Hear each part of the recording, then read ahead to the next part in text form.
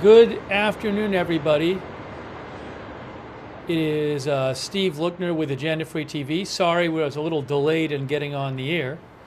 You're looking at a live shot from Beirut, Lebanon. There actually, about 20 minutes ago, were some evacuation warnings given by the IDF in the southern suburbs of Beirut, so I would expect some airstrikes coming up soon in the Beirut area because, again, those evacuation warnings were given. So we are bringing you live coverage. We're also going to be updating you about Hurricane Milton as it approaches Florida. So we're going to try to cover both stories for you today. Give me one moment here.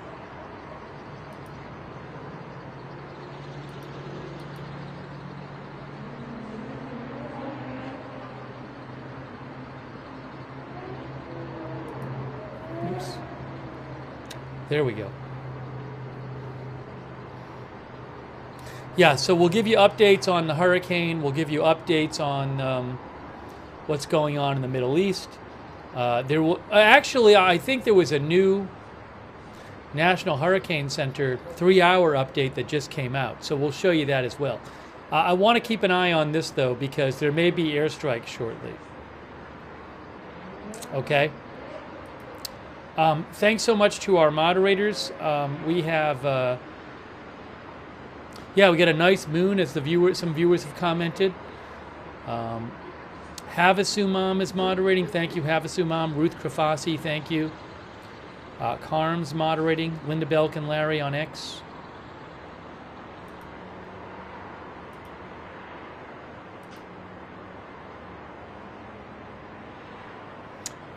Also, we have a Moment of Lovely Idaho Star, Mick Britches, Sarah Papa Bear, and Surly Dev moderating on Twitch. Thank you so much.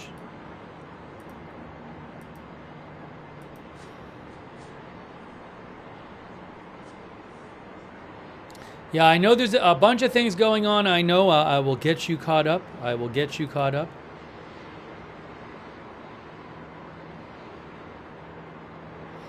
As one of our viewers mentioned, it looked like maybe Israel did some sort of targeted airstrike in Damascus, Syria. We'll talk about that. Just a lot to talk about now with both things. Kay Lowry Body, Margaret Riley, Ronald Egnor are all moderating over there on Facebook. Thank you so much. And I want to say a quick thanks to Koa Goose for subscribing on Twitch and UPB for subscribing on Twitch. And also thanks for your support, Doug Lindeck and PZ Papa Zulu and JZ Gamer and Inked Patriot and Jellyfish Sinatra.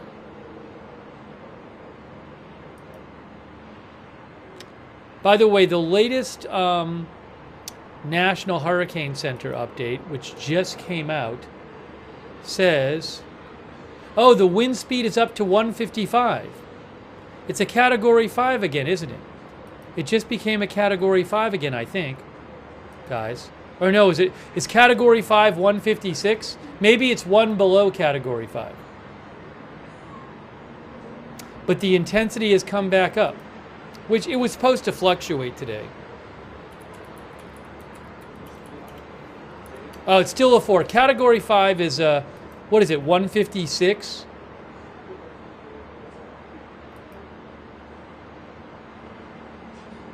Or is it 157? Category 5 is 157. It is now at 155 miles an hour, so it's just below a Category 5. But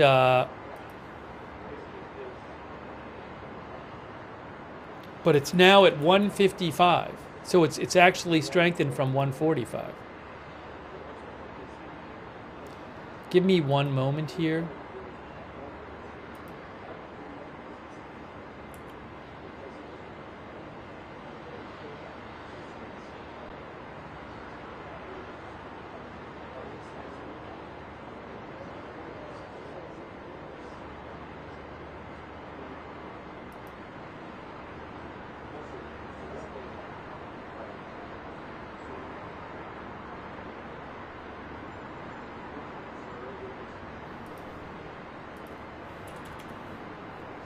So it's 155 miles an hour, and the pressure is down to 923. Pressure 923, max sustained wind 155. The National Hurricane Center says Air Force Reserve hurricane hunters find that Milton's intensity has rebounded.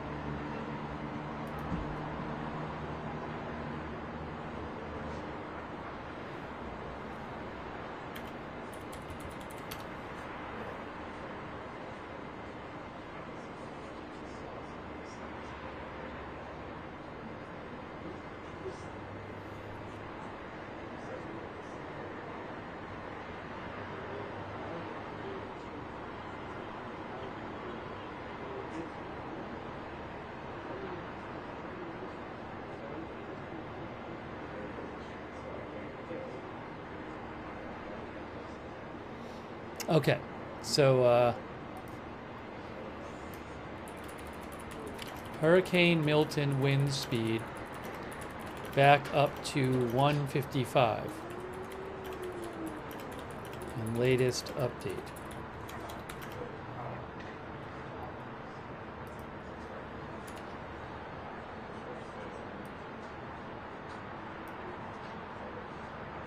We'll have more about that.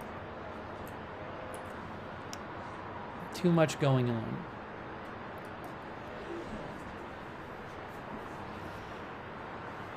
The hurricane wind speed is supposed to drop some before it makes landfall. It dropped some because it was going through an eye wall replacement cycle, but it also is there's supposed to be some wind shear which causes it to drop. So it's in the forecast that it has been in the forecast for days that the wind speed would drop.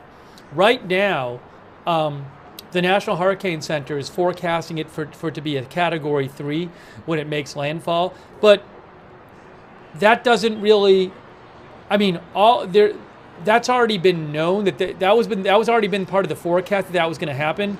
But even with that, the storm surge prediction is just enormous.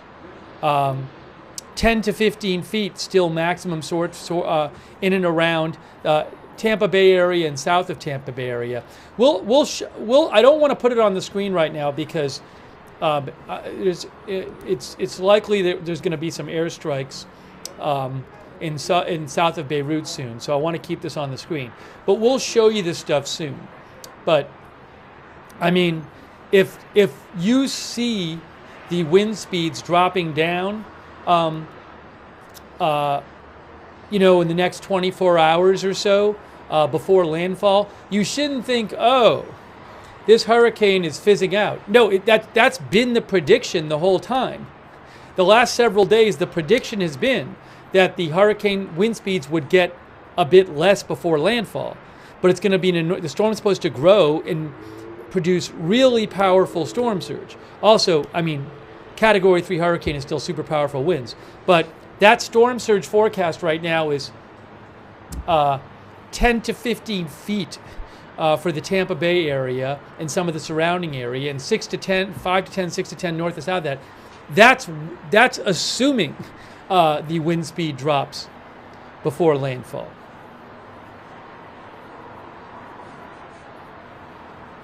But we'll get you some more about that.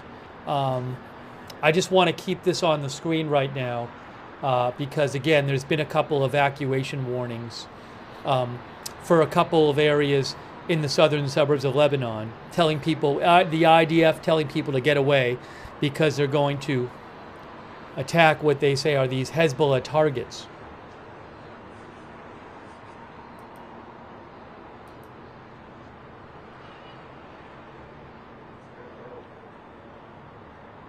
The National Weather Service literally just posted.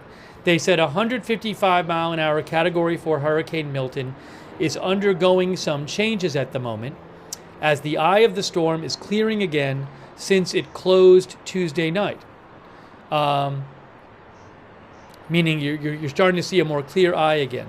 Milton is forecast to remain an extremely dangerous hurricane when it reaches Florida Wednesday night. This is a very serious threat, and residents in Florida are urged to listen to local officials.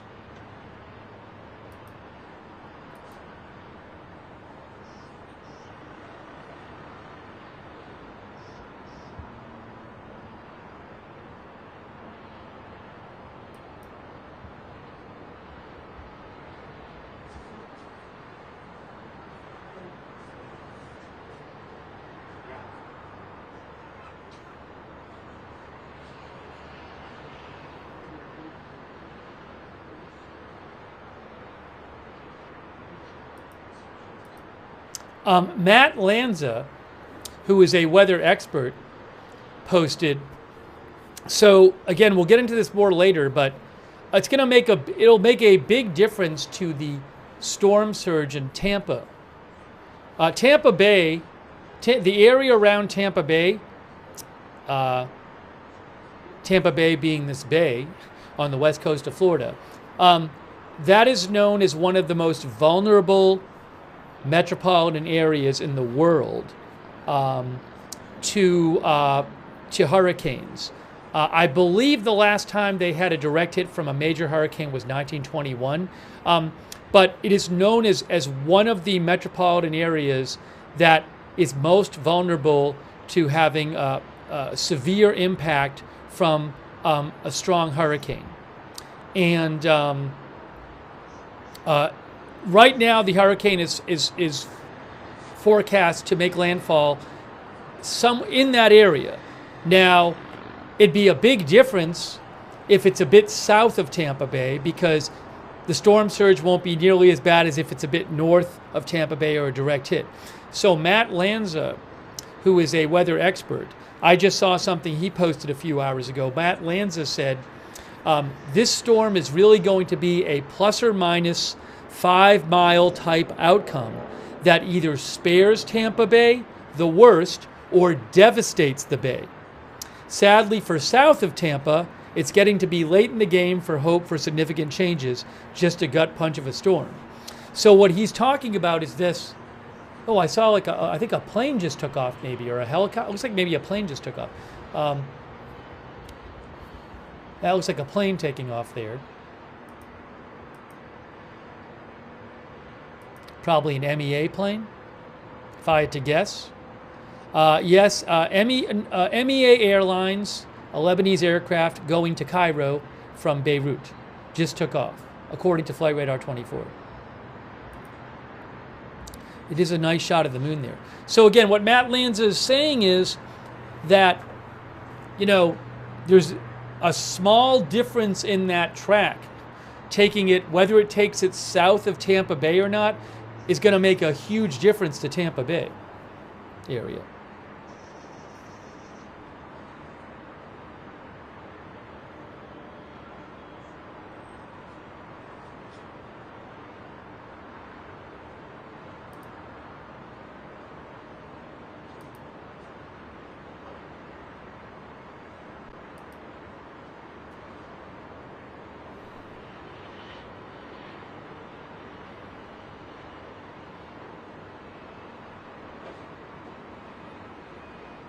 Again, there is an evacuation warning in effect now for two parts of the southern suburbs of Lebanon. Actually, there's more. No, there's two. There's two. Evacuation warnings for two sites. So we are expecting to see airstrikes in the southern suburbs.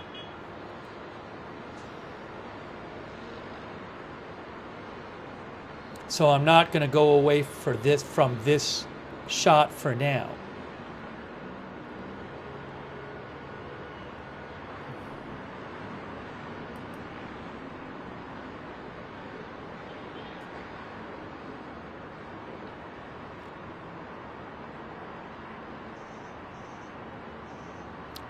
Something else I wanted to mention is Prime Minister Netanyahu said today that Israel killed the successor to Nasrallah. And I believe he said the successor's successor as well.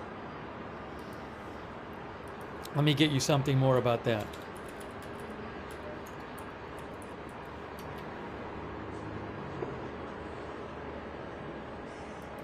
Yeah, so Reuters says Netanyahu says Israel has taken out Nasrallah's successors. See?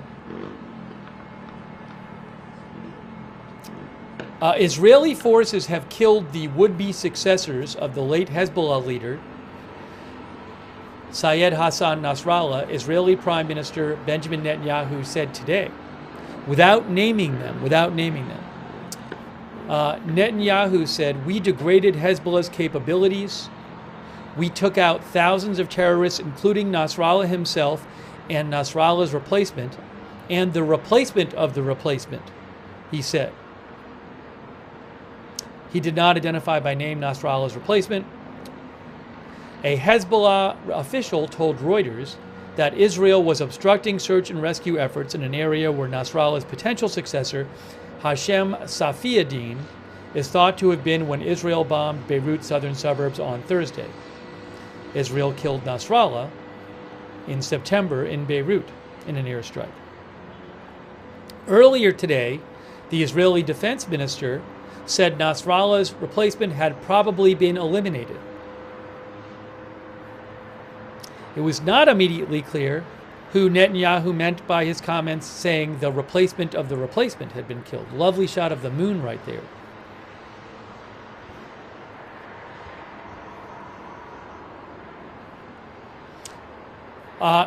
Today, Netanyahu urged Lebanon to take back your country and return it to a path of peace and prosperity and take advantage of an opportunity that hadn't existed in decades.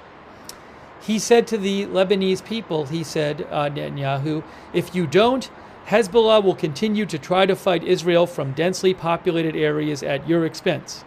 It doesn't care if Lebanon is dragged into a wider war," he added. "Christians, Druze, Muslims, Sunnis, and Shiites, all of you are suffering because of Hezbollah's futile war against Israel.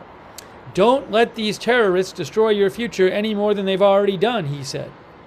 "You have an opportunity to save Lebanon before it falls into the abyss of a long war that will lead to destruction and suffering like we see in Gaza. It doesn't have to be that way." So Netanyahu said that the people of Lebanon have an opportunity to save it before it falls into the abyss of a long war that will lead to destruction and suffering like we see in Gaza.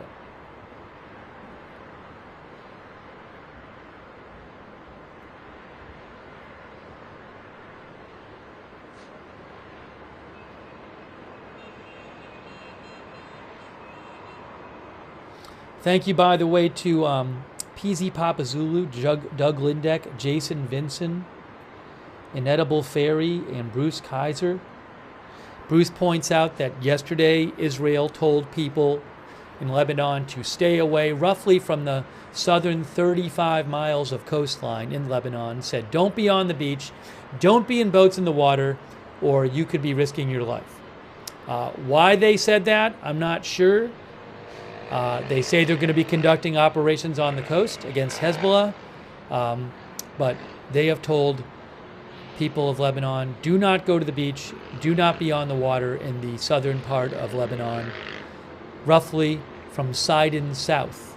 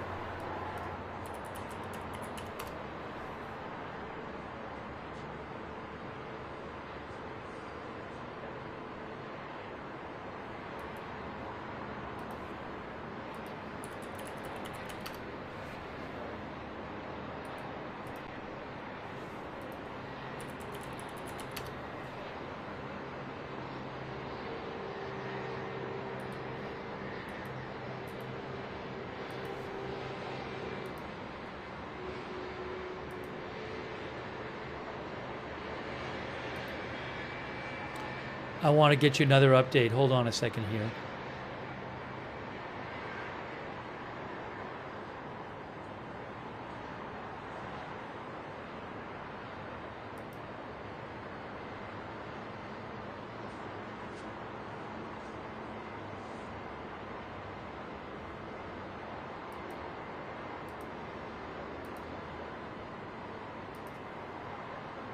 Again, there has been a strike in Damascus, which looks like it might be an Israeli targeted strike on an apartment building there. Oh, Hezbollah released a statement. I'll have to check that out. Joe Truzman, who I follow for Middle East news, Joe Truzman, he said it appears the floor of an apartment building in the El Meza neighborhood of Damascus, Syria was struck. This may be a targeted attempt on someone by the Israelis. When I hear more about that, I will let you know.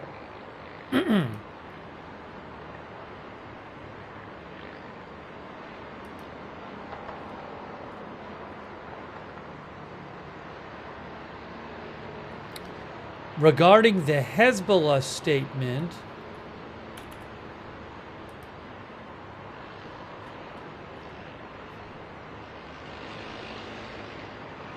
oh.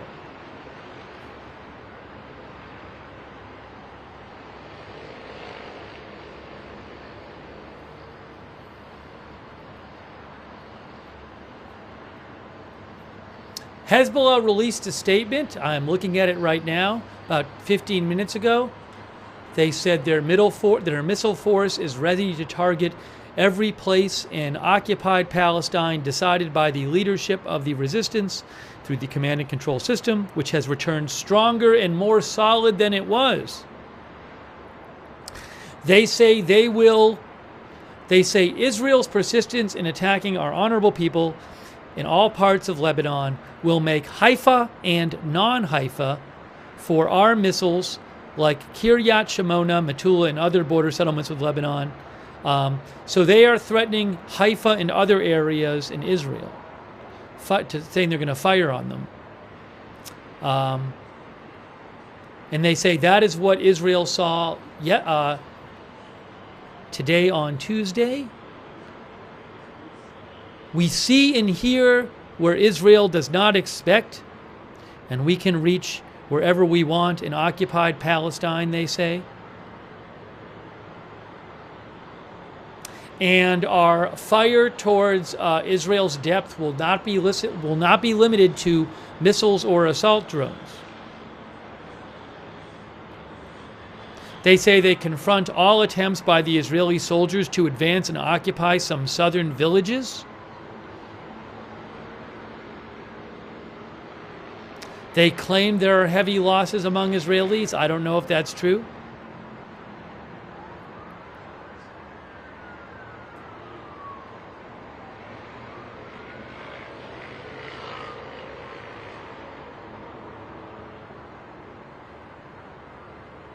They say they will not abandon their support for the Palestinian people in the Gaza Strip and their brave and honorable resistance. So that's kind of a summary of what Hezbollah said in their statement. By the way, I'm sorry you can't really see much on this. It's kind of zoomed in a weird way. Let me do this. This is a shot of Beirut, but it's pretty dark right now. I don't know if that's just because of where it's pointed.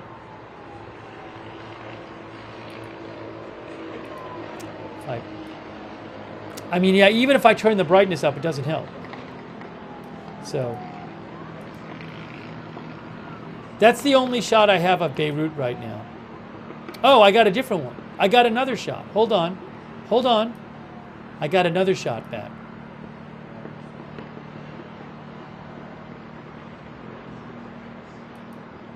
So this one I can make a little smaller and then put the other one up. Bear with me here. We'll put that there. We'll do this. We'll do this. This.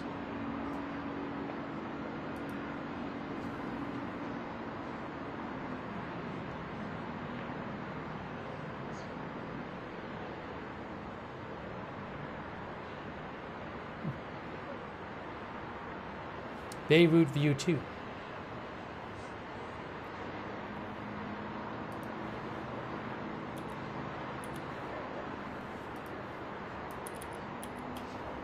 And we're going to get view 1 up.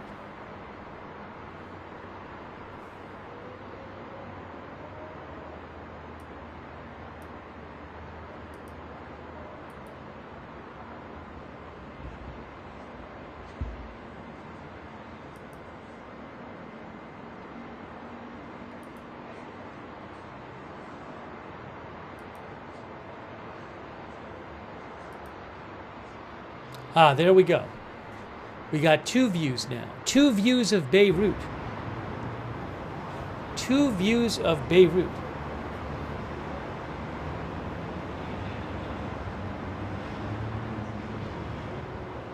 We are expecting, there have been a couple evacuation warnings in Beirut and the southern suburbs of Beirut. So we are expecting airstrikes there by Israel sometime soon. A quick thank you to Vamp Girl 2006. She says, Vince Waitley will be storm chasing live. He set up cameras along beaches.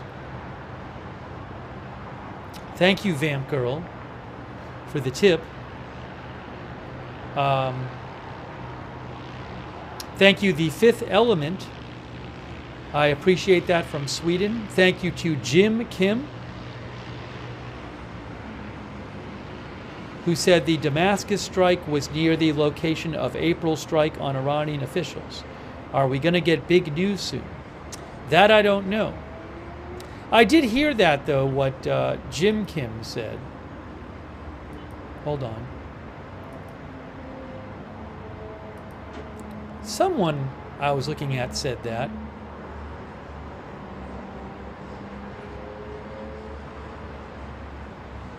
But I can't remember who.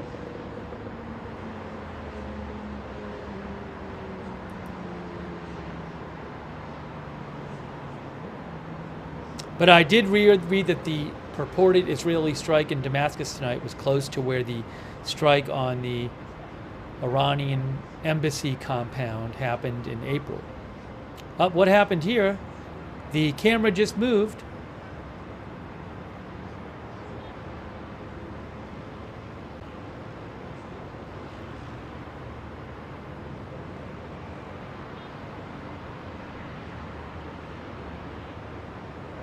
Thank you also, Heather Lynn, our member, and Protected Lady. Hang on, everyone. And the Mausa, our new member. Let me just get caught up here.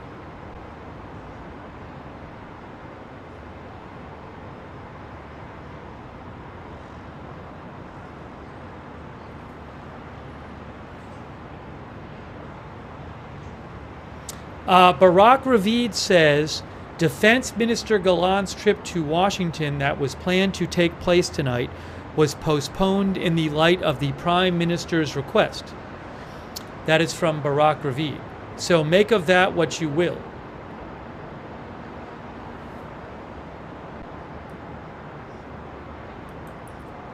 Defense Minister Gallant's trip that was supposed to take place tonight was postponed in light of the Prime Minister's request, says Barak Ravid.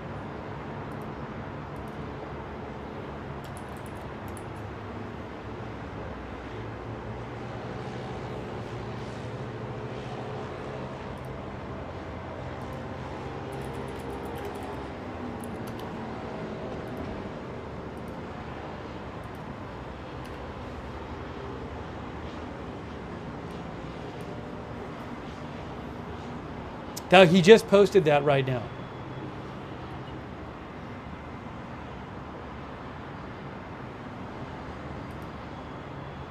I mean, could that suggest that the response to Iran is imminent? I don't know.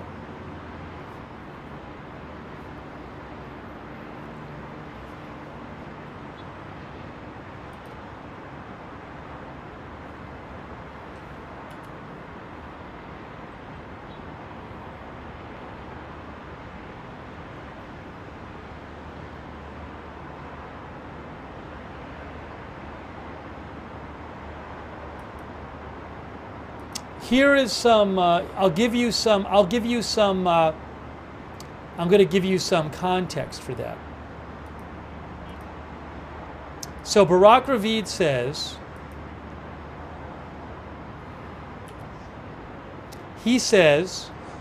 that the Minister of Defense postponed his trip to Washington after Prime Minister Netanyahu's objection, a source with knowledge said.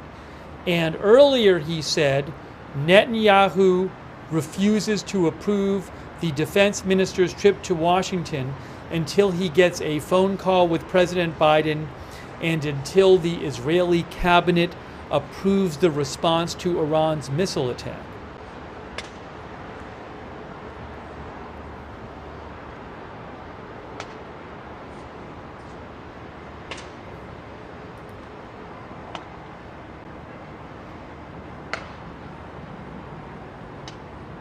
He says Netanyahu's condition casts great doubt on Gallant's trip to the U.S., which was supposed to focus on coordinating with the Biden administration regarding Israel's retaliation against Iran. So, Pentagon briefing coming up. There's a Pentagon briefing coming up. Hold on a moment. Pentagon briefing is coming up, it looks like. Give me a moment.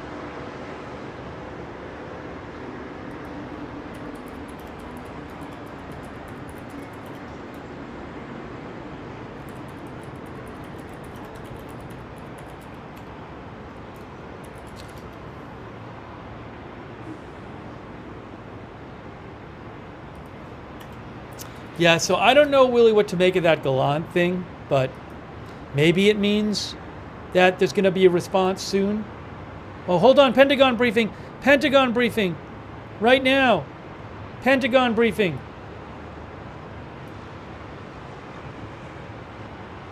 Efforts related to Hurricane Helene and have begun preparations to respond to Hurricane Milton, providing capabilities that best support those needs as identified by the governors in each of the affected states. As previously mentioned, in North Carolina, we've deployed over 1,500 active duty soldiers helping with emergency route clearance, rotary wing search and rescue, and the delivery of food, water, and other needed resources to residents in the hardest affected areas in western North Carolina. On top of that, you have the U.S. Corps of Engineers, who have nearly 500 personnel manning 12 emergency operations centers throughout the areas impacted by Hurricane Helene, to include 3 of those in North Carolina. We know the foundation of our uniformed response comes from our National Guard, who now have roughly 5,000 Guard members from 19 different states doing just phenomenal work across the board, serving these impacted communities.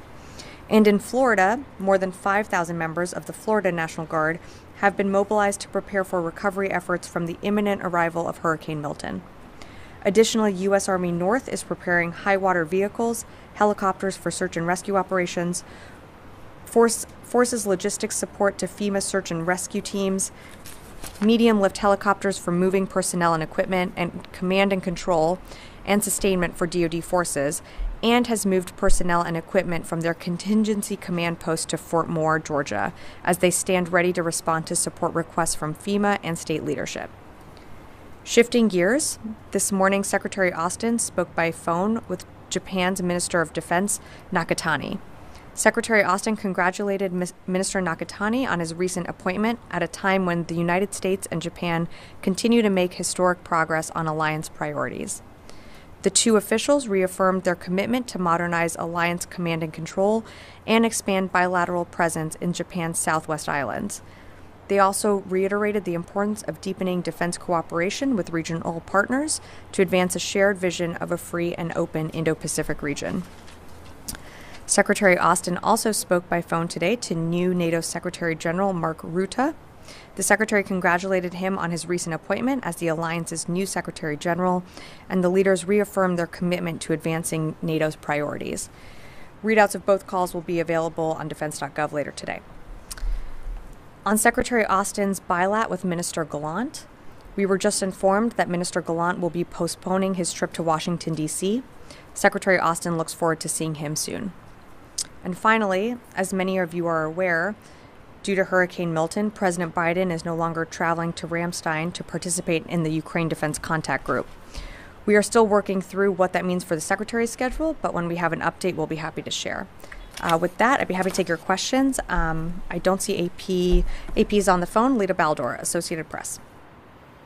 Hi, thanks, Sabrina. On the postponing of the Gallant visit, do you have any sense whether this has an impact on what Israel may or may not do regarding strikes on Iran at all? And did the Secretary speak with him, or is there a call on that planned? Thanks, Lita, for the question. So in terms of impact on Israel's response, again, I'm not going to speak for the Israelis and their operations. We certainly can remain in touch, whether it be in person via a meeting, should that be, scheduled for a later time, or via phone. I'm not aware that the Secretary has spoken to Minister Gallant today, but of course, it's still early, and they're in touch pretty frequently, so a call could always be scheduled for later today or later this week. And that being said, we still continue to consult with the Israelis on, what their response might be, but I'm just not going to speculate further beyond what I said. I'll come into the room. Jen. So what was the reason that Minister Gallant gave for canceling the trip? You'd have to speak to the Israelis on that one. I was just told that that he postponed his trip. How much equipment has CENTCOM moved out of Tampa? How many warplanes, ships? What's happening? And have they moved all personnel out, or are they keeping a skeleton staff?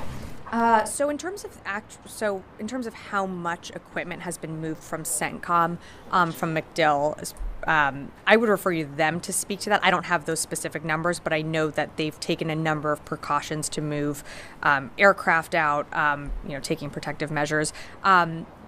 There is an evacuation order in place. I believe there will be, only essential personnel needed at the base during this time, but for the most part, I think most folks are, following those orders and leaving the affected area. Can the ops center stay open and function if there's a massive hurricane? Is it protected, and what impact will it have on U.S. operations in the Middle East in the coming days? So in terms of operations in the Middle East, I do not anticipate any impacts to forces and, our operations in the Middle East. They're going to continue to be able to conduct those.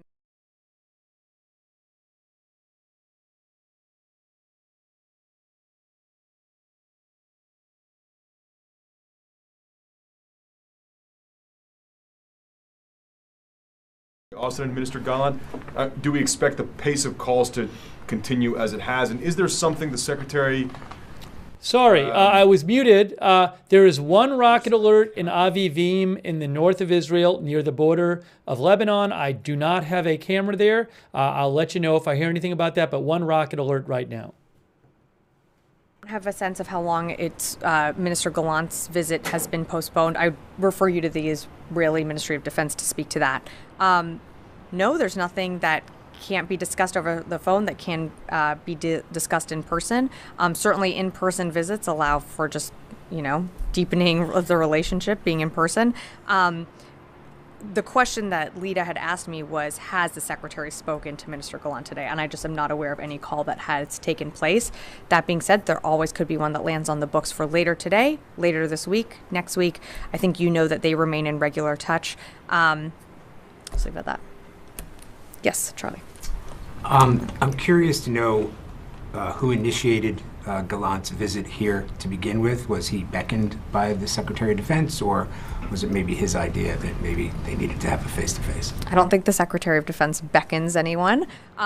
This was a visit that was scheduled by Minister Gallant, and of course the Secretary would always love to host him at the Pentagon, and that's what we were going to do tomorrow.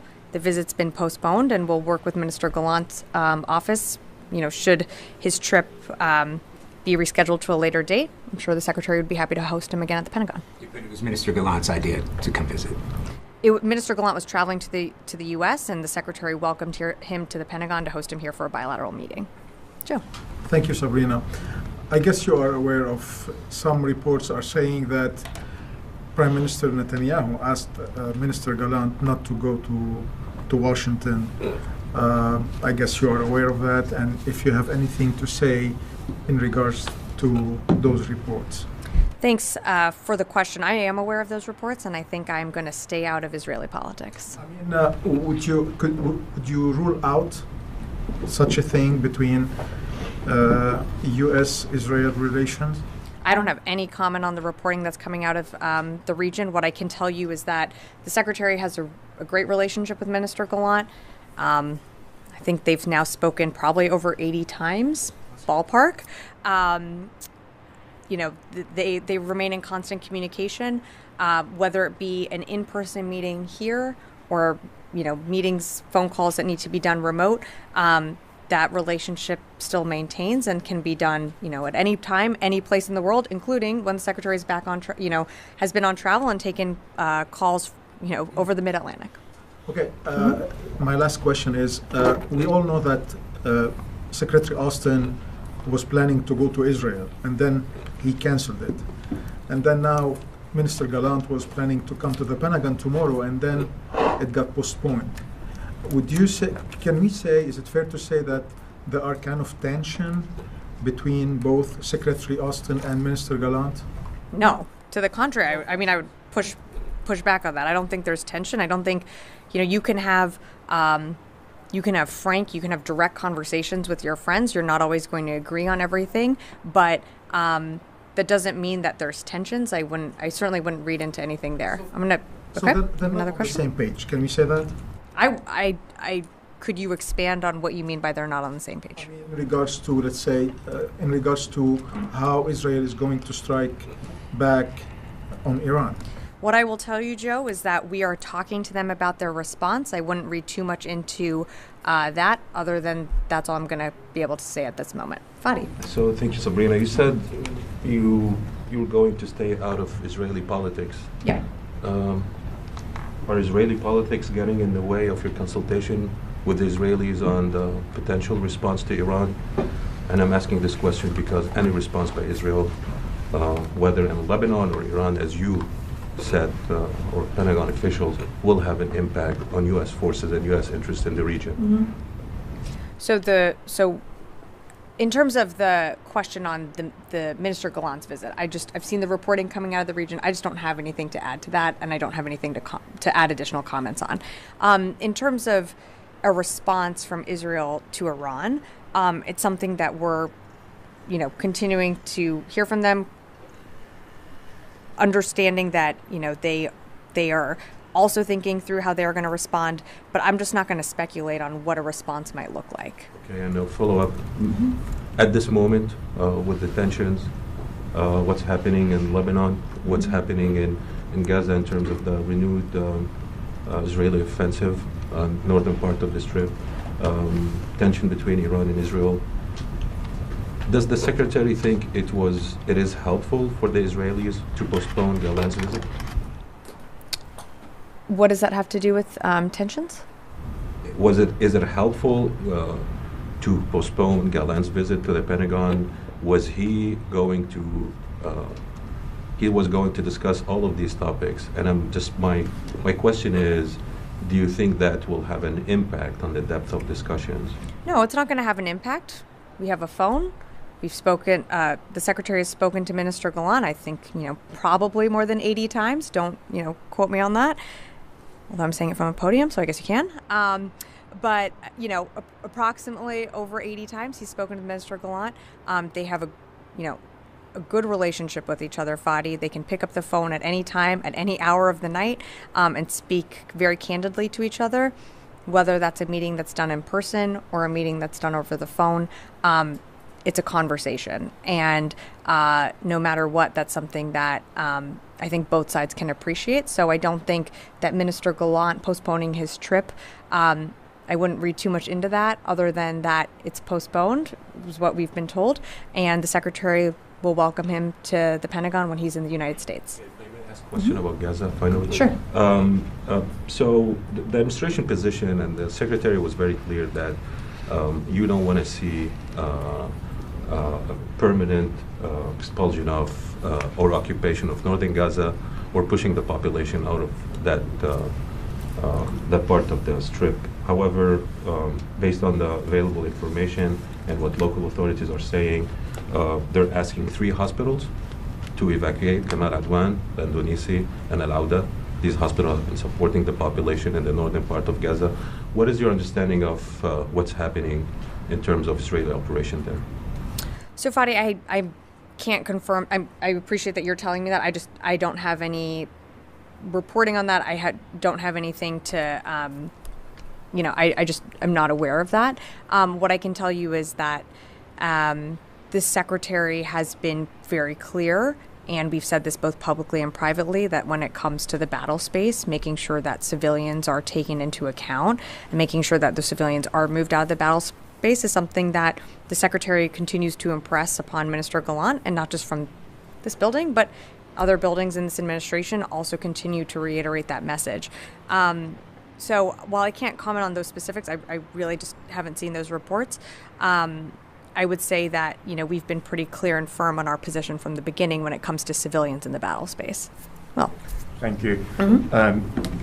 Since you called for a ceasefire in Lebanon about 2 weeks ago, things have really deteriorated in Lebanon, in Beirut specifically, and Israel is bombing the residential areas every single night live on TV. So on that, considering that you also called for a ceasefire, are you supportive of what you've seen so far from Israel? Do you approve of all of that, and are you supporting what's been unfolding so far? So we're supportive of Israel targeting Lebanese Hezbollah, and I think I'd remind you that, we're 1 year from October 8th of last year, when Hezbollah started launching rockets into Israel following the October 7th attack. So in terms of, Israel has a right to respond and target Lebanese Hezbollah, but it has to be in a way that, of course, takes into account civilians in the area, and to Fadi's point, minimizes civilian casualties and takes into account that those civilians in the battle space. So that's something that, the secretary, you can look back at our many readouts that we've put up, but that's something that he's, pretty much brings up in every single call. Regarding the imminent Israeli attack on Iran that's expected, you always said so far, if I remember correctly, we're in for the defense of Israel, but we're not going to be attacking jointly with Israel. So far, you've refrained from ruling that out. Are you in a position to say we're not going to be joining an Israeli military operation against Iran for this retaliation? We've been pretty clear that we don't seek war with Iran. We're going to talk with the Israelis about their response. Again, a response that hasn't happened. I'm just not going to speculate any further. Carla, I'm going to go to Carla. Yeah. Just to follow up on your topper, there is a NATO Defense Ministerial next week, I believe the 17th and 18th. Is the Pentagon considering lumping in the UDCG, the Ukraine Defense Contact Group, at that ministerial in order to continue having one this month? Carla, as I mentioned, we're just figuring this out right now. So, when there's more updates to provide, I certainly will. But, the president just pulled down his trip this morning. So, again, we're working through those details. When we have more, we'll provide it. And then, since it is now 1 year since the massacre, the Hamas massacre on October 7th, there have been some criticisms that wiping out and destroying Hamas in Gaza is an unrealistic goal. Does the Pentagon agree with those criticisms? I'm sorry, going after Hamas in Gaza, we've been pretty clear that Israel has an absolute right to, in terms of defending itself, going after those terrorists that attacked Israel and killed innocent civilians, over a year ago now. How success is defined, that's something for Israel to really define, and that's not something that the United States can define. But they have every right to continue to go after Hamas, that we know continues to operate in Gaza, continues to hold hostages that haven't been able to come home for more than a year now, and continues to put innocent Palestinians in harm's way by embedding in civilian infrastructure. Israel also must make sure that they're protecting civilians as they prosecute their campaign against Hamas. Janie. Thank you, Sabrina. Two questions. It was reported that North Korean military officers were confirmed dead, 6 persons, and 3 were wounded in Russian-occupied territory due to a Ukraine missile attack. What do you think about North Korean militaries fighting for Russia's war in Ukraine? So I haven't seen those reports, Janie, so I can't confirm that. In terms of support to Russia, I mean, we've certainly seen North Korea willing to support Russia by military means. It's something that we continue to monitor, but what we're more concerned about is supporting Ukraine and what it needs to be successful on the battlefield. And you're going to see us continue to do that. Today, South Korea's defense minister said that since North Korea and Russia have established a mutual military cooperation relationship, there is a possibility that additional North Korean troops will be dispatched to Russia. How does the U.S. view this? Yeah, Janie, I don't have anything more to add other than what I said. I'm not aware of these reports that you're citing, so I just really can't offer further comment on it. Yeah. Thank you, Sabrina. There were some reports of explosions in the city of Isfahan in Iran last night. Do you have any sort of understanding whether it was a military exercise or it was a retaliatory attack by Israel? I'm not tracking that was any type of retaliatory attack, but I don't know what those explosions were, so I just don't have anything more to add to that. And are you with your Israeli partner still assessing a response to Iran attack? Yes, I think we are still, I have said this pretty clearly from a few folks that have asked in the room, but we're still talking to them about their response. I'm just not going to speculate further on what that might look like. Lastly, nowadays Iranian proxies in Iraq frequently attack Israel. I mean, they launch drones and missiles toward Israel. Do you think they shifted their strategy from attacking U.S. personnel and attacking Israel? I'm sorry, was the first part of your question on groups in Syria? They frequently, launch drones towards Israel. And do you think they changed their strategy to attack Israel rather than U.S. personnel in Iraq? I think we've seen them attack, whether it be U.S. forces or try and launch attacks towards Israel pretty much from the beginning. I can't speak for their strategy. I'm certainly not going to speak on behalf of those groups. But we've seen this type of behavior pretty consistently from the beginning. And what you've also seen us do is continuing to engage and shoot down, whether it be missiles or drones that are launched, whether it be from Iraq or Syria. Our forces have shot those down before and will continue to do so in our self-defense and also in Israel's. Yeah. Is there any discussion between this building and the Iraqi government over the Iraqi militia groups' involvement into this conflict? We saw the Iraqi Prime Minister send a public message to President Biden, and he was talking about to shielding Iraq from this conflict. So is there any discussion between you and the Iraqi government to rein these groups and to make Iraq stay away from this war? I don't have any conversations to read out from the secretary, but we're certainly always in touch with our Iraqi counterparts. Something that, what you've heard us say from, since these attacks started launching on October 17th was that we would take measures to defend our forces. That's what we're going to continue to do. And we're going to keep saying that both publicly and privately because we will take defensive measures if we are attacked. Another question on Iraq. ISIS has increased its activity in Iraq, especially in disputed area between the Kurdistan region and Iraq. On Wednesday, in an ISIS ambush, in Kirkuk killed 4 Iraqi soldiers. So what's your latest assessment on ISIS threats, and do you think the conflict in the Middle East has any impact on the resurgence of ISIS in Iraq?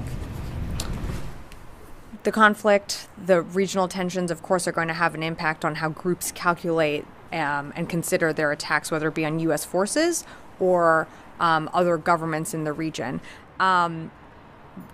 The threat of ISIS has certainly evolved from what it was, 10 years ago. Today, that threat looks different, which is why you've seen us change our relationship and the involvement from the global coalition to defeat ISIS. The military arm of that is changing to a bilateral security agreement with the Iraqi government. That is a phased approach. It's going to take time. During these conversations, no one is under the impression that ISIS isn't still a threat in the region. It's how that threat has changed over the course of time. So yes, acknowledging that ISIS still remains a threat, and that's why you have U.S. forces that are partnered with Iraqi security forces to defeat that threat of ISIS and to ensure their defeat going forward. Yeah. Thank you, Sabrina. I will go back to Mr. Galant's visit issue. Despite that, you mentioned that you have good communication with them, and two ministers, they call each other very often. The secretary declared that he caught off guard when they killed Hassan Nasrallah. So, given the sensitivity of these times that Israel could attack Iran and other issues on the table, are you confident that you won't be caught off guard again under these circumstances? We're confident that we're going to continue to engage the Israelis, whether it be here in person at the Pentagon or over the phone. Again, when it comes to their response, I'm just not going to speculate any further. Nancy. I had two questions. Sure. Israel conducted strikes in a suburb in Damascus. Was the U.S. in any way involved in those strikes, providing any support? I'm sorry, I'm not tracking the strikes, so I just don't have more to provide at this time. And then there were intercepts conducted by the U.S. during Iran's ballistic missile attack on Israel. Do you have an update on how many of those were successfully able to stop missiles from reaching Israel? I don't have an assessment yet. I know that was ongoing, and that Central Command was doing their assessment. I think, given also the hurricane, there's some there might be some delays in us getting you some information. I'm happy to follow up with. I'm sure everyone is interested, so I'm happy to follow up on that. But I would, also leave it to CENTCOM to allow them to finish their assessment, and it might just take a little bit more time. Yes. Thank you very much, Ms. Sabrina. Has the U.S. military has had any discussion with Pakistan in case things flare up between Israel and Iran? There's always mill-to-mill communications and conversations that happen. I'm not tracking anything at the secretary's level, though. Okay. This Indian senior journalist claimed that there are about 15,000 Indian contractors in Israel right now. Do you think having more of these contractors would have decreased the number of children and innocent people killed in Gaza if this approach of ground troops was decided in the early days? I just don't have anything to add to that, and I'm not aware of contractors being on the ground or... Day one in Gaza, do you think that would have decreased the number of innocent being killed or no? By different countries. Having a small military, if they had these contractors, like right now they have about 15,000 of them from India, do you think that would have decreased the number?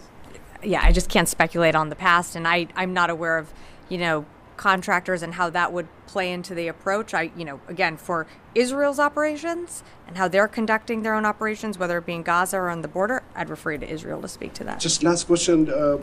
Just right now, I'm coming from the State Department. My colleague Rita had asked Matt this question that 23 years ago, the U.S. went to Afghanistan because of Al-Qaeda. And today there are reports that Al-Qaeda is again growing in that region. I have raised this question. I've been raising this question for a year now. Pakistan and the U.S., Afghanistan and the U.S., Afghanistan and Pakistan foreign offices are now even having tussle with each other.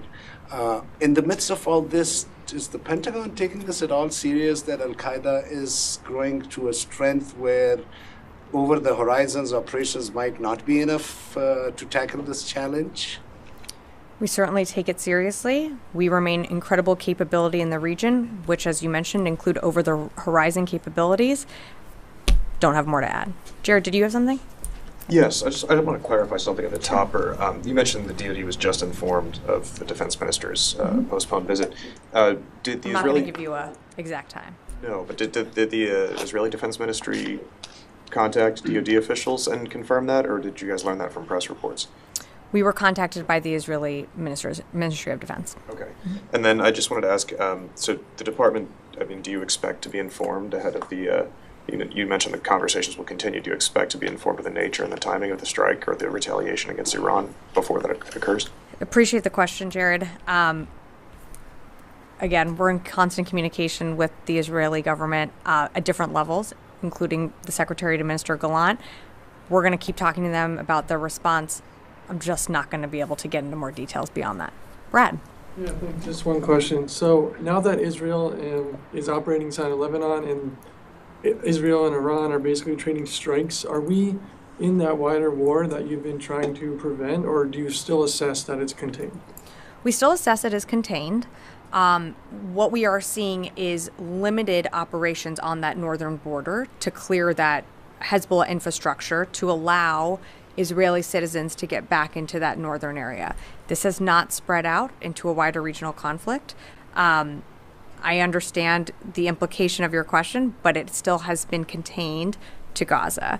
They still have a right to conduct operations against Hezbollah, which a year from today, looking back, Hezbollah started launching rockets towards Israel. So yes, our assessment is that this conflict still remains contained, and we are doing everything from our perspective to ensure that it does remain contained and that the message of deterrence is still sent far and wide. And that's why you've seen us rotate out different carriers through the region. We still have the ARG-MU in the Eastern Mediterranean. We have flown in different capabilities. We have a lot of power in the region. And we will use that if needed to protect U.S. forces. And should we see another attack from Iran, we will also come to the defense of Israel. Previously, you were saying if it moved into Lebanon, it would be a wider war. You were trying to prevent that. So how is that not? We still do not assess that this is a wider war, though. What they are doing is clearing and creating I'm trying to think of the right words, but a zone in which they can safely get their citizens back who have been displaced from the attacks that Hezbollah started launching on October 8th. Again, that was the next day following a brutal terrorist attack that killed, many innocent people, and following that day that also, we still have hostages in Gaza. So they have every right to go after, a terrorist organization that is on their border that started launching attacks on October 8th. And I might remind you that these same terrorists that started those attacks on October 8th, some of them are responsible also for the death of Americans. So I think it's time to just put things in perspective here. The war is still, as we assess, it's still contained. Did I see a question over here? Yeah. Yes, thank you very much. You may have seen. Is there some sort of strike or something? I just saw the camera move. Did the camera move? Did you guys hear something? I can replay it. I see smoke. People are saying yes. I can replay it. There's smoke. I'm not seeing it on. Camera moved, no flash. Smoke, big boom.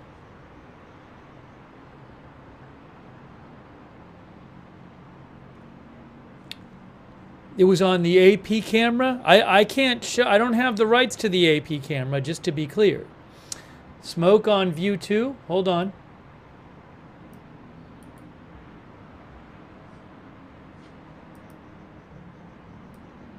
Oh, there's smoke right there. Yes, there is smoke. So there was just a strike. There was just a strike. See? I will... I'll go back and see. I can get a replay of that for you guys. Give me a moment here.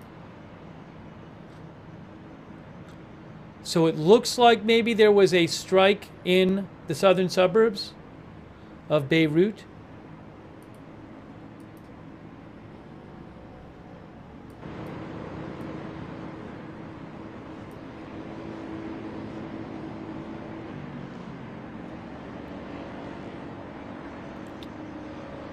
It wasn't on camera.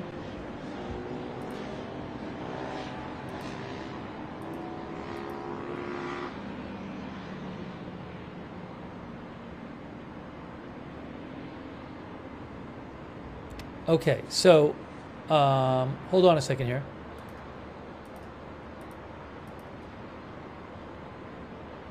Yeah, people are saying they didn't see a flash, they just noticed the smoke. I don't know if the cameras caught the flash. Yes, Israel had given evacuation warnings a little while ago. The flash. Israel had given evacuation warnings. Hold on. For the southern suburbs of Beirut. So it looks like there was just a strike.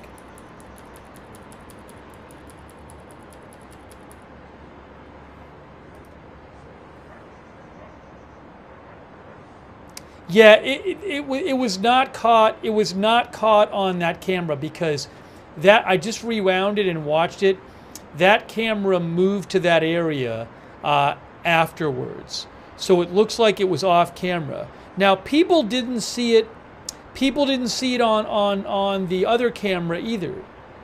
So maybe the AP camera caught it. I don't know. Again, from what I can tell, the camera 2 was not looking at it when it happened, and nobody seemed to see it on camera 1.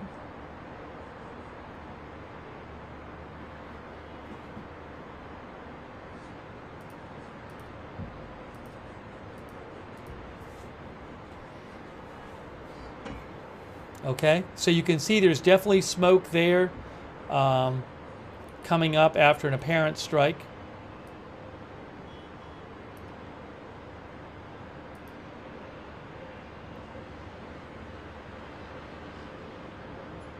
Strange. I don't know if the person is not at the camera on the bottom. Normally that camera is good about zooming in on things and everything. Oh, is DeSantis speaking now? Hey guys, Governor DeSantis is supposed to speak in a second. So I might get that on the screen for you. Hang on a moment. So I'm going to go away from the Pentagon. We saw some of the Pentagon briefing. Let me get Governor DeSantis on screen for you. Okay? Hang on. He's coming. He's about to speak.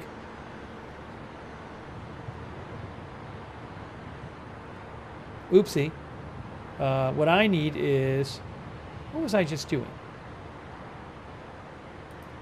Give me a moment. Give me a moment. Give me a moment.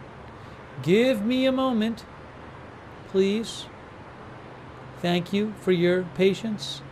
Give me a moment here.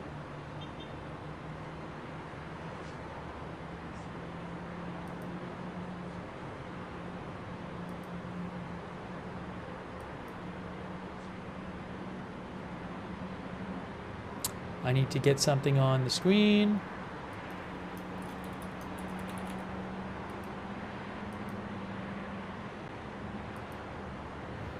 Okay, so what I need to do is take this off. I'll get you a better shot of this. That off, that on, but that's actually going to be this. Oops. There. That is the... So we're getting ready to hear... I'm gonna make this a little smaller now on the top here.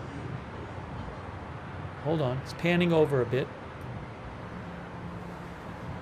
But again, an apparent airstrike in the southern suburbs of Beirut, which you're looking at on Beirut View 2 camera. Governor DeSantis is supposed to discuss Hurricane Milton preparations starting very shortly. So we'll have that for you live. I have seen several reports that the hurricane, well, we know the hurricane is strengthening again, because it had gotten down to 145 miles an hour max sustained winds. Now it's up to 155. But I have seen some experts say it is strengthening again. I believe the National Hurricane Center said it was strengthening again. And hold on a moment here. Let me also show you briefly. Oh, hold on. I think the governor is coming over. I think the press conference is about to start, guys. Everybody's walking over. Hold on. Hold on a moment. Hang on a moment. There's the Governor DeSantis right there. I need to get some volume on this. I need to turn down the other volume. Why is there no volume yet? I think the volume is not on yet. There's Governor DeSantis right there. Doing my best here. Doing my best to get you everything. I'll keep it like this.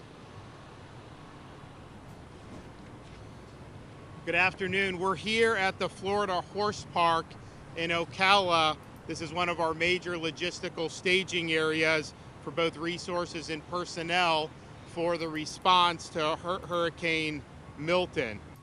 This storm is expected to make landfall on the Florida Peninsula, the west coast of Florida, sometime late Wednesday evening, maybe early Thursday morning in the wee hours is kind of where it's looking now. But it has moved a little bit slower than projected over the last 36 hours. There is still a lot of uncertainty about where exactly the eye of the storm is going to hit. I think the most recent models have it somewhere in Manatee County, just south of Tampa Bay. But I would just tell people, one, there's going to be impacts far beyond wherever the eye of the storm is. Two, you could make landfall anywhere from Citrus County down into southwest Florida. We'll know more over the next 12 to 18 hours, but just cones, all this stuff you see, the impacts will be broader than that, particularly with respect to storm surge on the west coast of Florida. Yeah, I just saw a flash back there, guys. There was a flash. Let's listen to the governor. I did see a flash in the back, so there might have been another airstrike. I'll get that on camera if I have a better angle of it for you. Coast of Florida could get major storm surge. Today I held a joint call with state legislative leaders and the cabinet to brief them on Florida's efforts on the storm and about our resources that are being offered and being utilized by the state of Florida. We also did a similar call to Florida's congressional delegation. I've also spoken to the president and the FEMA administrator. We've had our request approved for pre-landfall. We will get a landfall, major disaster declaration approved once the storm hits, and that will be things like debris removal and individual assistance. We still have 51 counties that are under a state of emergency. There's pretty much warnings or watches on almost the entire Florida peninsula. A lot of attention is being paid to the storm surge on the west coast of the Florida peninsula, and rightfully so, because that's probably the most serious threat to people's lives and property. But this storm is going to go across the Florida peninsula, and it's going to exit on the east coast of Florida into the Atlantic Ocean, likely still as a hurricane. So that is going to bring significant impacts all across the state. So just be prepared for that. That may mean mobile homes, even interior, other structures that may not be hurricane proof. That could create hazards, rivers, other bodies of water. As you have more rain and you have flooding, that could be an issue. And then you could have surge on the east coast of Florida. You could have erosion. You could have different things with the coast. So this is not just an event about the west coast of Florida. That will be where the initial impacts and probably the most significant, but the impacts will not be limited there. So here we are at the Florida Horse Park. We have staging areas around different parts of the state.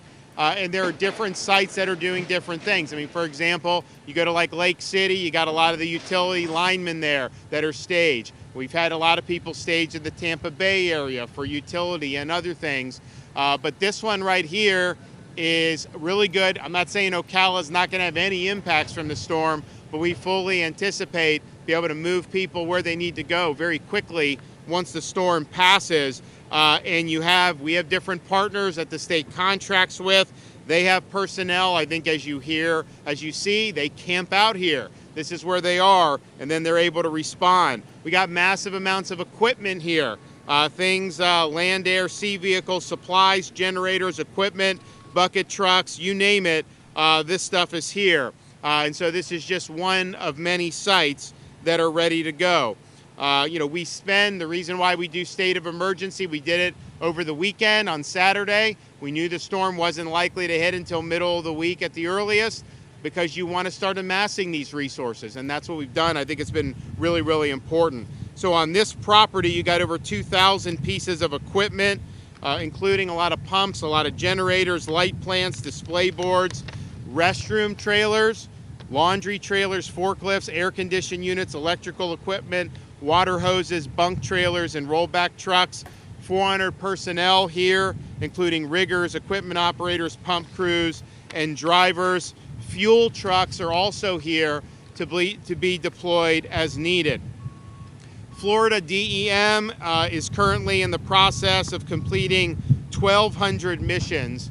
So far, you're looking at deploying hundreds of thousands of shelf-stabled meals, hundreds of thousands of water bottles, hundreds of thousands of sandbags, a lot of tarps and a lot of generators, and many other things. And so that is being resourced to the counties. And then, of course, we also have staging areas that we'll do with our pods once the storm passes. We have utilized flood protection devices in areas to protect against storm surge. We've now deployed more than 11,000 feet of those Tiger dams. That's really important to protect hospitals, wastewater facilities, and electrical infrastructures. Of course, we've been outfitting counties for years now with Starlink internet, so that's going to be available to be used as needed. In terms of fuel, we amassed a lot of fuel before this particular emergency. We actually had it for Helene, didn't really need to use it for that. We have 268,000 gallons of diesel, 110,000 gallons of regular gas on standby. That's just from the state. You still have the fuel at the ports that are being brought in. But then we also have another 1.2 million gallons of both diesel and gas that are currently en route to the state. Now, I know there's been a lot of lines at gas stations. You obviously have an inordinate demand for fuel, much more than would typically happen. What's happening is there's long lines, the gas stations run out of fuel, but the fuel supply is available. So then they ask for more fuel to be brought.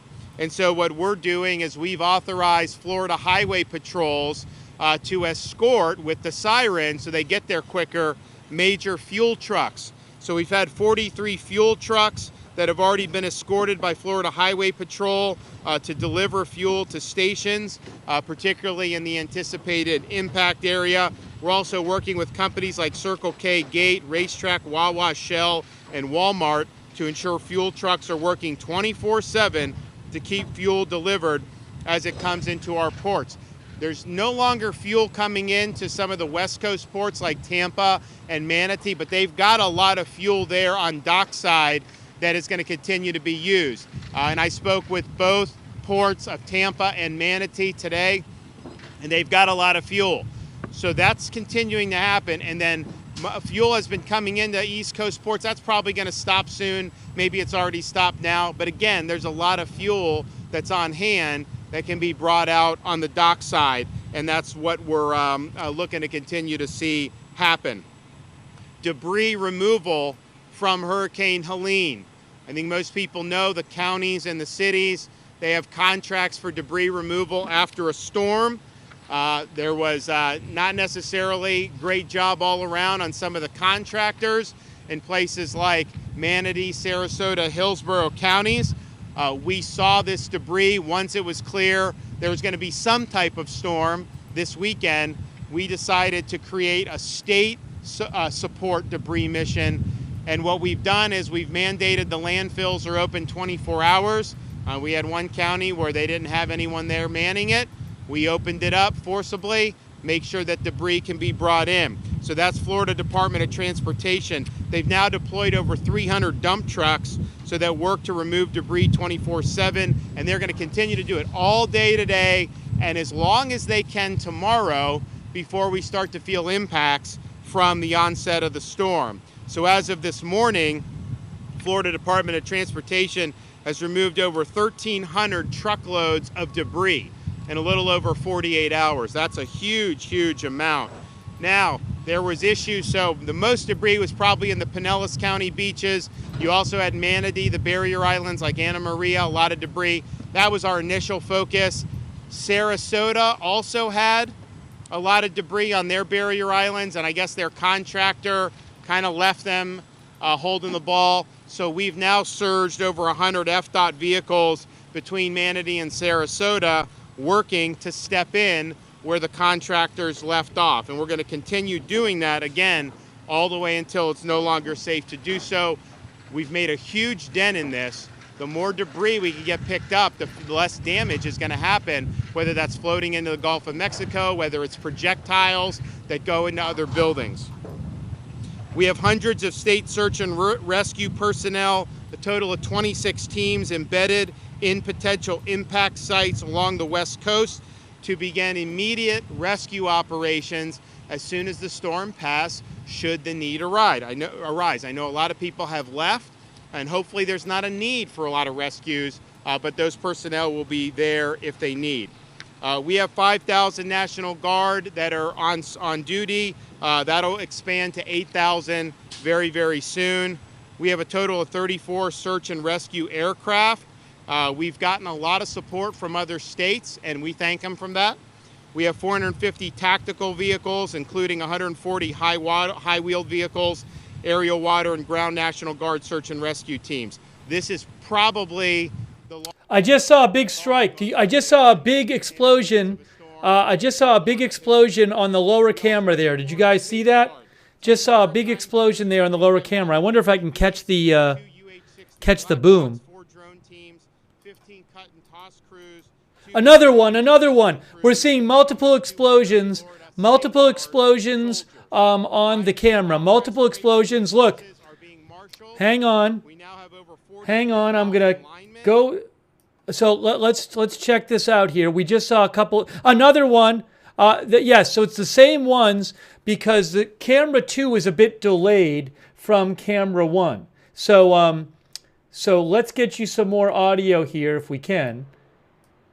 But we just saw a couple of big explosions in the southern suburbs of Beirut on both cameras. So, wow. Again, Beirut View 2 is a bit behind Beirut View 1. So you saw the 2 explosions on Beirut 1, and then at least one big one, which was one of those 2 on Beirut 2. I don't know why they're not zooming in on... Usually Beirut 1 zooms in. It's not zooming in right now. But we just saw a couple big explosions there on those cameras.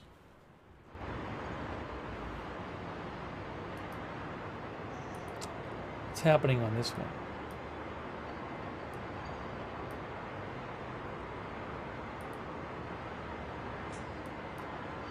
So more airstrikes taking place in the southern suburbs of Beirut. There's smoke right there. You can see it. I know it's kind of hard to see, but you're seeing it on that top camera. Smoke right there. Maybe I can replay it for you. Sorry to interrupt Governor DeSantis, but that just happened. So we're trying to cover both things for you.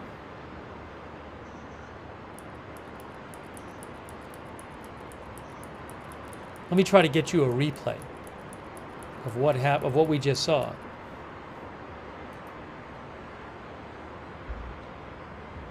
(10:22:22) someone said.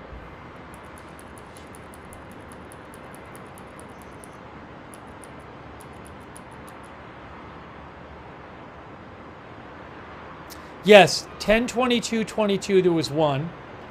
There was one at 10:22:22. I'll show you. When was the next one?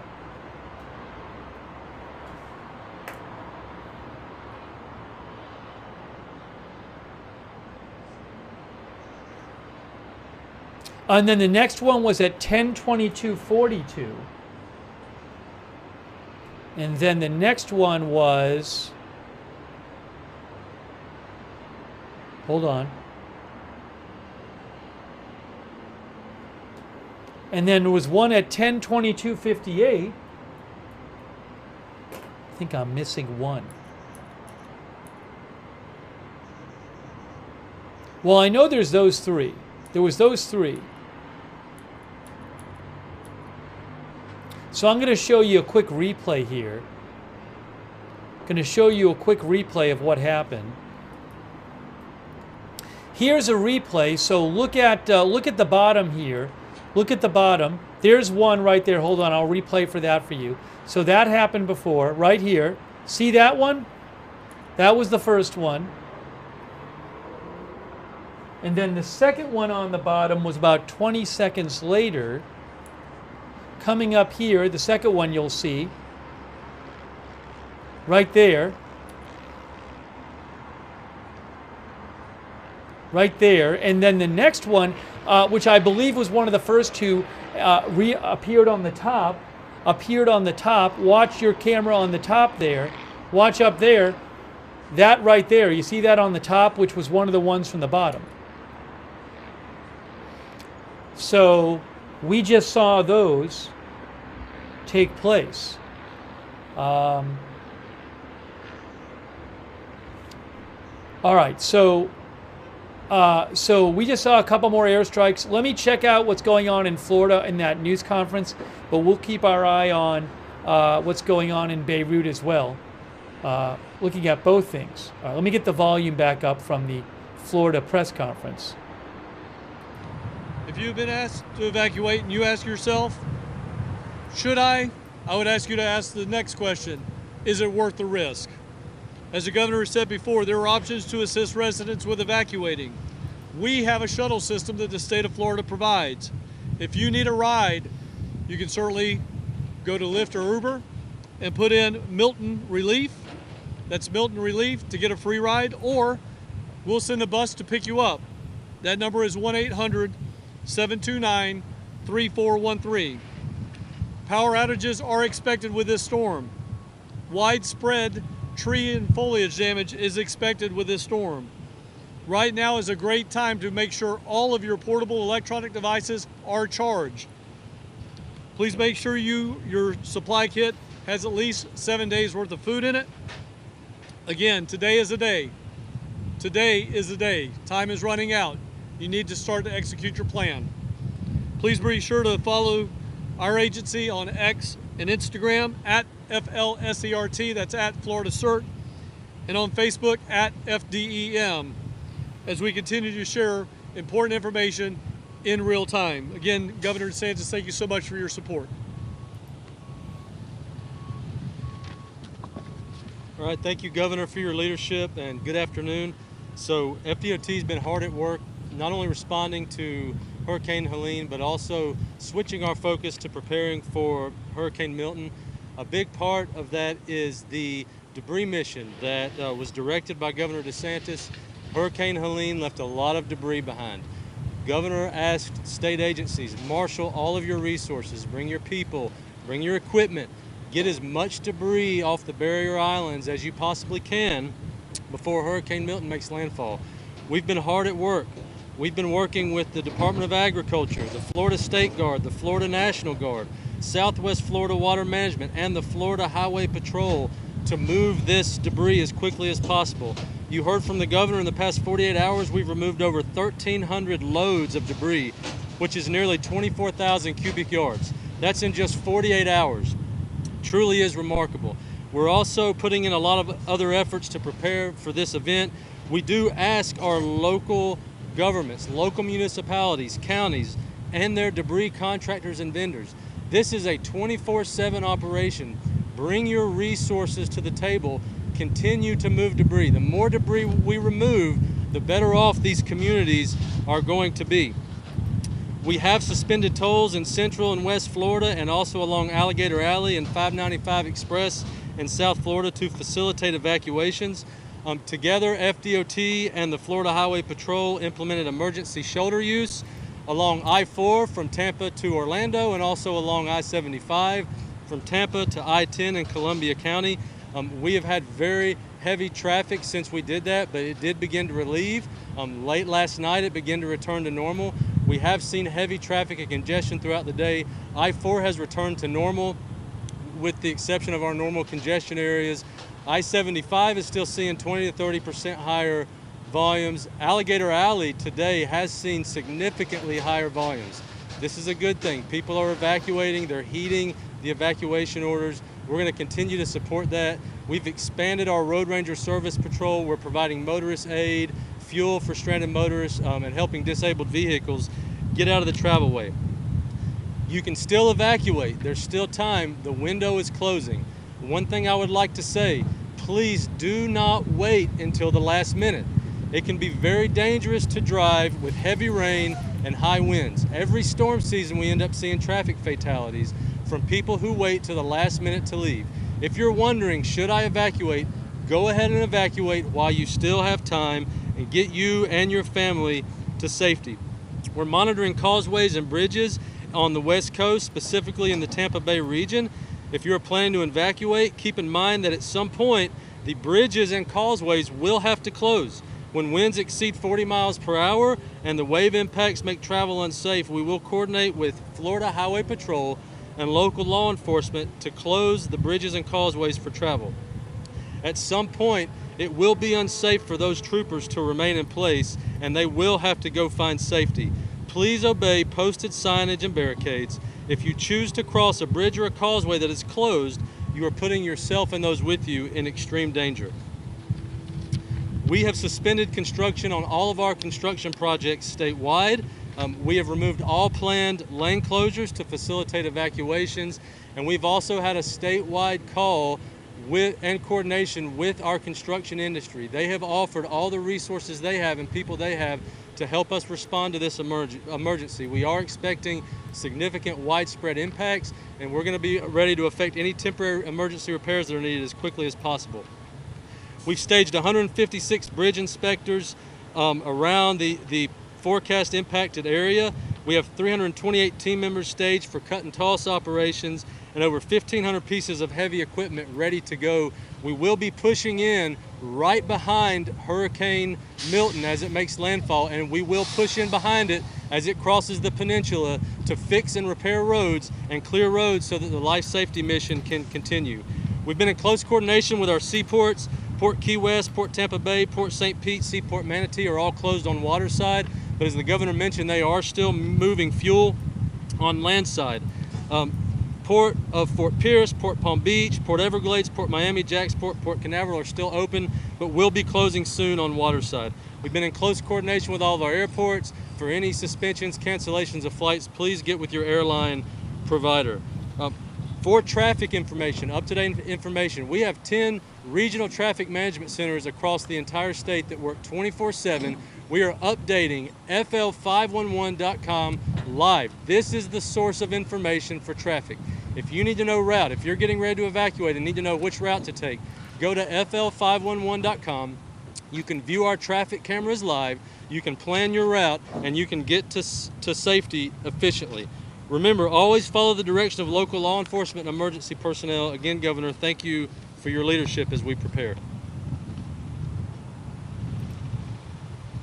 Well, we appreciate everybody that's been working hard. As I mentioned, there's been state of emergency now for over 2 weeks straight in terms of mobilization, preparation, response to one Category 4 storm, and now mobilization and response to another major hurricane. It's not easy. I know people have been working around the clock, not just with state government, but our local counties and cities, and then all the other partners that participate in this. But people are pushing forward. They're stepping up. I know some of our residents that just experienced hurricane damage from Helene are also fatigued. Just hang in there and do the right thing. Just let's get through this. We can do it together, and then on the other side of it, make sure everybody's safe, and we'll put the pieces back together. The state is strong. We're going to be able to weather it. It's not going to be easy. We're going to suffer damage, but you know, don't lose faith. It's a tough thing to do 2 storms in 2 weeks, but we'll get through it. Okay, any questions?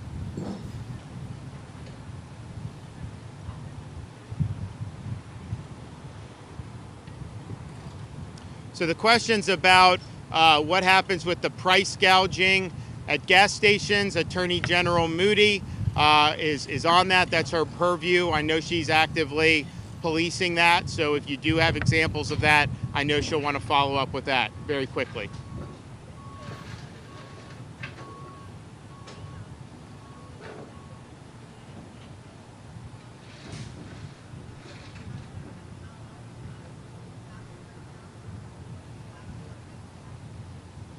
So the question's about FEMA staffing, that they are limited right now to be able to come down. What I would say is, what we have is we have these urban search and rescue teams that have been mobilized. That is done under the auspices of FEMA and DHS, even though a lot of these people are Florida firefighters. So that is being done. I think that's an important component. In terms of like staffers and some of the bureaucracy, fortunately for Florida, you know, we have a machine. I mean, this is something that we work on. We know we've got to deal with it, being a tropical state, and we do. And so I think what will happen is once we get major landfall, major disaster declaration post landfall, that we'll be able to hopefully get that individual assistance, get the debris kicking. So I'm not sure how much of an effect it's going to have on us because we're going to have a robust response. I think you look at some of the other parts of the country, the state that didn't have as much of a robust response in some of those areas. So we have more people on hand than we've ever had. I'm confident that the federal government will approve what we need approved going forward, and we'll make sure that we continue doing the best we can for the people of this state.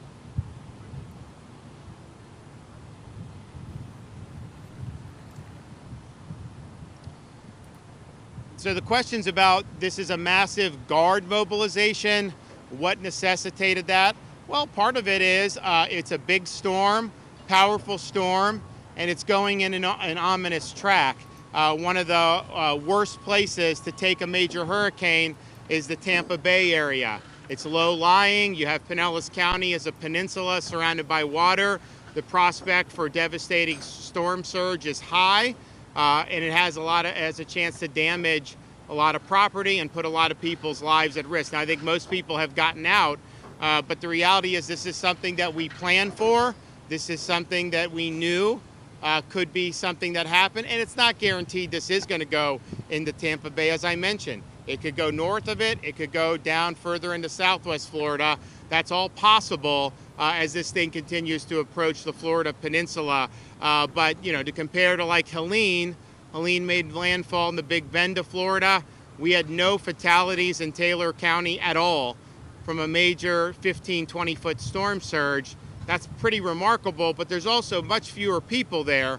You start talking about the greater Tampa Bay area, you know, that's millions of people. And then if the storm rides I-4 out to the Atlantic, that's many millions more.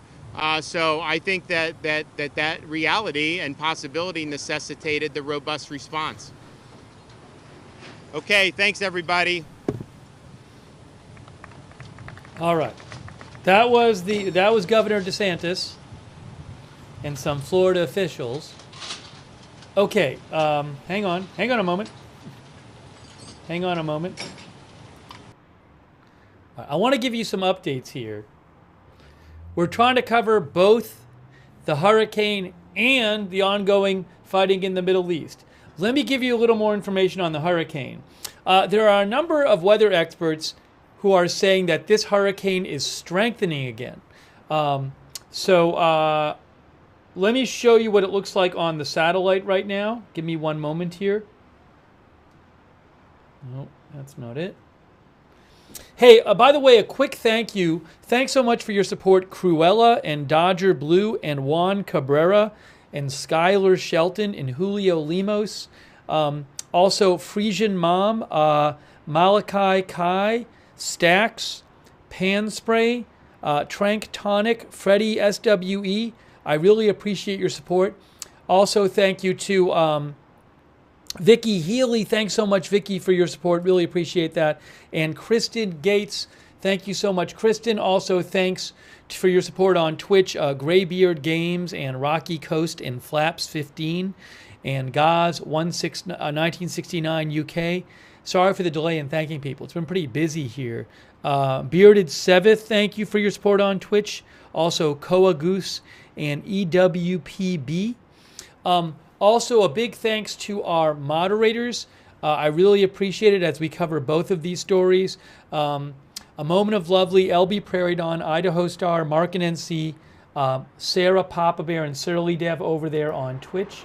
Let me put the volume back up on these cameras here. Hold on a moment. Hold on. Linda Belk and Larry moderate for us on X. Thank you.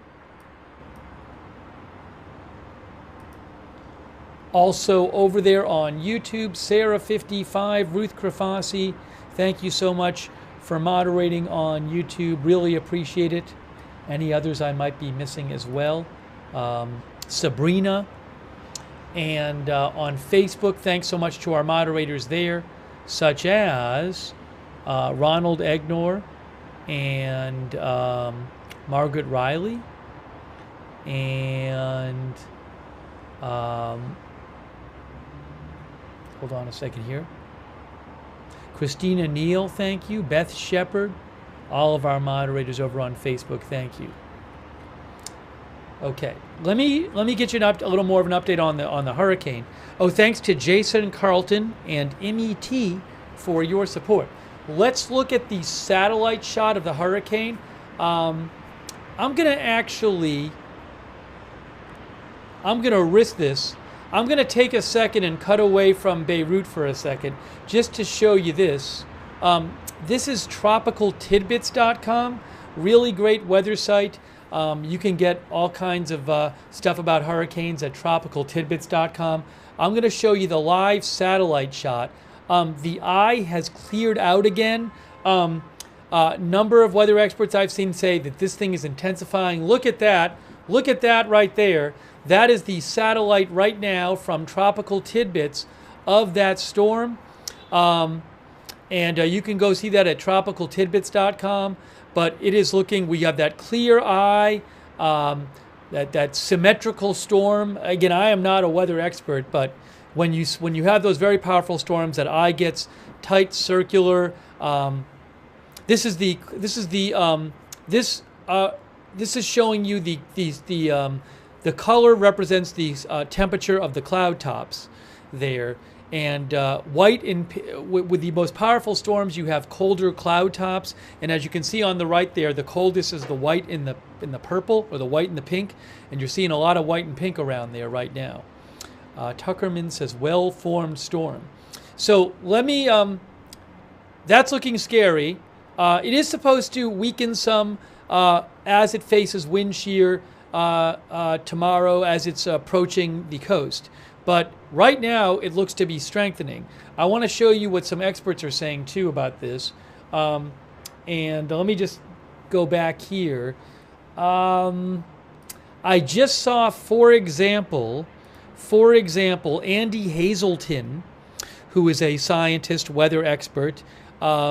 He posted on X the 2 to 3 hour increase in organization of Milton on satellite is remarkable. CDO cooling again and becoming more symmetric, and the eye is warming again, clearly intensifying for a second time. Noah Bergen, who is a meteorologist in Orlando, he said Milton undergoing another window of intensification, should become a Category 5 again this evening. It might be a Category 5 right now. He says we will see how much deepening it does before wind shear kicks in tomorrow. Could it challenge last night's intensity? Do not know, but it has the loop current of the hottest water in the Gulf ahead of it for the next 8 to 10 hours. He said that about an hour ago. This will be its last window of re-intensification, says Noah Bergen. Notice the eye clearing out and lightning returning around the eye. So multiple weather experts are saying this thing is re-intensifying now. Tropical Tidbits says there's a plane on the way to the storm. Yes, you can, on Tropical Tidbits, you can get the aircraft recon. Air Force 303 mission into Milton is en route. So we'll get some new numbers on the storm when that aircraft gets there. And let's see here, that's AF 303. I should be able to get that on flight radar as well. Let's see how close it is to the storm on flight radar. But that new plane, somebody said Teal 73. Oh, that's getting tracked. There's a couple of them tracked. There's Teal 73, that's being tracked on flight radar 24, and then NOAA 49, that's heading back. Okay, so this looks to be, I'm going to cut to the flight radar 24 for a second. Here's flight radar 24. There is the Gulf of Mexico. You know what I'd like to do maybe? I'd like to get only this plane. I want to clear out, let's see, hide other aircraft. There we go. So there is Teal 73. It's got a little ways to go. You can see up here it is a U.S. Air Force aircraft. And it is, hold on a second. If I go to there you go. Weatherbird aircraft. It is heading to the storm. If I'm reading this right, the eye of the storm is right there? Do I have that right? Does that look right? Right there? What does the satellite shot say? Yes, it's at the end of the Yucatan Peninsula. This is on Tropical Tidbits. So it looks like that. It looks like maybe the cloud cover. The cloud cover. This satellite, it looks like, is not as up to date as the one on Tropical Tidbits is. But roughly speaking, the eye is in this area where my pointer is here. So that plane's got a little way to go before it gets to where the eye is. The plane is traveling at 323 knots, which is what, about 375 miles an hour or something like that. I'm just guessing. 1.15 miles an hour, I think, per knot.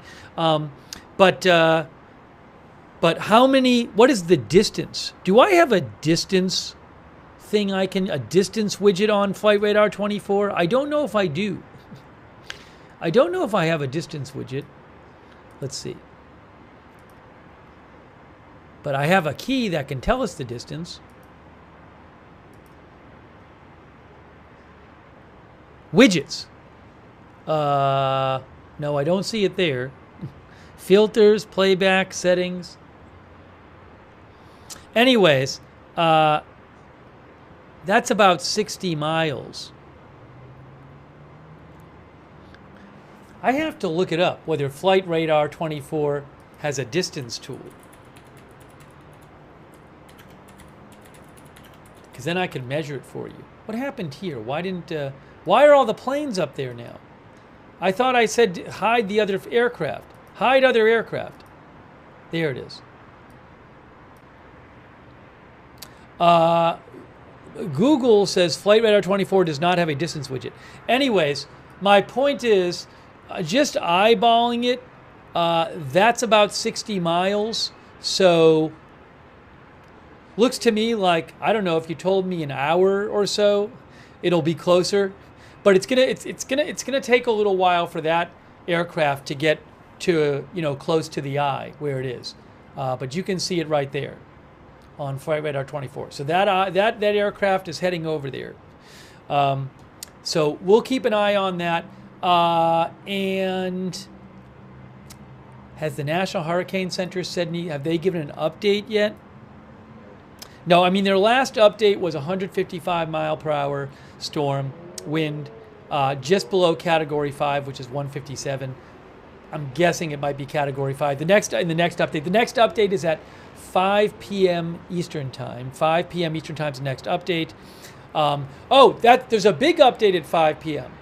5 p.m. is a big 6-hour update. We'll get a new forecast discussion at 5 p.m.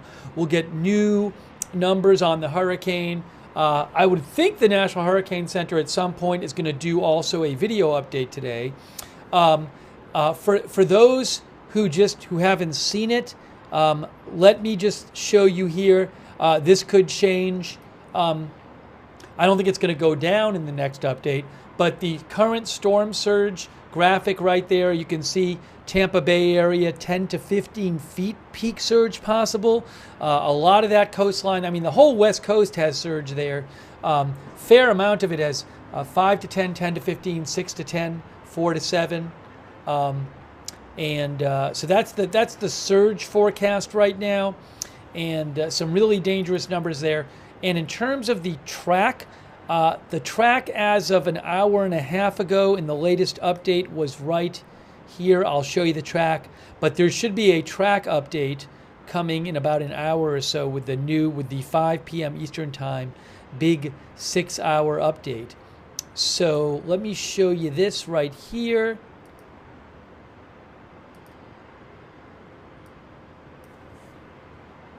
So here is the track. If we zoom in here, the latest track had it going just a bit to the south of Tampa Bay. There's Tampa Bay. Tampa Bay, one of the most vulnerable areas in the world for having a major hurricane strike it, either on it or north of it, because if there's big storm surge, that water is going to get pushed into Tampa Bay and just pile up in Tampa Bay. And there's a large amount of people who live close to the coast in that Tampa Bay region. Again, it is one of the most vulnerable areas for hurricanes. Hasn't had a direct hit from a major hurricane since 1921, I believe it is. But it'll make a big difference for Tampa Bay, a significant difference, if that hurricane moves, and if it goes a bit south of Tampa Bay, then the winds on the Tampa Bay side are actually going to be blowing away from the coast, and you'll get less storm surge. If it's a direct hit or if it's north of Tampa Bay, that's much worse for Tampa Bay. So we'll have to keep an eye on that track and see if it adjusts. In the next update, obviously wherever this thing hits, if it goes south of Tampa Bay, then it's going to be closer to other communities south of Tampa Bay. It's going to be worse for them. So it's a very serious storm, huge storm surge in winds and rainfall, but we don't know exactly where it's going to land yet. Now, I told you Matt Lanza, weather expert, who I read you a quote from before, he said it's going to be close there. I'm going to read you that quote from weather expert Matt Lanza again about the whole situation with Tampa Bay. What Matt said is, he said earlier today, he said the storm is really going to be a plus or minus 5 mile type outcome that either spares Tampa Bay the worst or devastates the bay. Sadly, for south of Tampa Bay, it's getting to be late in the game for hope for significant changes. Just a gut punch of a storm, he said. So we'll see in the new update coming up at 5 p.m. Eastern Time, about a little more than an hour from now, what the new track is. New forecast discussion from National Hurricane Service. I certainly would not be surprised to see it be a Category 5 again, because it was just below Category 5 in the last update, and lots of weather experts are saying it is strengthening now. Okay, so we're bringing you updates on that, and I will keep bringing you updates on that. And let's just look at that satellite shot again. Wow, look at this, guys. The eye has cleared out. We got that clear circular eye again. It's looking really scary as it moves past the Yucatan Peninsula. But that is from, this is from Tropical Tidbits. TropicalTidbits.com is what we are looking at. Great weather site. You can go there, Tropical Tidbits, and get all kinds of weather updates about this storm, including aircraft recon and forecast models. But that is looking scary. Evelyn in Maine says that is crazy. That is looking scary. And also, really quick, I'll show you this from Tropical Tidbits. First of all, in terms of spaghetti diagram here, you know, this is a bunch of different hurricane models. These are a bunch of different weather forecasting models predicting where it's going to go. So you can see among the models in that spaghetti diagram, there's a bit of spread as to where it's going to go. Some having it go a little north, some have it go a little south. Looks like some have it go north of Tampa Bay, some have it south of Tampa Bay. But, I mean, it definitely looks like it's going to be a direct hit on west coast of Florida, somewhere in that Tampa Bay area, whether north or south. You're not seeing at this point, like, you know, you're not seeing any of these take it like all the way South Florida or into the Big Bend area. You know, you're seeing kind of a range of possibilities there, but as it gets close to the coast, that range is just narrowing. So that's a spaghetti diagram from Tropical Tidbits, and they have this intensity guidance, which is different models predict they predict. Let me just actually get a better shot of this. How the intensity is going to be over time. Now, obviously, it goes way down over time once it goes over land. But if I do this here and show you this on the screen here, this again is from Tropical Tidbits. What you can see, if I can actually do this for you, is look at the forecast hour. So a number of these, you can see there. See that now. This was initiated at 2 p.m. Eastern time, a couple hours ago. But what you can see is a bunch of these models don't have it getting. Most of the models have it, 24 hours from now, still a Category 4 or Category 5, right? So only a couple of the models, 24 hours from now, have it as a Cat 3. So it's supposed to maintain, and some of it have it pretty steady. Some of it have it still Cat 5 in 24 hours. So, not expecting a huge drop-off right now, according to these intensity forecasts. Some drop-off before landfall, but then you get to 36 hours here in 48 hours. It's a little unclear when exactly it'll make landfall. I believe the current forecast is for, let me just show you that, is for, if you look at the current track, that's the current track, it says that right there is 8 p.m. Central, and then this would be 8 a.m. Central, which would suggest sometime tomorrow night or early Thursday morning. That track could be adjusted in the next update in an hour. So we will, Scuds thinks maybe the landfall's like 30 hours away. I mean, maybe if it's midnight, then it's 32 hours away. Could be early Thursday morning. But let's see what the National Hurricane Center says in an hour, because they might have some adjustment to the forecast landfall time. But it's a scary-looking storm. Really scary, really scary. Thank you, by the way, to Tammy D. For your support. And I will echo, which officials have said, the National Hurricane Center said this, but listen to what the authorities are saying. Here's a post. Here's a post right here from FEMA. Basically, if you're told to leave, leave. I keep hearing authorities say that. Look, FEMA, Deanne Criswell, administrator of FEMA. Today is the last day to evacuate for Milton. If you're told to evacuate, get out now. There will not be time to leave tomorrow, and your life depends on it. Listen to your local officials and get to safety as soon as you can. I think the National Hurricane Center said basically the same thing.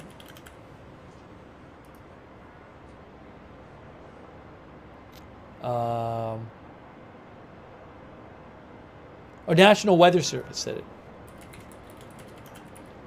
Right here. Look, same thing. Milton is an extremely dangerous, life-threatening storm in capital letters. Leave now if you are in an evacuation zone. Bold print. There will not be time to leave on Wednesday.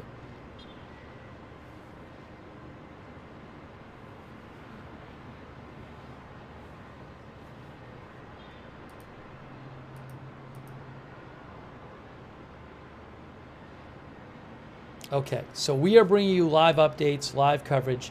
Thank you, Carol. Thank you, No, for your support. Thank you, NMCT.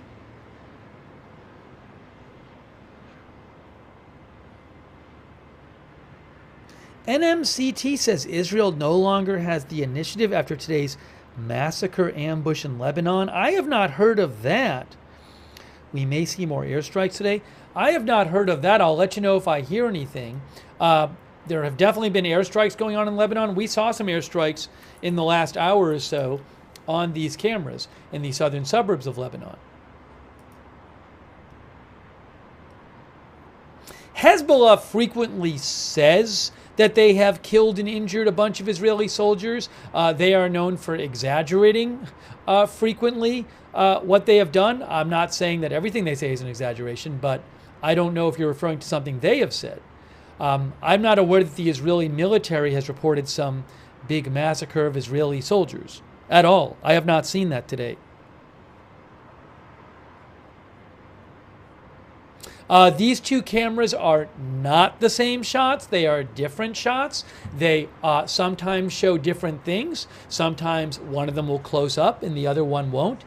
So we have both cameras on the screen.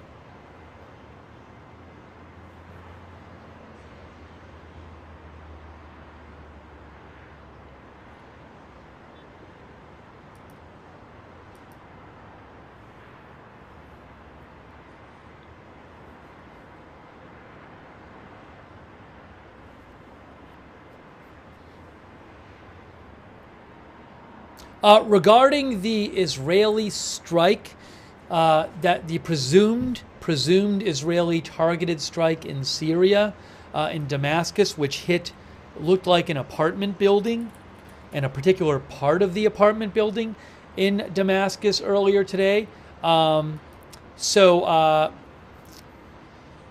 Manny Fabian from Times of Israel says the Saudi news outlet Al-Hadath said the target was a top Hezbollah official in the terror group's unit 4400, which is tasked with delivering weapons from Iran and its proxies to Lebanon.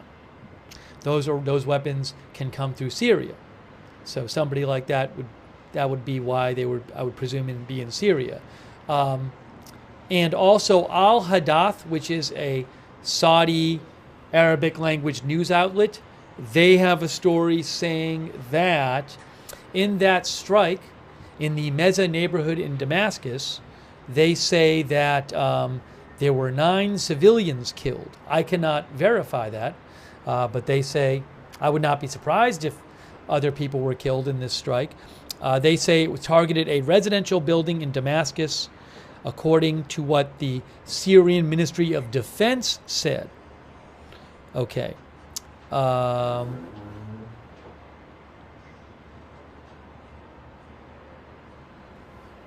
Iranian television denied the presence of the deputy commander of the Quds force at that site in Damascus, they say. The Iranian embassy in Damascus denied that any Iranians were killed in that strike. The Syrian Ministry of Defense said 3 missiles were launched, which hit this residential building in the densely populated Meza area of Damascus, which led to the death of 9 civilians and the wounding of 11 others, and people trapped under the rubble. The Syrian Observatory for Human Rights reported, according to Al-Hadath, that the building was linked to the Iranian Revolutionary Guard and Hezbollah. Anyways, and they say, Al-Hadath, that a reporter said the airstrike destroyed the first 3 floors of the building in a crowded residential area and more than 20 cars.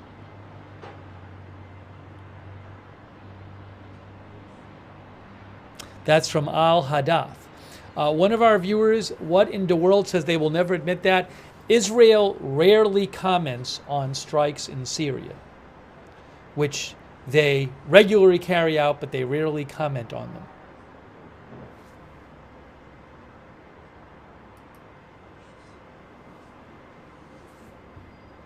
them. Thank you, Gordon CA, who says U.S. Central Command CENTCOM and coalition and Mcdill Air Force Base is in Tampa, Florida, one of the largest military coalitions in the U.S. It'll be affected. Actually, I believe the Pentagon spoke about that in their briefing that we saw before. I remember them talking about that. Let me get you an update on that.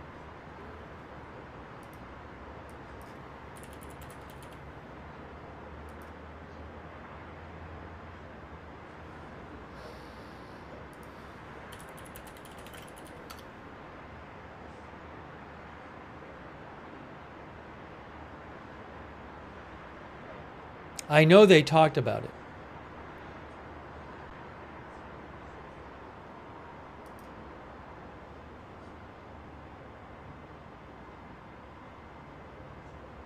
Limited evacuation order.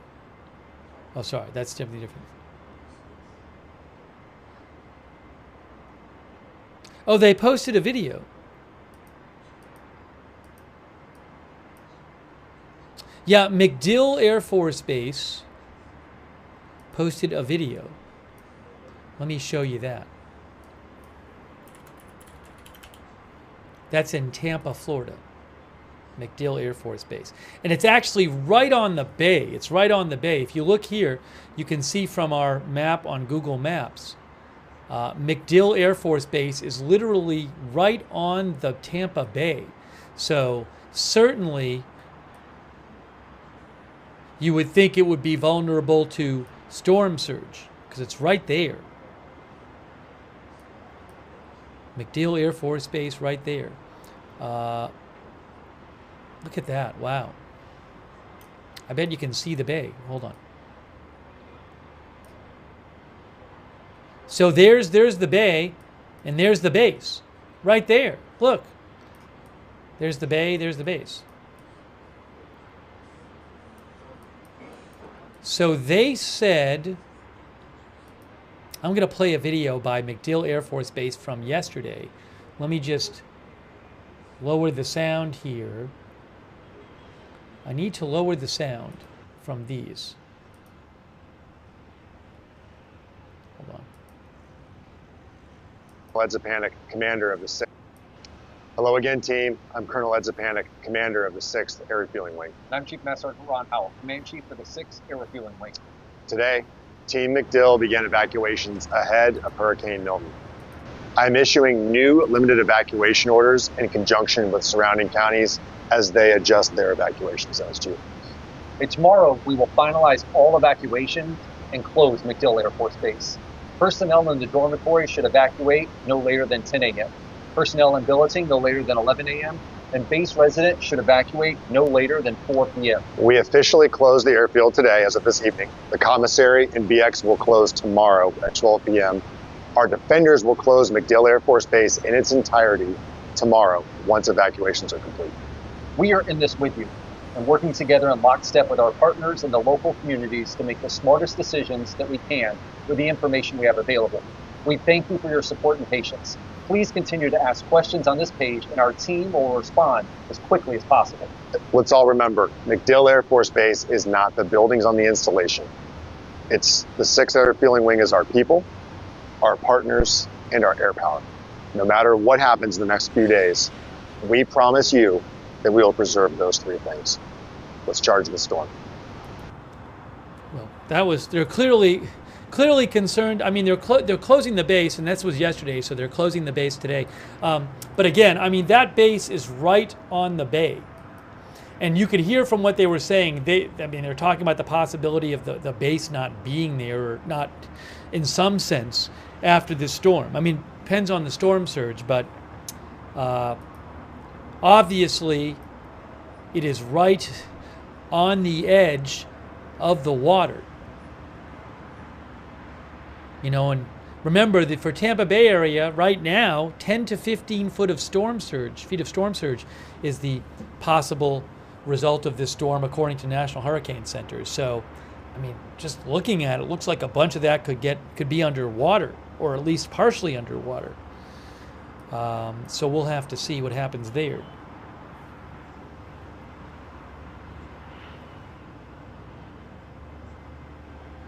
I don't know. I don't know what's going to happen there.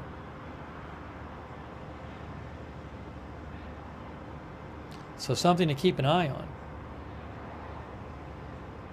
And just in general, if you look, again, the Tampa area is known as Tampa Bay area is one of the most vulnerable to hurricanes in the world. There's so many people. If you just look at this, look at the population that lives on the coast or near the water in Tampa Bay area. It's very built up. It's very built up right near the water. I'm just going around. Look at this over here. St. Petersburg.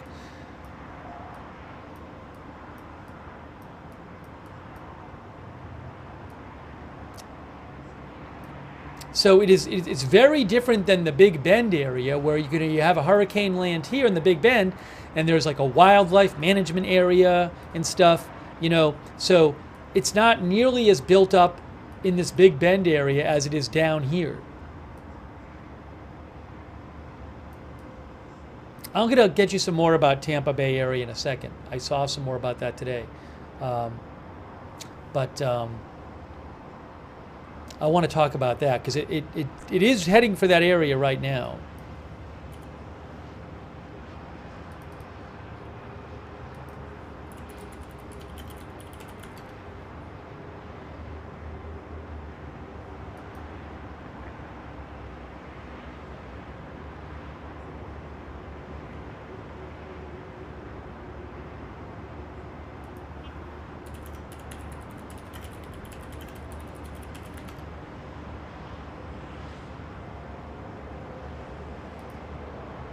And CENTCOM says, what is this here?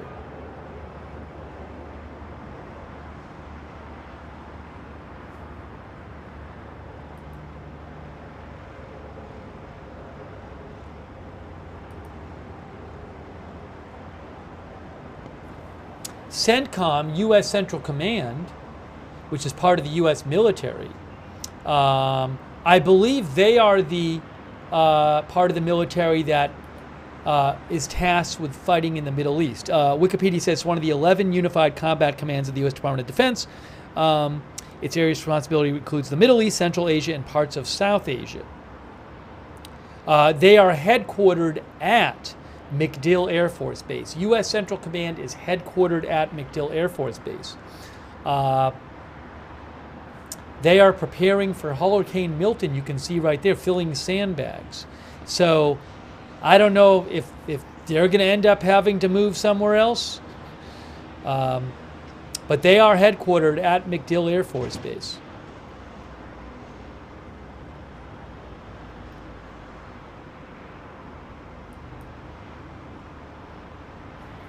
So that's something else to keep an eye on as well.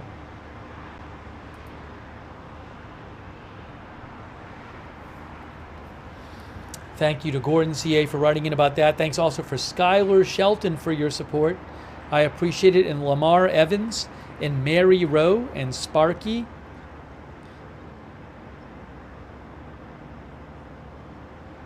Sparky says the base has ridden out many hurricanes, but not one like this. Again, the last direct hit of a major hurricane in the Tampa Bay area was 1921. I got to tell you some more about the Tampa area. We should talk about that. Why am I seeing... Oh, sorry. You know what? I'm really stupid. Because the small camera was paused. The big camera was on. The small camera I accidentally paused, but it's now live, the small camera. And the big camera is live as well. They're both live.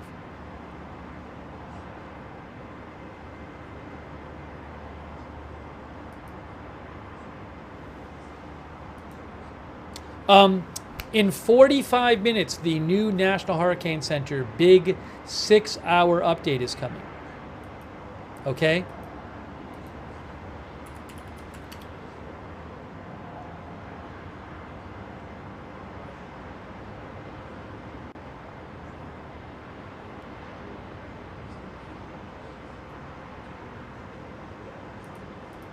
So AP has an article. Tampa Bay hasn't been hit directly by a major hurricane since 1921. Milton may be the one. I'll tell you a little bit of what they have to say. Look, some photos. People evacuating the Tampa area last night on Interstate 75.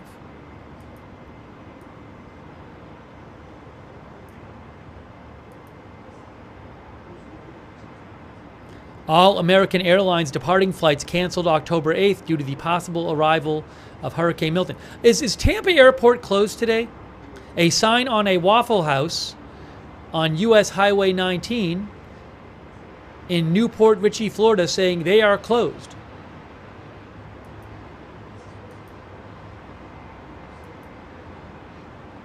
A 7-Eleven boarding up in Newport Richey, Florida. Solark says was 9 a.m. they closed. I have to look at it. This is really something here. This is really something. Look at this picture here. So, this says debris from homes flooded in Hurricane Helene is piled curbside as Hurricane Milton approaches. Now, this is Newport Richey, Florida, which is on the West Coast. Hold on a second.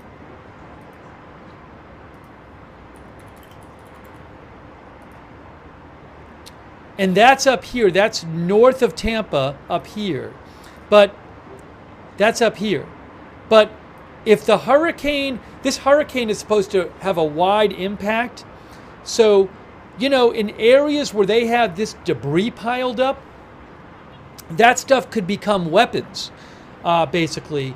Could become extremely dangerous if you have these hurricane winds come in and start blowing this stuff around.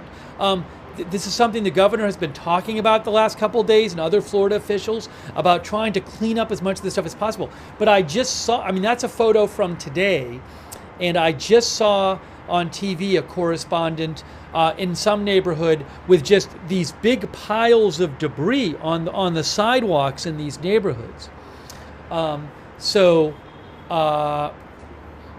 Yeah, weapons not being used by people, but they would function like weapons. Hazards, our viewer says, if that stuff is thrown around. But these piles of stuff. There's a lot of that in different parts of Florida that could be impacted by this hurricane. There's another picture right there. Look at these piles of debris. That is a photo from today. That's a photo from today from Port Richey, Florida. Projectiles, says Jonathan Cherry. So there are these giant piles of debris.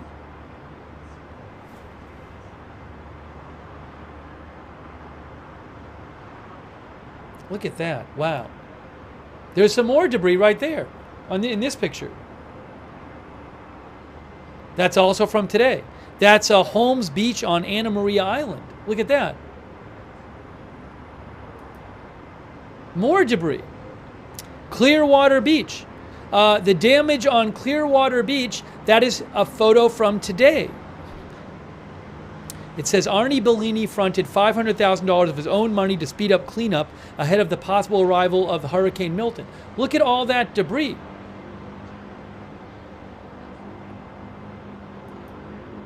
More debris. Salvage crews continue to clean up debris in Clearwater Beach, Florida.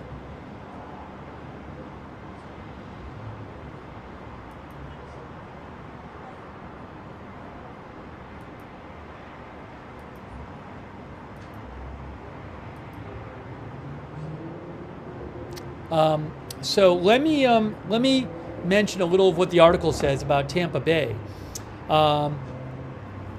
AP says Florida work crews hustled to remove lingering wreckage from one hurricane ahead of another today, while thousands of people fearing a once-in-a-century direct hit from Milton streamed out of the populous Tampa Bay region to seek safety inland.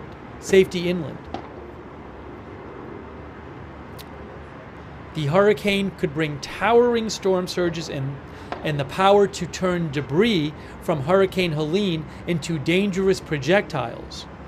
One person who AP talked to, who was taking away waterlogged couches, mattresses, and appliances in Clearwater Beach, he said, all this crap is going to be missiles. It's like a spear coming at you. Governor DeSantis said the state has deployed over 300 dump trucks that have removed 1,200 loads of debris and continue to work around the clock.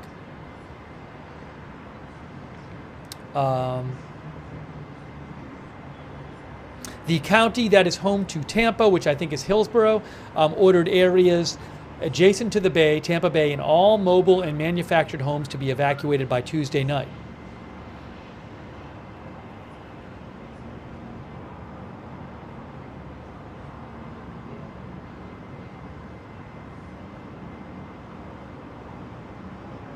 Tampa Bay has not been hit directly by a major hurricane since 1921, and authorities fear its luck is about to run out.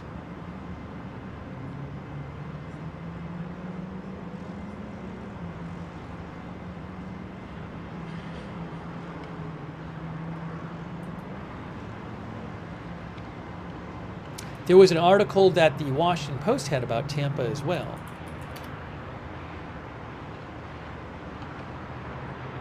Which I wanted to mention to you.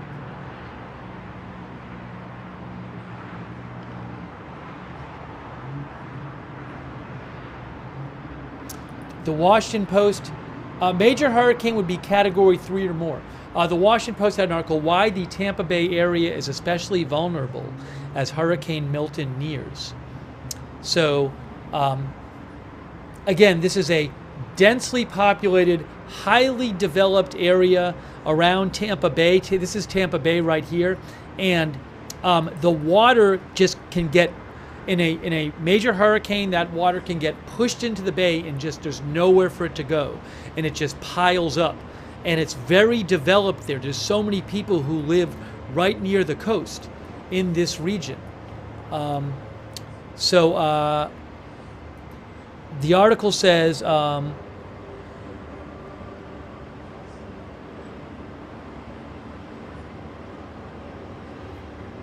if the storm veers south of Tampa Bay, the worst of Milton's storm surge, when fierce winds push a mass of water onshore, would miss the area. But if Milton makes landfall in the region, or just north of Tampa Bay, as is possible, it will have hit one of the most susceptible places in the United States to severe flooding from a powerful hurricane. With 700 miles of shoreline, more than 3 million residents, and an economy dependent on an annual influx of winter tourists, the region could face catastrophe from a direct hit, which has not happened since 1921, experts said. But changes have worsened that risk. Sea level rise has increased the severity of even small storms, and a development boom has put more people and buildings in harm's way. More and more people have been willing to accept the risk of living near Florida's shoreline, says the Washington Post. The shift is especially apparent along the same arm of coastline now under threat from Milton, from the Tampa Bay area south to Fort Myers and Naples.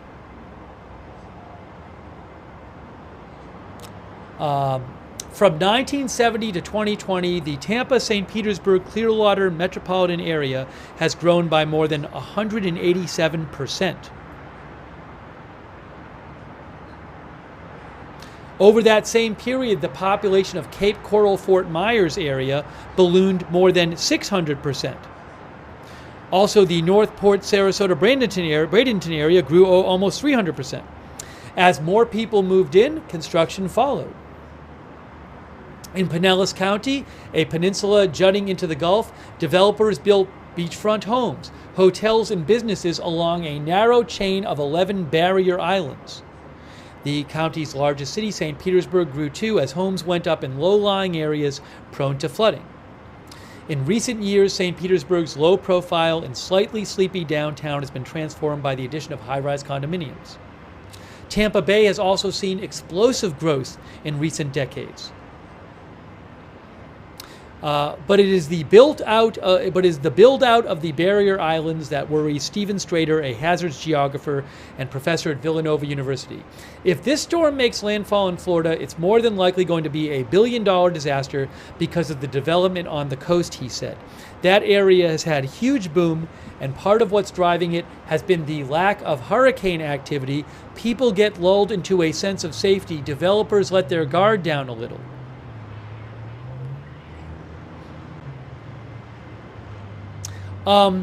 Also, making this worse, potentially, since 2010, along the Tampa Bay coast, the sea is now nearly 5 inches higher than it was then. Residents on the Gulf Coast have feared a direct hit from a catastrophic hurricane for years.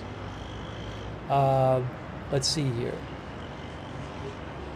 The region's topography puts it at a high risk for storm surge. Experts have long cautioned that if a storm pushed water into Tampa Bay, it would essentially trap the water in too small a space, sending storm surge levels higher. The farther up the bay, the larger the surge.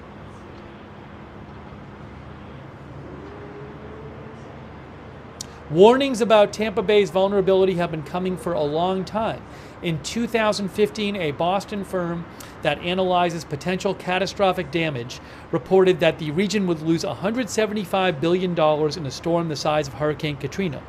A World Bank study called Tampa Bay one of the 10 most at-risk areas in the globe for hurricane, severe impacts from a hurricane. It does not help that the region has barely had a chance to clean up after the last hurricane. Piles of fallen tree limbs and debris line the streets in some neighborhoods, waiting for waste haulers to pick them up. Broken appliances, sodden furniture, and wood scraps litter the yards of houses. Strong wind gusts from the next hurricane could turn debris from Helene into projectiles, creating a new threat from the wreckage of the last one. Where the storm makes landfall could make the difference between a close call and a cataclysmic event, says the Washington Post. The hurricane's counterclockwise rotation winds, the counterclockwise winds mean that if it strikes south of Tampa Bay, the region will likely avoid serious flooding, but if it goes north of Tampa Bay, it is expected to bring high winds and dangerous storm surge. So again, that is a report on why, from the Washington Post, on why Tampa Bay is especially vulnerable.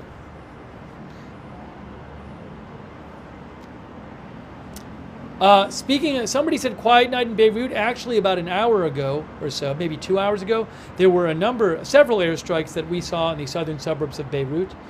There have been airstrikes reported in other parts of Lebanon as well. And we will keep an eye on all of that and bring you the latest there. And in about a half an hour, there will be a new hurricane update from the National Hurricane Center. Fred Witherow says, sorry to say it, but perfect storm.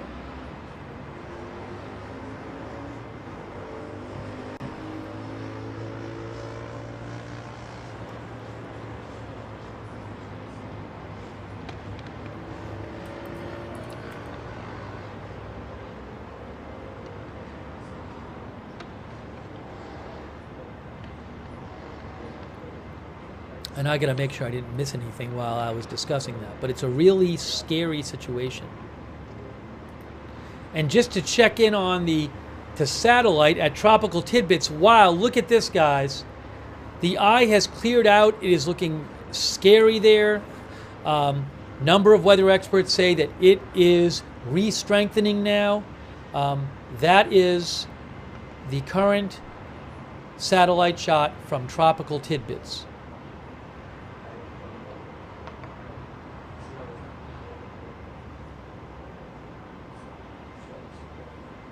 McFly said the storm could impact the election.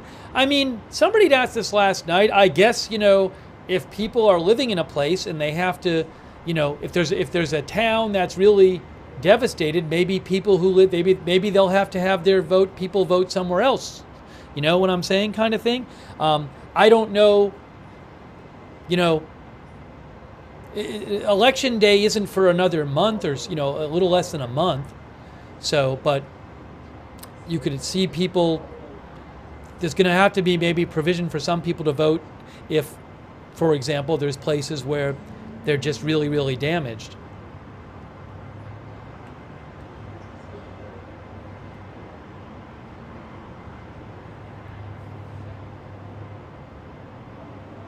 I mean, to have a big impact on the election would have to impact how people vote and how many people vote. So I don't know that that'll happen. I mean, if a huge amount of people had to leave the area, and maybe that would impact how many of them voted, I'm not sure.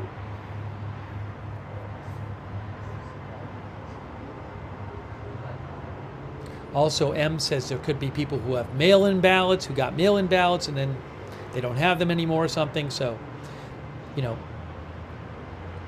how big a deal that could be, I don't know.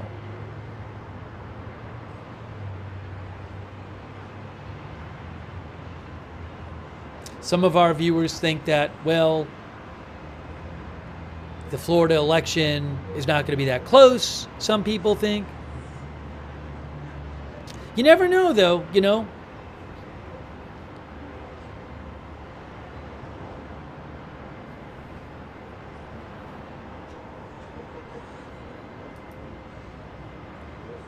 Thank you to our new member, GMT Music for Media. I appreciate that.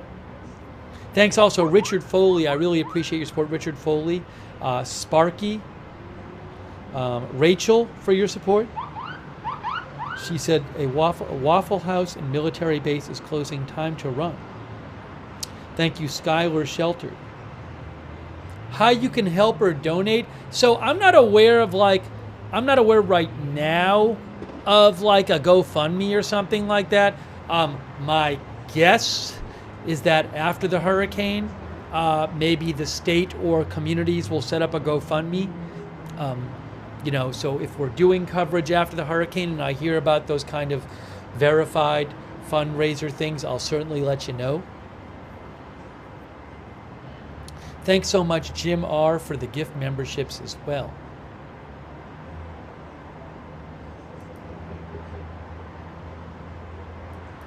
The aircraft that's heading to Hurricane Milton is still en route. The new aircraft that's going to take readings, according to Tropical Tidbits.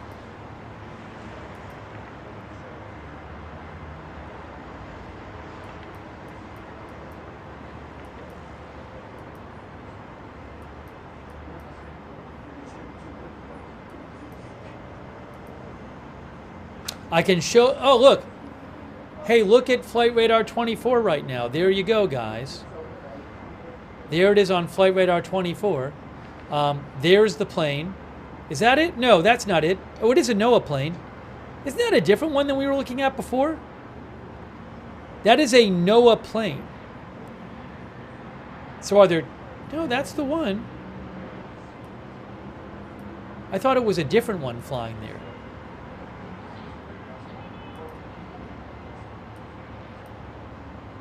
I mean, it's the #1 track plane. It's a NOAA plane. It's a fancy one, says James T. Okay. All right, hold on. There's a rocket alert of some sort.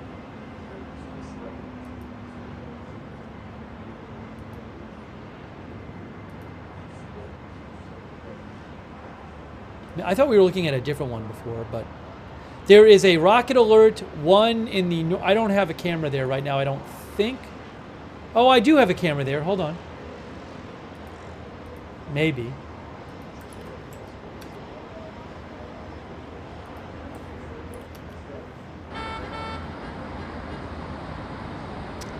That's the border up there. That's the northwestern border, a little south of. That's a little south of where the rocket alert is, right there. The rocket alert is, according to SOFAR Alert, northwest corner of Israel, right near the border of Lebanon, there. So that camera up there is the northwestern view of the northwestern border. I need to turn the volume down on that camera. That's too loud.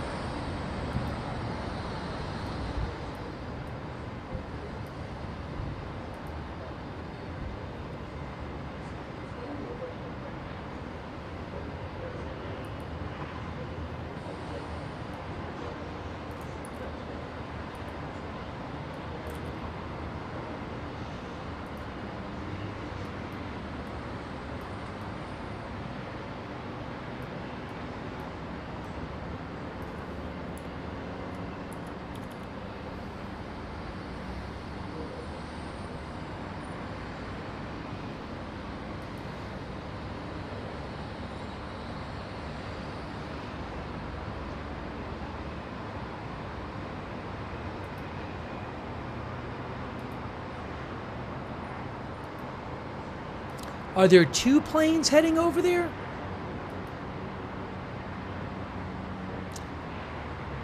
They only list one on Tropical Tidbits.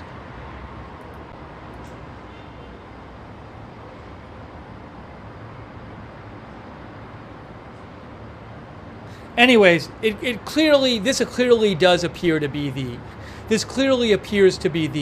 the weather plane that just circled around the storm and is now going towards the center of it right there. That is from Flight Radar 24. The other one is outside radar. Oh, there may be a second one. Maybe there's a second one there. So maybe there's a second one. Oh, Atomic A says NOAA 3 and NOAA 9 are both flying. All right, well, maybe there's 2 there. There's a weather plane flying near the eye. It's not on ADSB Exchange, is it?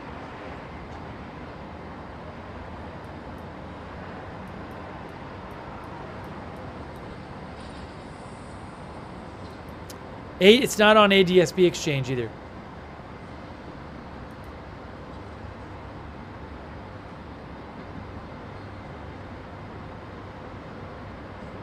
NOAA 42. Oh, okay. That's a different one. This is a different one. NOAA 42. That recently left Lakeland, Florida. It seems to be heading down there. There it is right there. The storm is down here. But there was another one we were looking at, which should be close to the storm. But I guess maybe that's out of radar coverage. That's a third one right there. Frank says that the other one before was out of Biloxi. Vortex says the original one was a Lockheed AC-130. Thank you, Ruben. Ruben says, have you seen NATO tanks going into Kursk, Russia? No. My guess is that's not true. I have heard of no reports of NATO tanks going into Russia. So I have not seen it, and I am certain that's not true. Unless you mean like there's some tank that Ukraine has that they originally got from NATO that they've been using in their maneuverings in Kursk, which has been going on for months. In that case, maybe there is, but that's not something new because that's been going on for months. So I'm not aware of any kind of big new development regarding that. I will certainly let you know if I hear it reported. I will let you know. Thank you so much, Ruben. I really appreciate it.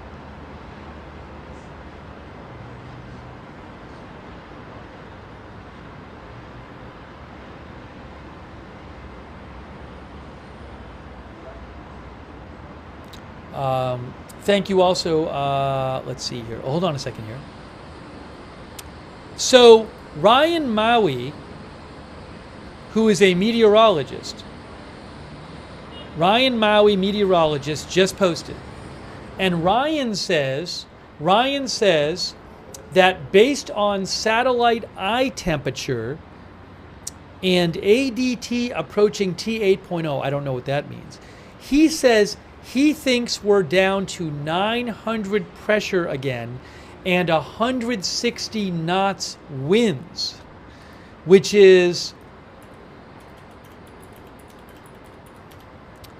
that'd be about 185 miles an hour.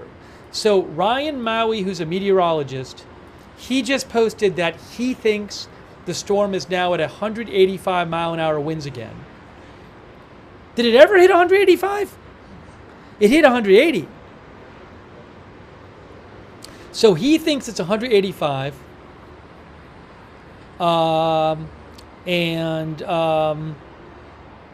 He thinks the pressure's down to 900 again.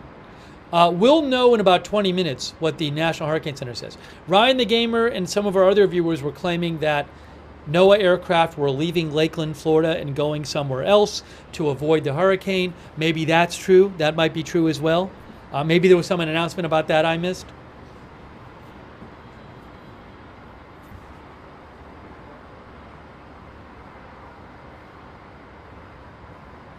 The StatPow says it hit 185 miles an hour and 897 pressure.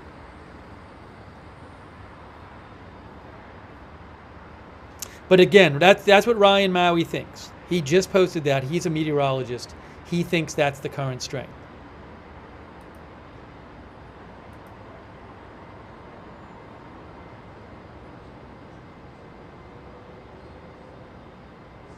Ryan Hanrahan, who is a meteorologist, he said Hurricane Milton is gaining strength, and Air Force Recon Hurricane Hunter should be in the eye shortly to let us know how strong it is. Sam Lilo, who is a weather expert, just posted big Cat 5 vibes coming from satellite. It would be very difficult to return to the level seen yesterday, but crossing that Cat 5 threshold a second time is also extremely rare territory.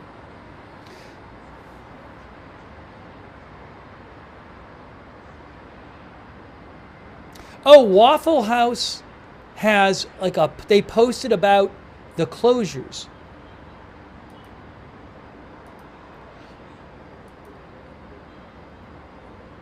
Waffle House has posted, they have a map that shows their closures. I'll post a link to it in the chat.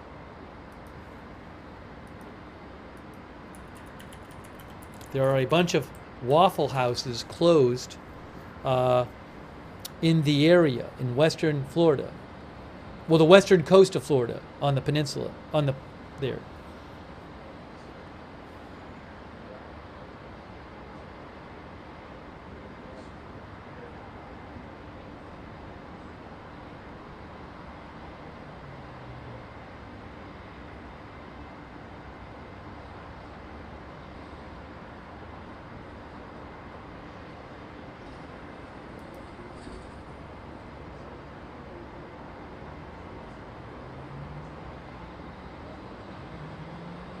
Eric Fisher, who's a weather expert, says it's likely back up to Category 5 now, either with the 5 p.m. advisory or when recon arrives. Brian McNulty, who's a weather expert, says, is it back to Category 5?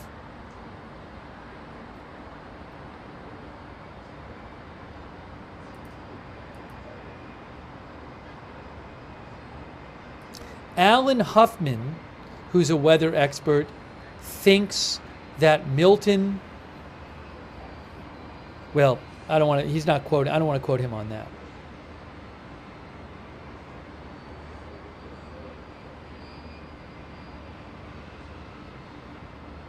In just a few minutes, we'll have the new update from the National Hurricane Center. You know what I'm going to do? I'm going to take 1 minute. I'm going to take 1 minute here. I got to get you some more updates from the Middle East as well. Ooh, what's going on? Was there a new strike? What's going on there on the top camera, guys? What's happening there on the top camera? What's happening there? Is there smoke there? There is smoke. Was there a new strike? Did anyone see a new strike? Yes, is there new smoke coming up there on the top camera? I see something burning. I see something glowing there. It looks like. No one said they saw a flash. But there is smoke on that top camera. So very possibly another strike there.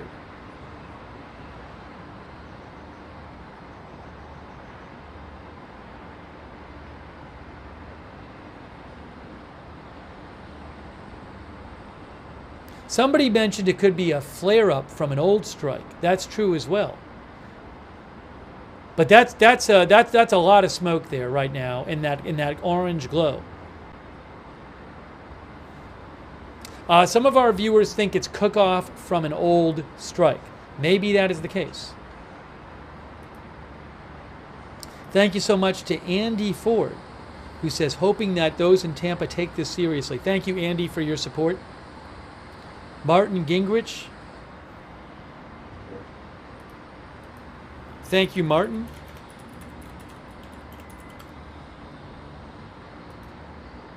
Martin asked about Cat 5 landfalls. There have been an estimated,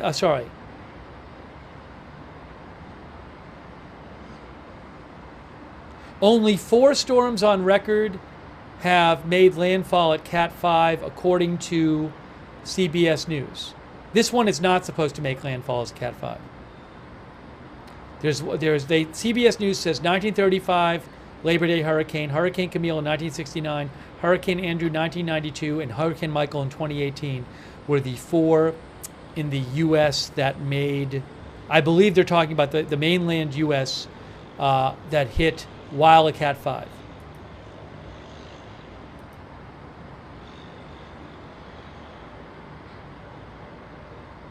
I need to take 1 minute, guys. I need 1 minute here.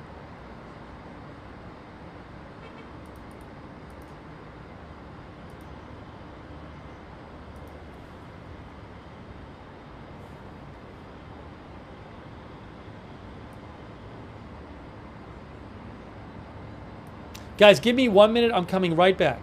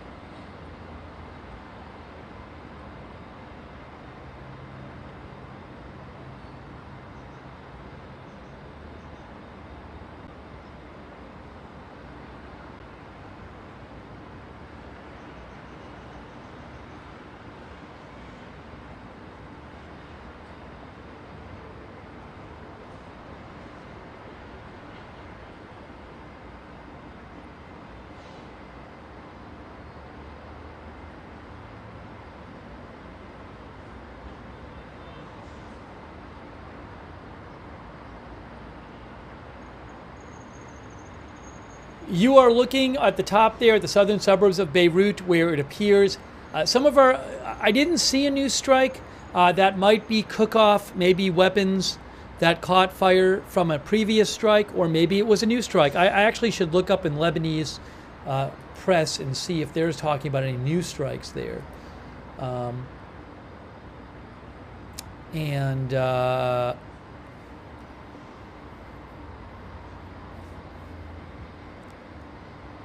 I'm not seeing in the last few minutes reports in Lebanese media of a new airstrike.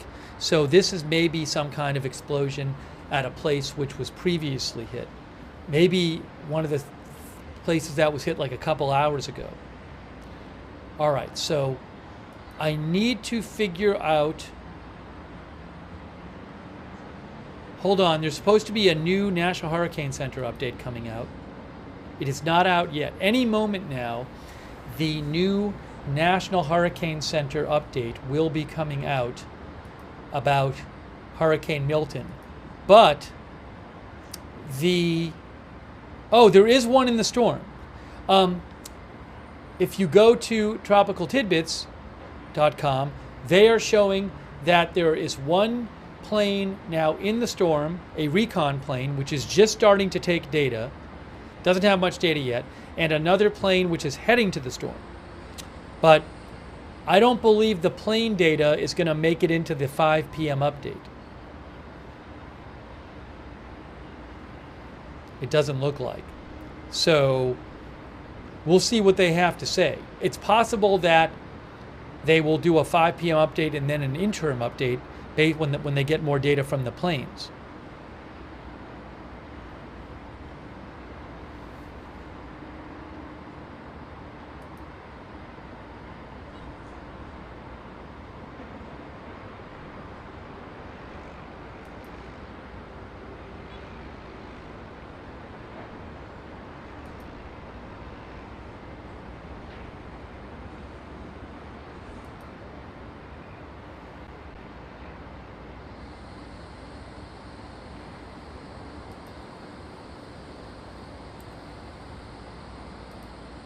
Oopsie.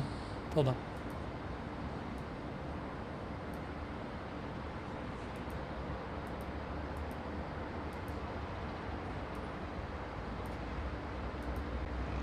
Give me 1 sec here.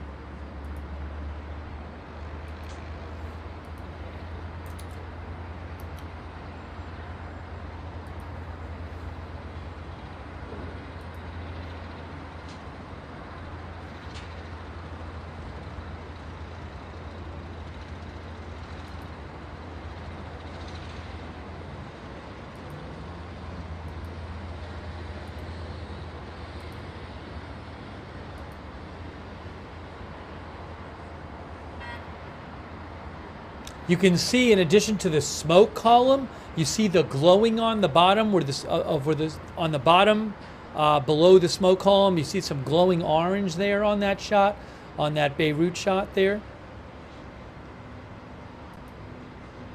New update. Breaking news. Breaking news. Hurricane Milton is a Category 5 again. Hurricane Milton is back to Category 5.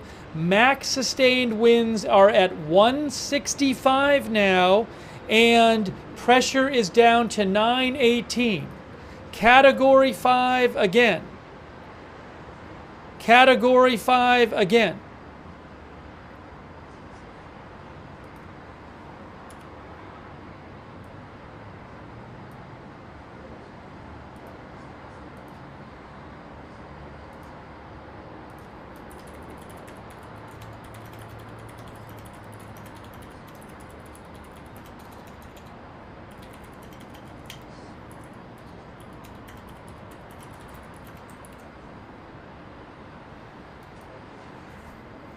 So again, that just came out right now. Hurricane Milton is back to Category 5. Winds it is strengthened today. It had gone down to 145. Now it's back up to 165. Pressure has dropped now back down to 918.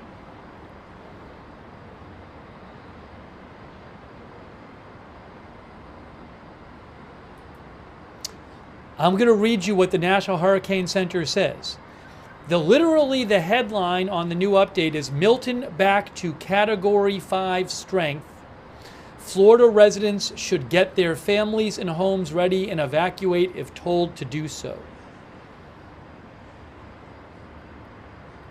I will show you the new track as soon as they post it.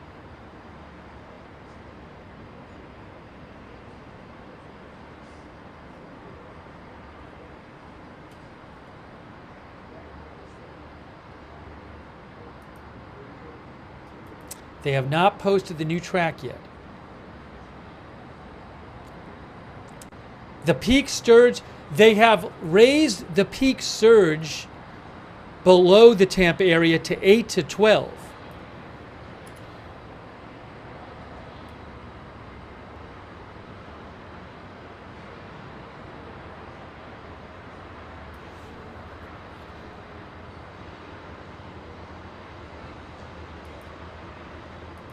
I don't believe it was that before. Hold on a second here.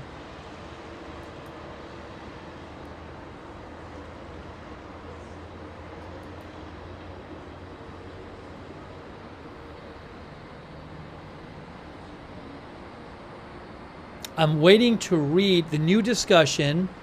The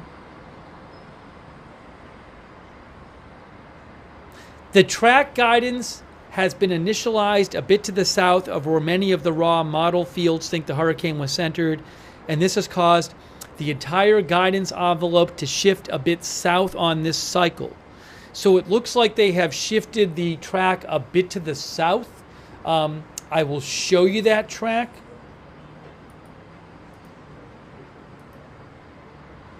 They haven't posted it yet, but they say in the discussion that it shifted a bit south. They said that Milton wobbled a bit to the southeast today.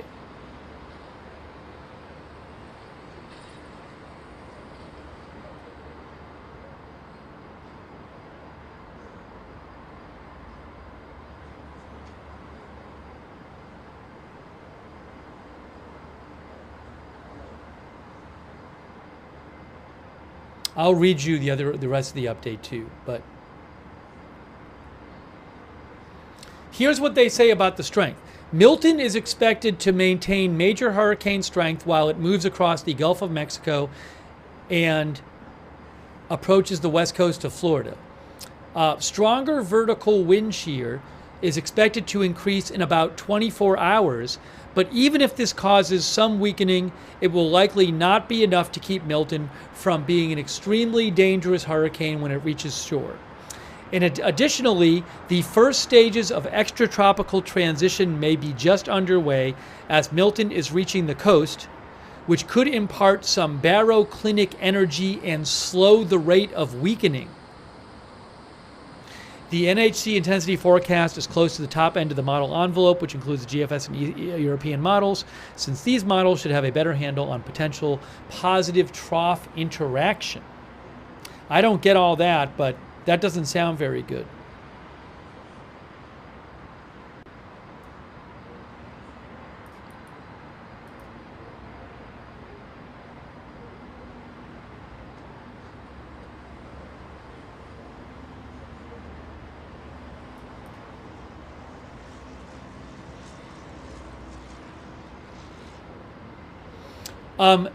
NOAA says next extratropical transition is as hurricanes move out of the tropics, they may encounter large changes in temperature, increasing wind shear and decreasing sea surface temperature, which causes them to undergo a process known as extratropical transition.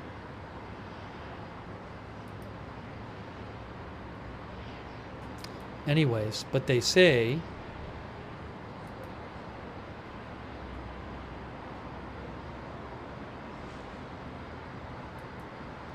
for whatever reason, they say that undergoing extratropical transition in the first stages, as it's reaching the coast, could slow the rate of weakening. Do I have the new? Do I have the new track for you? Turn this brightness down a little bit, maybe. That's yeah. I want you to be able to see I'll leave it there, right there.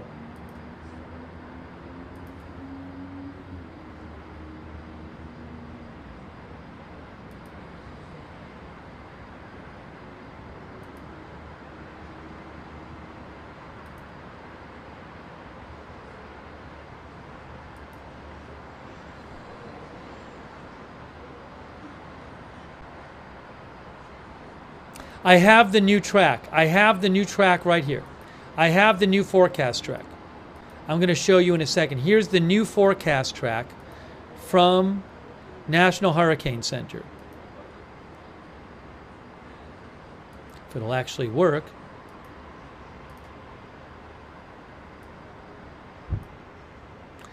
It's a little bit more to the south now than it was.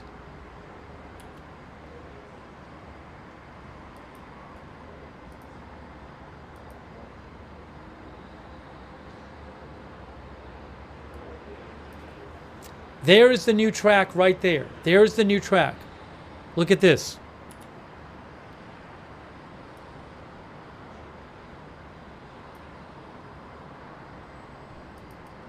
Oops, sorry. Hang on, folks. There is the new track. Just came out. Now, south of Tampa Bay is much better for Tampa Bay area. It's going to be worse for some areas south of there.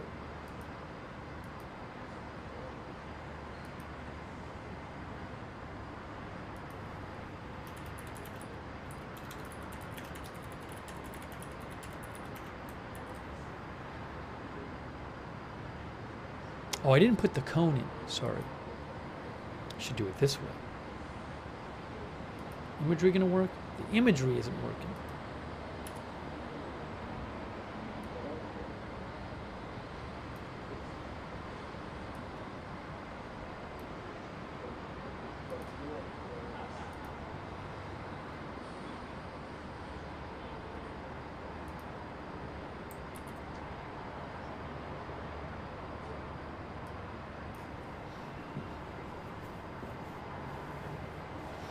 So again, there is your new, yes, and it certainly could go further south or north. So doesn't have to stay on that track. I believe at this, usually this far out, there's roughly 60 miles, I believe, of error. Right now, the track right now is right near Sarasota. It's a Cat 5. It has 165 mile per hour max sustained winds. It's supposed to weaken a bit before making landfall. No, it is not true that Tampa is out. First of all, even if it does this track, even this track will mean extreme impacts on Tampa. Okay? So don't focus on the exact track.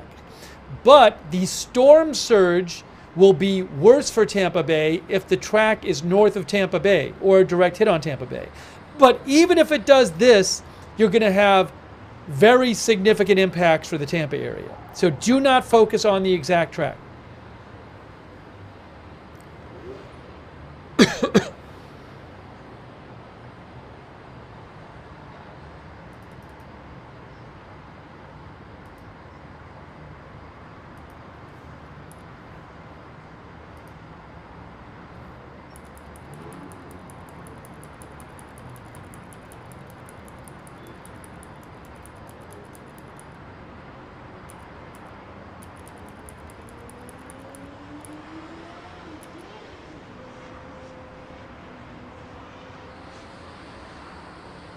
Someone said they saw another strike. I didn't see it. I rewound the view. I rewound the video, and I just didn't see it. Why are people saying 12:01:01? I just rewound to 12:01:01. I just looked at it 10 times. Where is it at 12:01:01? I'm literally looking at it. Oh, I'm sorry. I take it back. I did there. I wasn't 12:01:01. Now I'll look. Sorry. No, I just looked at it again. I'm looking at 12:01:01 right now. I'm not seeing anything. I don't know what you're talking about. I just watched it 3 times. I don't know what you're talking about. Oh, there's a little flash there. There is a little flash. Subtle. Here, watch this. It's kind of hard to see. Look right in here. You'll see a little flash there. I mean, it may have been an airstrike. I don't know. Right there. Watch right in here. See that? You see kind of it flashes there? Maybe it's an airstrike. I don't know.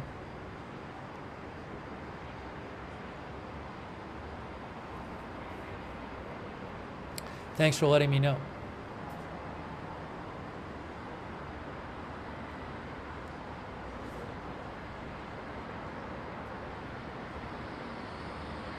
Thank you to Jesse James for your support. All right, let me get you some analysis. We got to talk more about the new hurricane update. So give me a moment.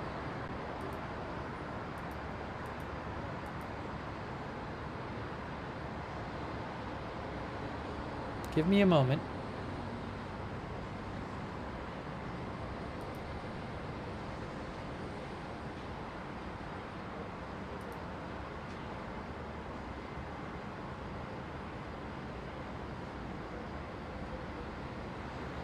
Again, it is a Category 5 hurricane. Again, max sustained winds of 165.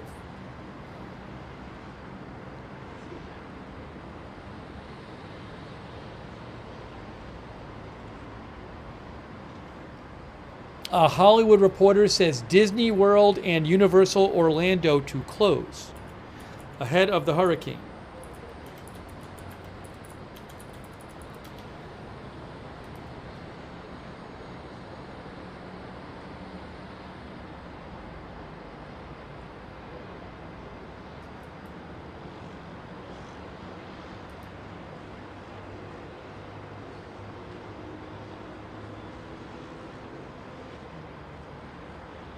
Yes, Walt Disney World says on Wednesday, our theme parks in Disney Springs will be closed in phases beginning at 1 p.m. Disney's Hollywood Studios and Disney's Animal Kingdom theme park will close at 1 p.m. Magic Kingdom Park, Epcot, and Disney Springs will close at 2 p.m. It is likely the theme parks will remain closed on Thursday, October 10th.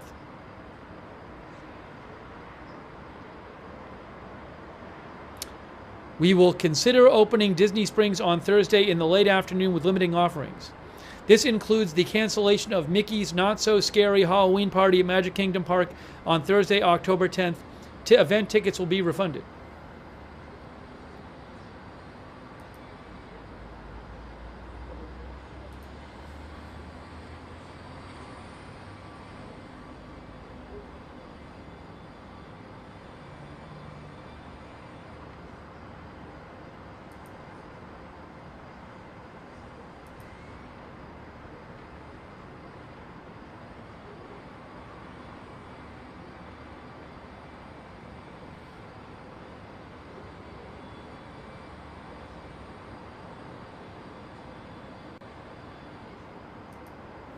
Tomer Berg, weather expert, says Milton has deviated a bit south of the forecast.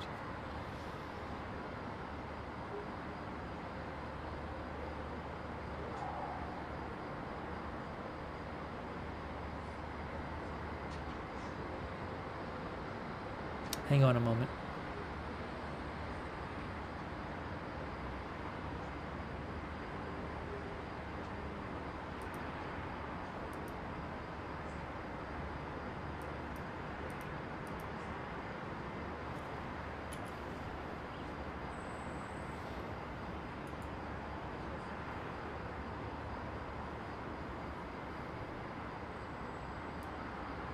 Can make this bigger, although I don't know if this really helps things to make it bigger. If I do that, then I got to make the other one smaller. Do you want me to have this bigger for now?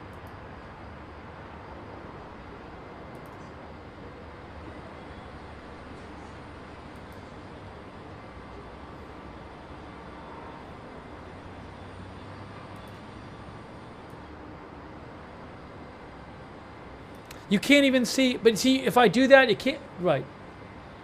Now people like the other one bigger. I'm going to put it back. You also lose the bottom when I do this. People seem to like the other one bigger more.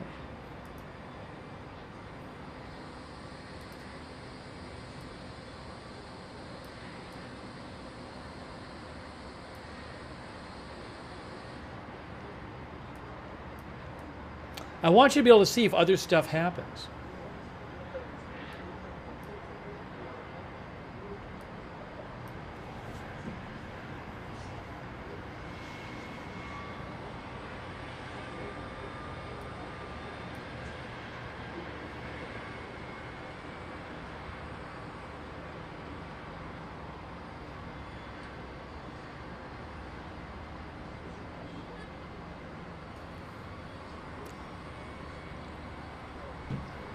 Guys, let me show you the new storm surge graph.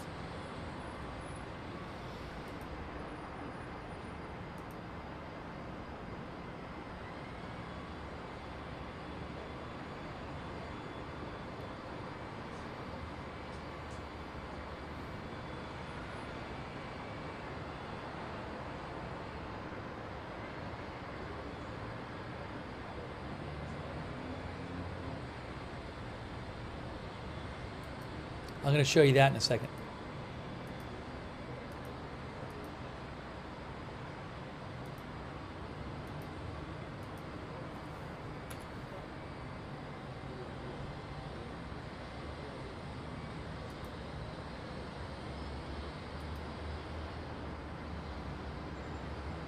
There's more Hurricane Hunter data coming in as well, so I'm going to keep an eye on that too. There's two planes. No, there's one plane in the storm and one plane en route. So I'll keep an eye on that on Tropical Tidbits.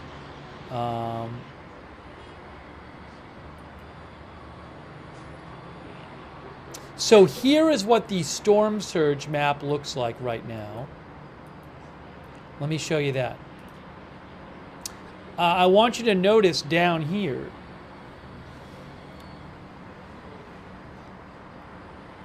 This is peak surge storm surge forecast. This is now 8 to 12. See down here is 8 to 12. I think before that was, that's from Englewood to Bonita Beach, including Charlotte Harbor. I think before that was 6 to 10.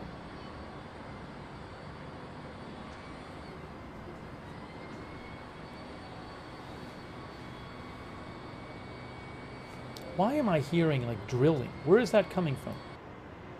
Oh, I'm going to turn off. I don't want to hear that anymore. That's from the border camera. We don't need to hear that.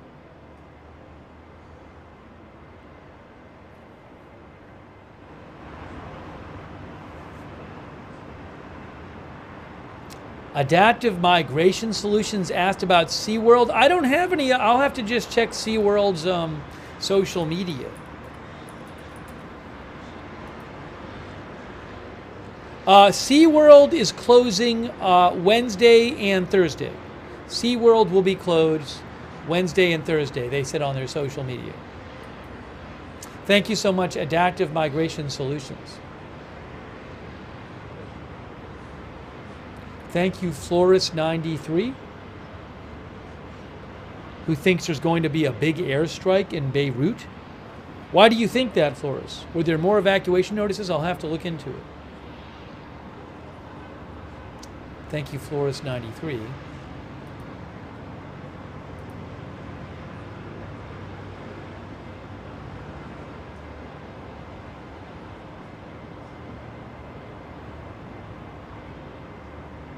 I was going to mention Tampa Airport too. Hang on a second here.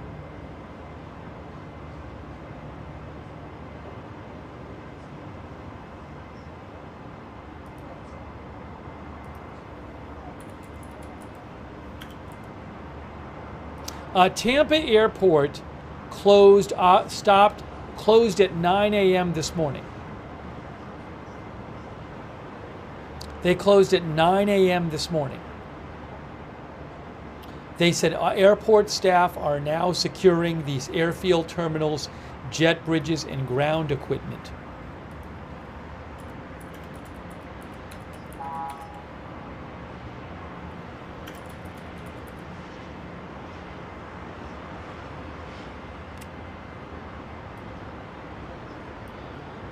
I am not doing that adjustment on the camera. It looked like the camera was maybe making a little adjustment there.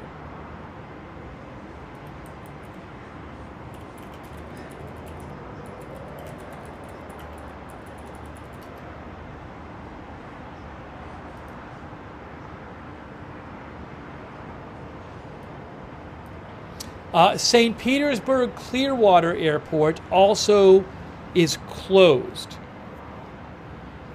No, they're going to close tonight. St. Petersburg Clearwater Airport says, we will close after the last flight on Tuesday and remain closed Wednesday and Thursday. The airport is in a mandatory evacuation zone and is not a public shelter. Oh, something happened with that camera on Beirut View 2.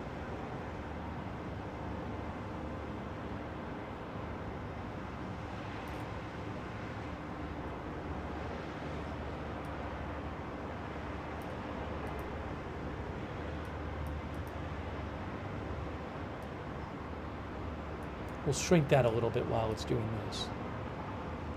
Further live coverage is expected. Richard Foley, so generous of you. Richard, I really appreciate all your support. That is really nice of you. Richard Foley, thank you. Thanks so much, Richard. Also, Adrian R., thank you for your support. Adrian R. for the gift memberships. Thank you so much, Adrian R. Also, thanks to Flaps15, an anonymous gifter who gave out 2 subs on Twitch. And Sweetums on Twitch, thank you for your support over there.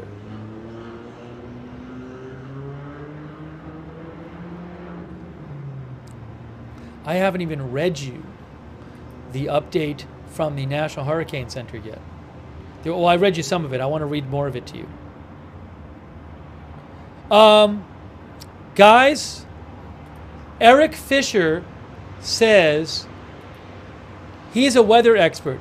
He says recon plane has arrived and yeah, going to have to update that update again. Pressure has cratered and winds are up. So meteorologist Eric Fisher says that this is now even stronger a storm than it was in the 5 p.m. update. He says the pressure is lower than the 5 p.m. update, in which it was said to be 918, and the wind is higher than 165.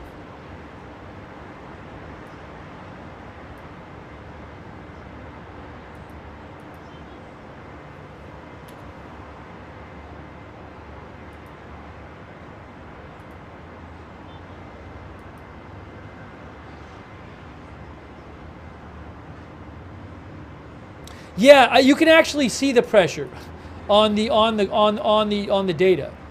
So that the official pressure was 918 at 5 p.m. This is tropicaltidbits.com. Tropicaltidbits.com. This is the new data from the plane. Look at the red line, which is extrapolated sea level pressure. It looks like the pressure is roughly 902 or something. 902, 903. Way below 918. You can see the red line is down here, close to 900. I'm not good at reading the wind speed off of that. I mean, it says 160 here, but you sometimes have to make adjustments with the wind speed. But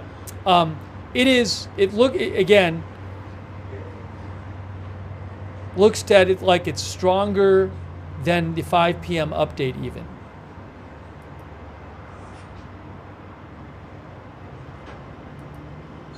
I mean, 902, 903 would be close to 897, which is, I think, as low as it went before. Stomach says the pressure is crazy low. Progressive Dub says it's still predicted to weaken before landfall, but it'll cause nasty storm surge.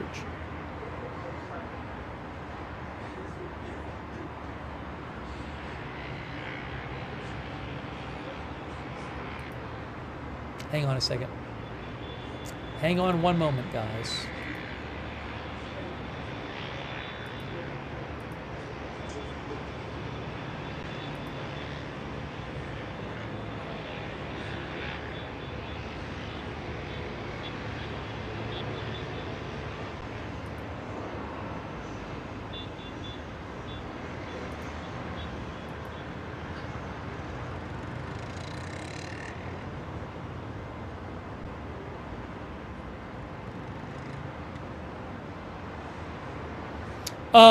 Mike Adcock, who is a weather expert, posted, I guess we're doing the explosive deepening trend again.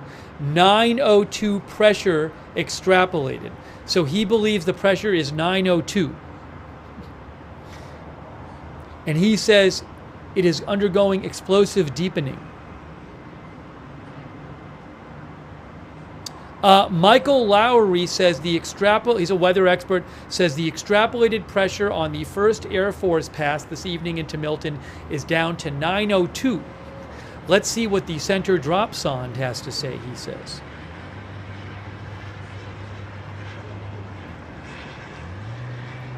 Wow.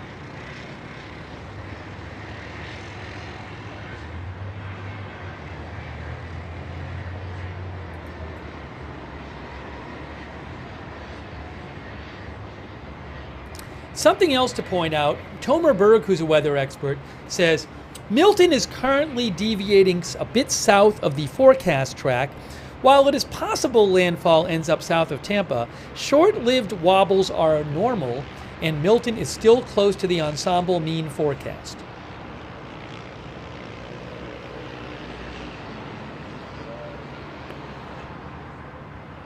I wonder if the National Hurricane Center will put out an update sooner than 8 p.m.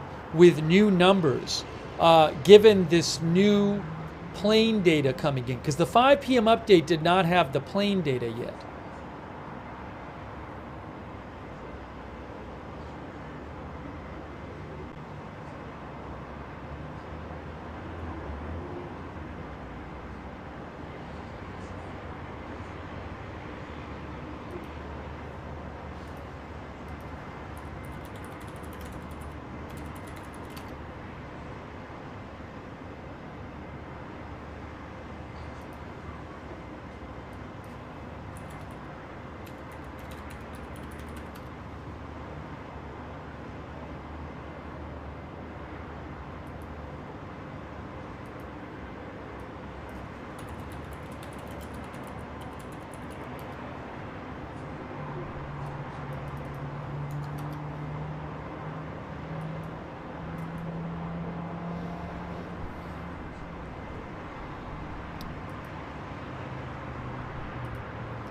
I have to read you the update from National Hurricane Center. I keep saying I'm going to do it.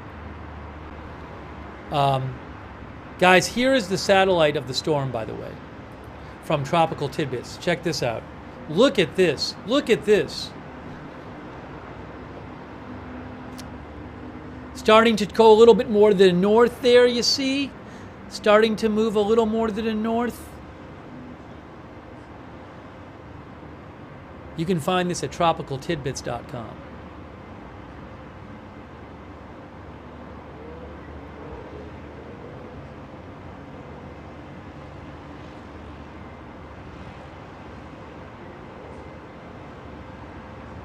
Ruth says more defined.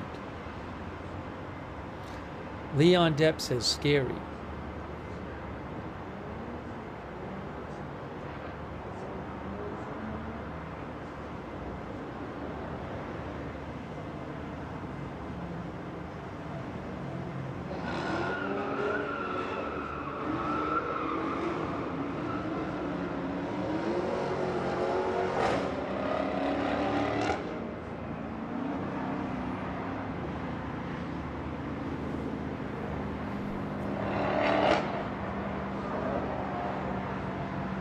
Let me read you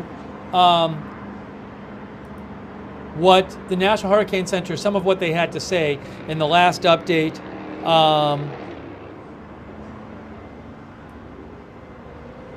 So regarding the track, and again, the track is currently, we'll see if this stays. I'll show you the track again.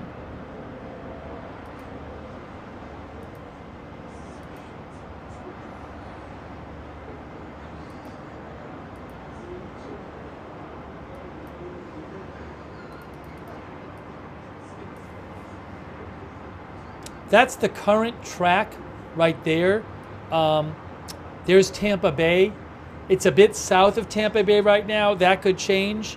But that's the current forecast track right now of the storm. And then this right here is 2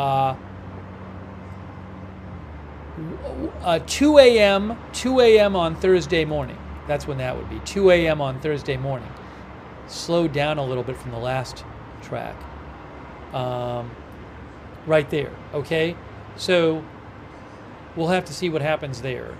In terms of what they said about the track, they said Milton wobbled a bit to the southeast today, but the longer-term 12-hour motion is east-northeastward. It is forecast to turn northeastward and begin accelerating later today as it moves between a trough digging into the Gulf of Mexico and a ridge near the Greater Antilles. Because of the wobble, the track guidance has been initialized a bit to the south of where many of the raw model fields think the hurricane was centered at 1800 UTC, and this has caused the entire guidance envelope to shift a bit south on this cycle. It is still critical to remember, even at 36 hours, the average NHC track forecast can be off by an average of 60 miles.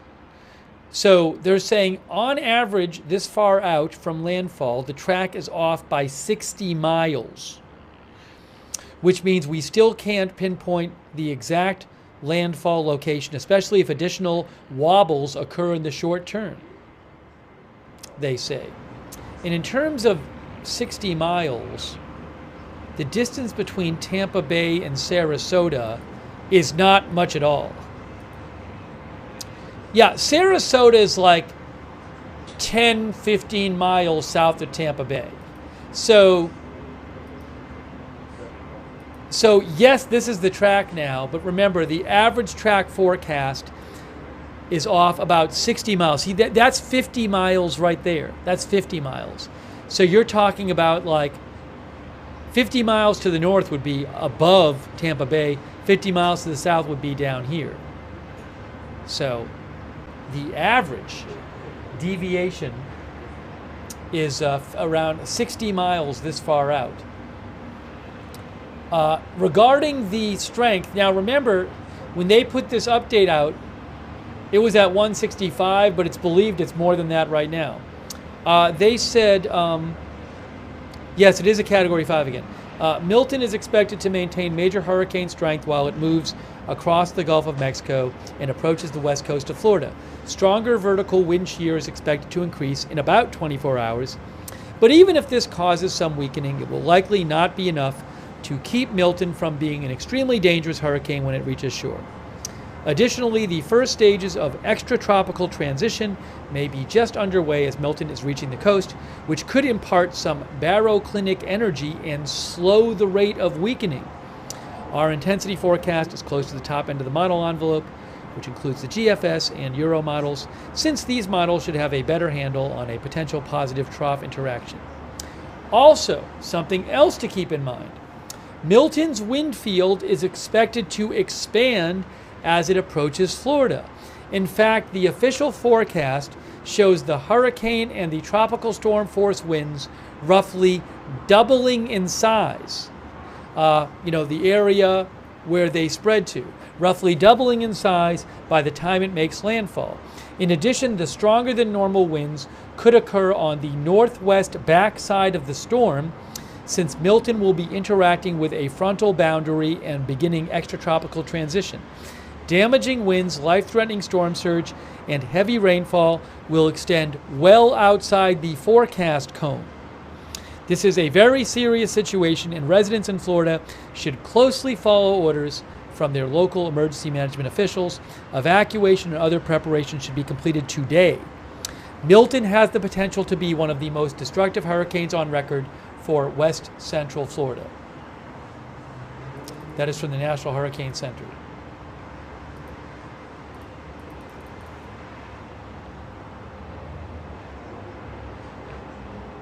Is there going to be a National Hurricane Center live video?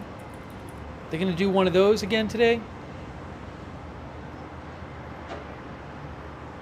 I don't know.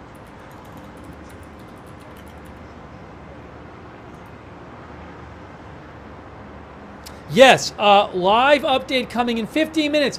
15 minutes! We'll watch that, and then I'm going to make some food, and I have to eat after that. But in 15 minutes, the National Hurricane Center will be live, guys. So we're going to check that out in 15 minutes.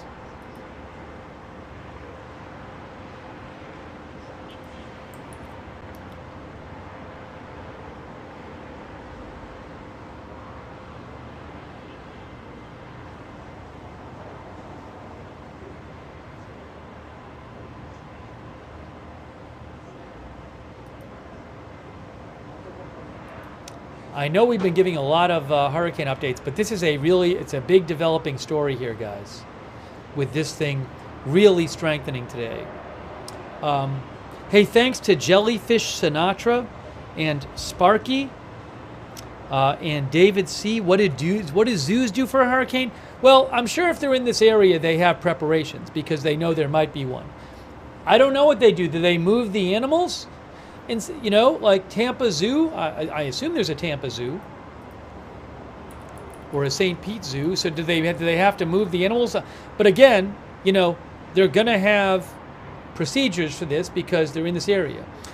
Tampa Zoo Tampa at Lowry Park says the zoo is closed Tuesday through Thursday. The zoo has a comprehensive severe weather plan in place to ensure the safety of our animals and team members, and will take all precautions as conditions warrant. So the zoo says that they are closed today through Thursday, and they have a plan in place, and they are going to protect the animals. Oh, Tampa officials are live right now. Hold on, somebody said.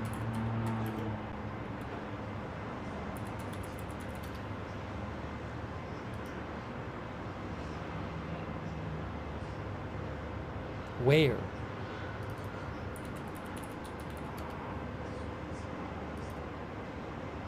Is the county live? Because I'm not seeing.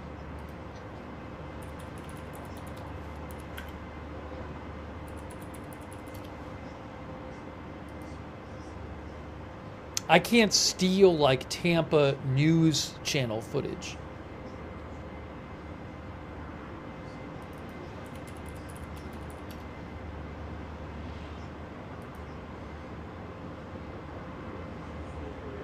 And I just checked Hillsborough County and City of Tampa, and I didn't see a live video from them.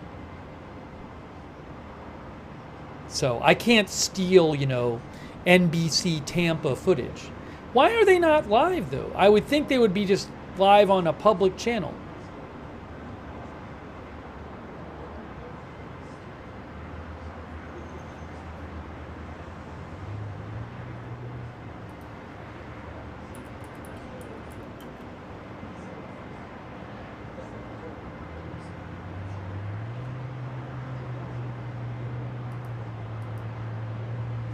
Hold on. What just happened here?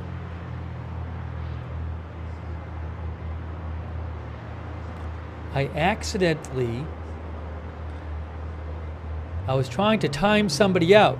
What just happened? Moderators, I was trying to time somebody out and they accidentally got banned. Can we fix this, moderators? On Twitch moderators. Oh, there they are. I got them. I can see it there. Imagine free speech was supposed to be timed out and not banned. If you're still watching Imagine Free Speech. We have to unban Imagine Free Speech and then time out Imagine Free Speech. Why doesn't it show up? It's not even like showing up on the page. Let me refresh the page.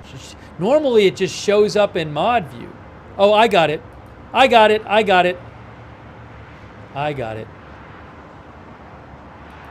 Yeah, Imagine Free Speech is fine. They're back. I think one of the mods got it. Anyways. My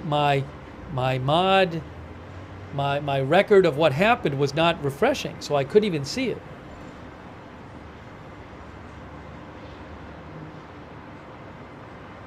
Hey, thank you to We Are the Change. Also, thank you to David. Wildfires in Wyoming. I haven't been keeping up with that, but I'm sorry, David. There's so much news going on. I'm going to have to stick to these two stories right now because it's just so big. I don't even have enough time to talk about the Middle East story today. It's crazy. Thank you so much, David, for your support. I appreciate that. I hope you can be understanding about that. Thank you also, Tie Shoes, for your support, who mentioned a coastal emergency risk assessments map. Maybe when I get a chance, I will check it out. Tie Shoes. There's just so much going on right now. Thank you, Tie Shoes. I mean, you are seeing cameras from the Middle East. Did the National Hurricane Center post an update? Hold on. Give me a second. Just give me a second. Give me a second.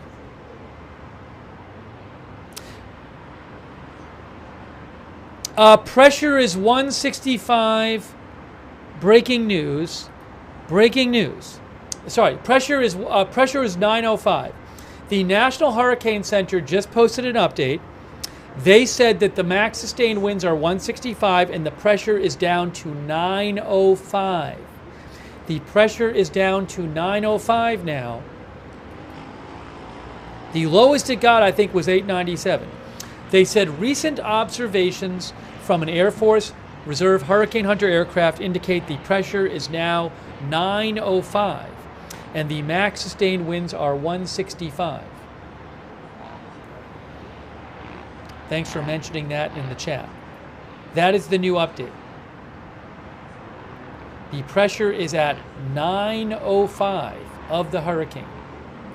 The winds are 165. It is a Cat 5.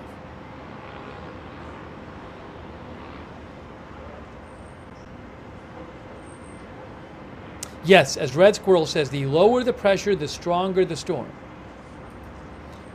We're going to be getting a video update from the National Hurricane Center in just a few minutes, in about 8 minutes.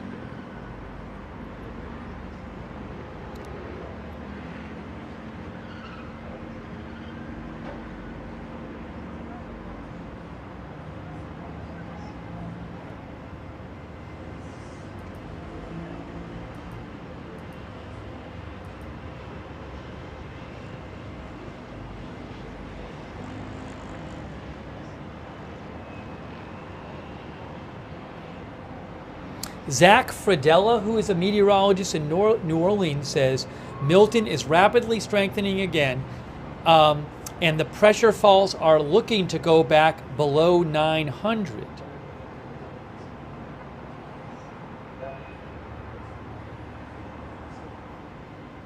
Unbelievable.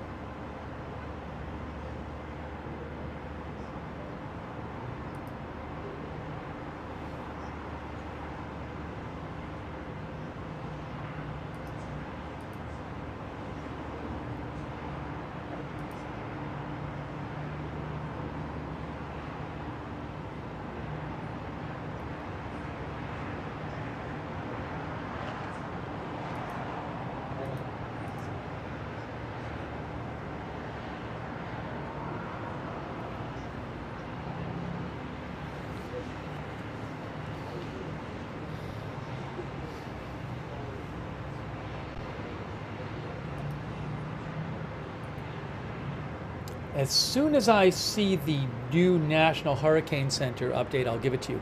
You know what I'm going to do, just for the sake of doing this? I'm going to remove the border camera for the moment because we'll put the National Hurricane Center update up there.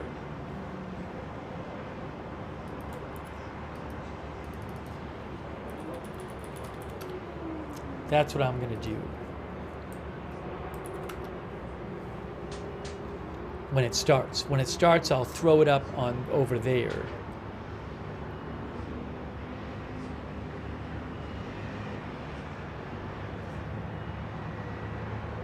Okay. So we'll hear directly from the National Hurricane Center shortly. Someone asked about the water temperature.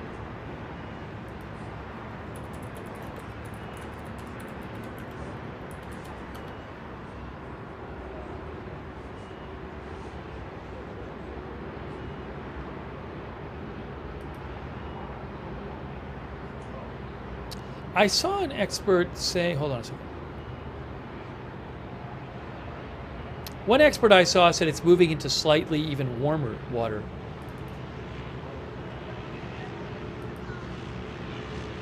Yeah, so there's a map. I'll post a link to this map. This is from National Center for Environmental Information.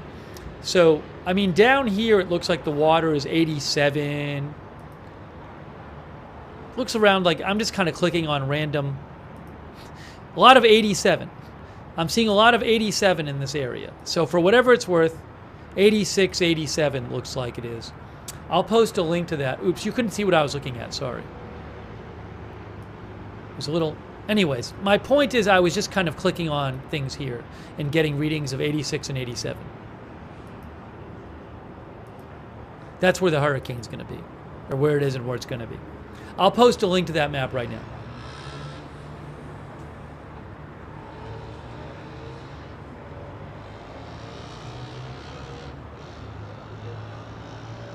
They said the coastal water temperature guide will not function properly until further notice, but that wasn't the coastal one, I don't think.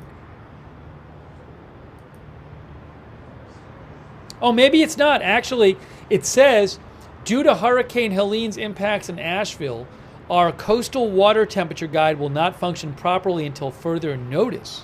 So maybe it's not working. I don't know if it's not working. Might not be working, that map.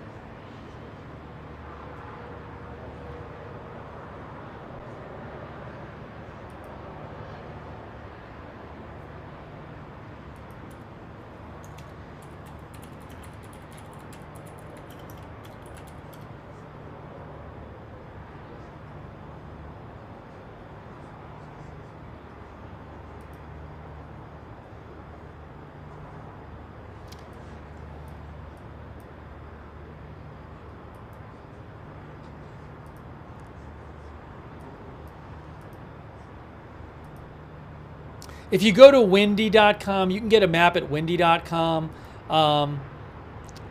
Basically, it says basically the water is like mid-80s, it suggests.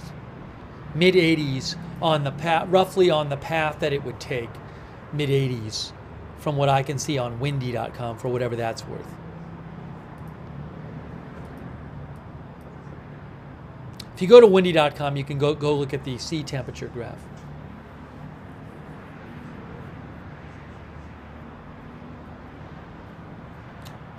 In like 1 minute, there's supposed to be a National Hurricane Center update.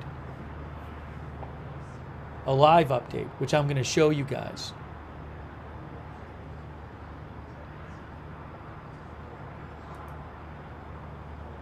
Live video from them.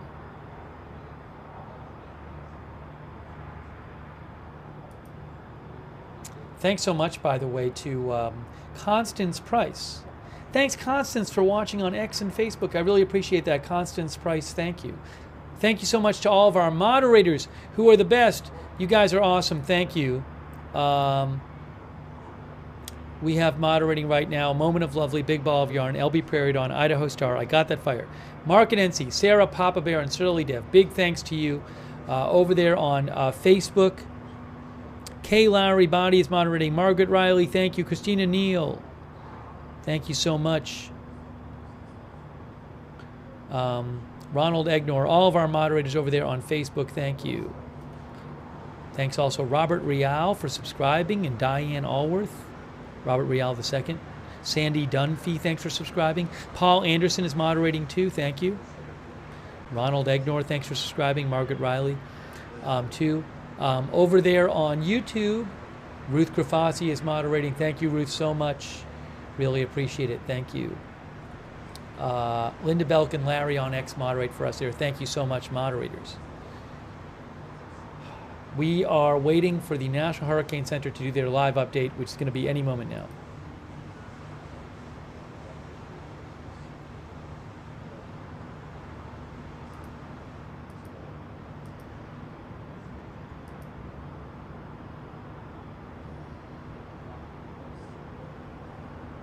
Hold on.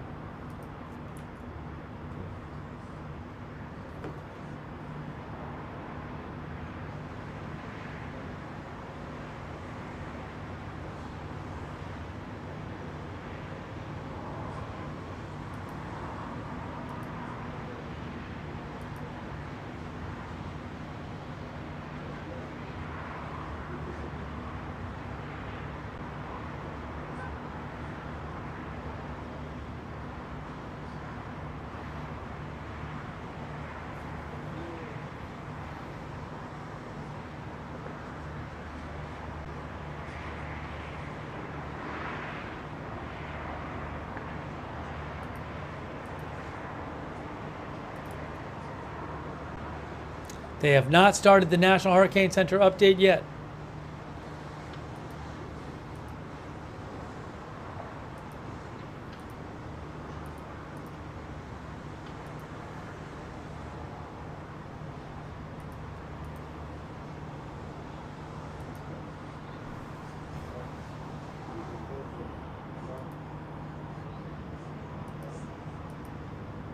Wow, Van Dan, that's so generous of you, Van Dan. That's really kind of you.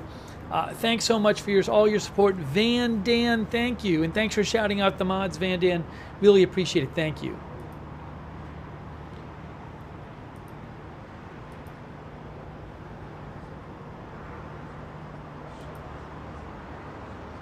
Oh, they're live. They're live. Hold on a second. They're about to start the live stream over there. Hang on. Hang on a moment. There it is, National Hurricane Center. They're about to go live. Let me turn down the volume on the other things. I'm going to turn down the volume on the other things while they're live. Give me a moment here. Okay, here we go. Uh-oh. Hurricane Center. It's around 5:45 p.m. Eastern Time on Tuesday, October 8th, coming on with the latest on extremely dangerous Hurricane Milton, which is going to start to bring multiple life-threatening hazards to much of the Florida Peninsula starting tomorrow.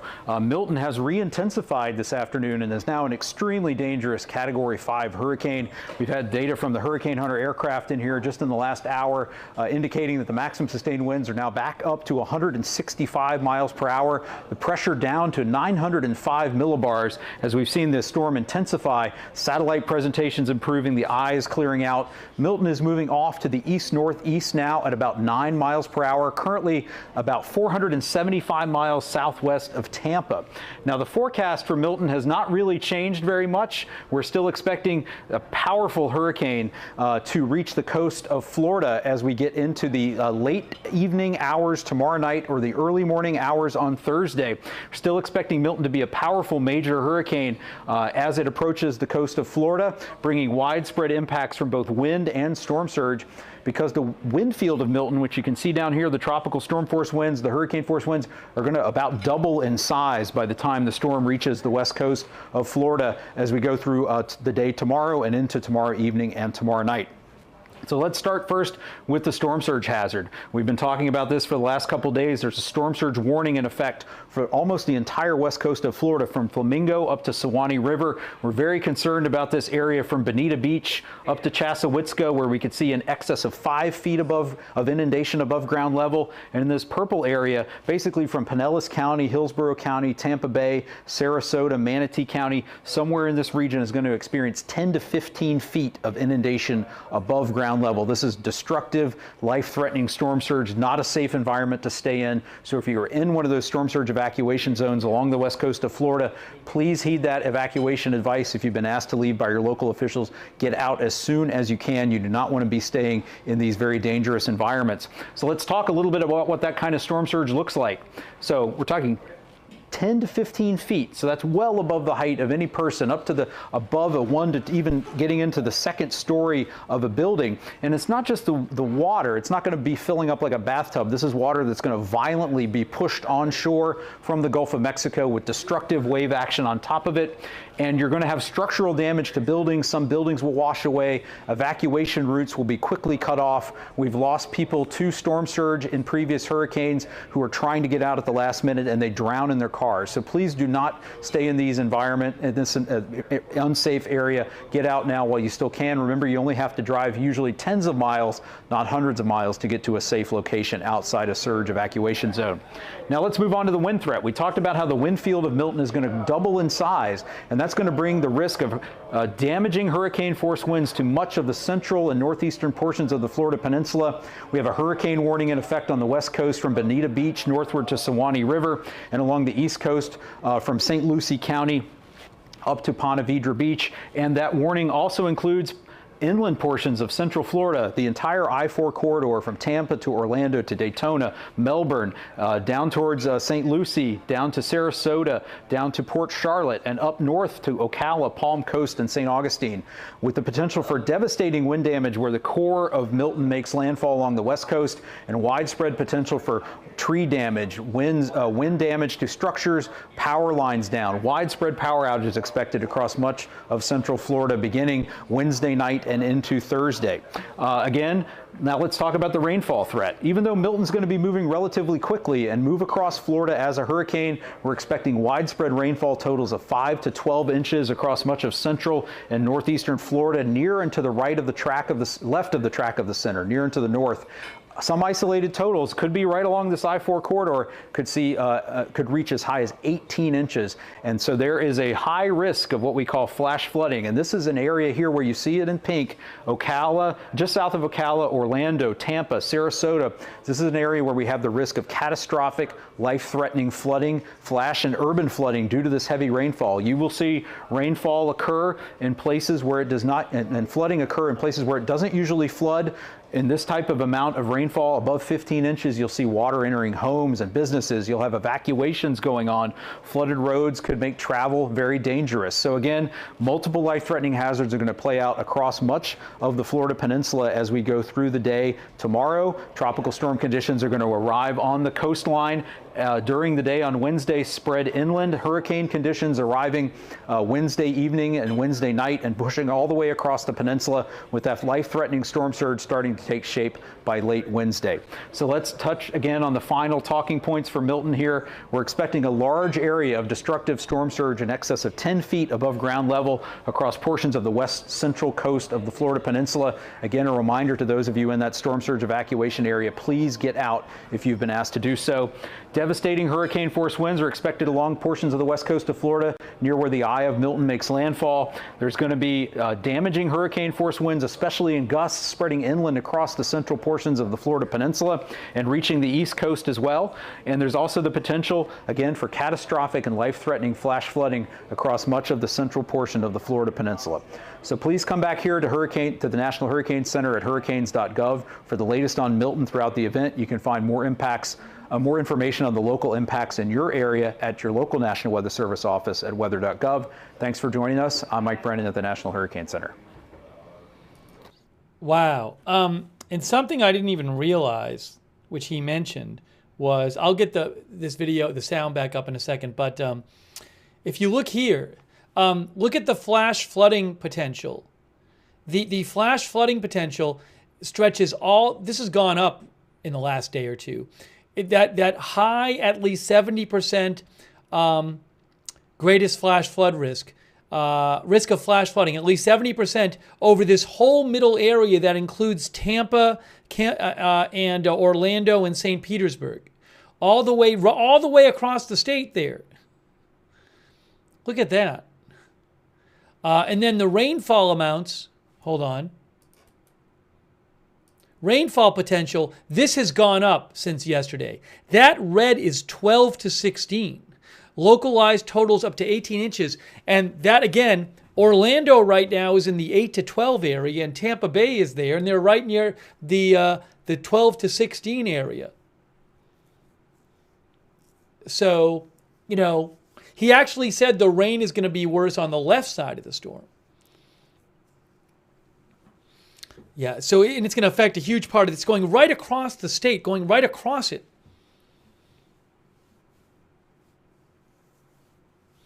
All right, so obviously a very serious storm. What I need to do, I got to make some food in a second. South Florida doesn't really have a flash flood risk. You can see Miami down here, southeast Florida. You're not really seeing a lot of rainfall there on that chart, and then also flash flooding potential.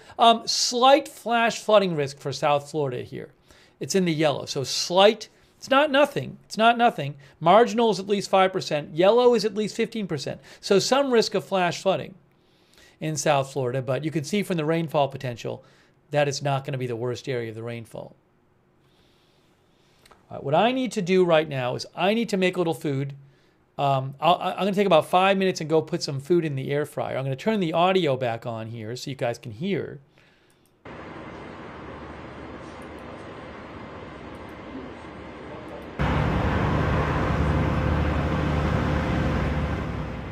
All right, so give me about 5 minutes or so, and let me just put some food in. I haven't even had time. Thanks to David M. for your support. Thank you so much, David M. Thanks, David M. Thanks also, David Fury. I really appreciate it, David Fury. Thank you.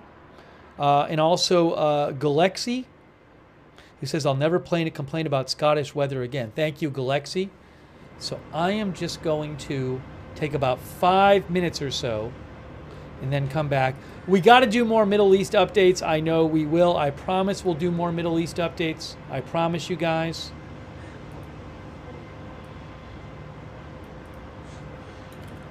It's just the storm has taken a turn where it's really, it's I would say unanticipatedly strengthened. It's strengthened, I feel like, more than people thought it was going to. Re-strengthen. And look at this. Hold on, I got to show you let's look at the satellite. Guys, look at the satellite. Look at the satellite right now from Tropical Tidbits. Look at that. Wow. Look at the circular eye. Oh my gosh, it's so symmetrical. Look at this. You can go to tropicaltidbits.com, which is a really great site to get this and other stuff about the hurricane, tropicaltidbits.com. Check it out. And you can have that up on your computer if you want. But look at this.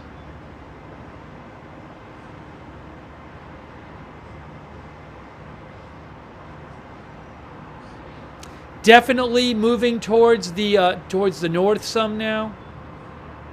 Cherry Sour says, terrible monster storm. Sea Shay says it's a monster.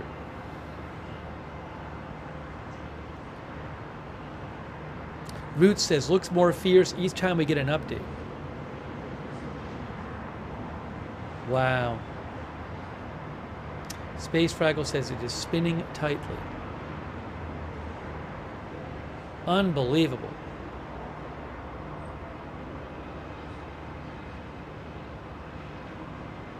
Brian Stack says, pink is very bad. It's exploding and getting much stronger.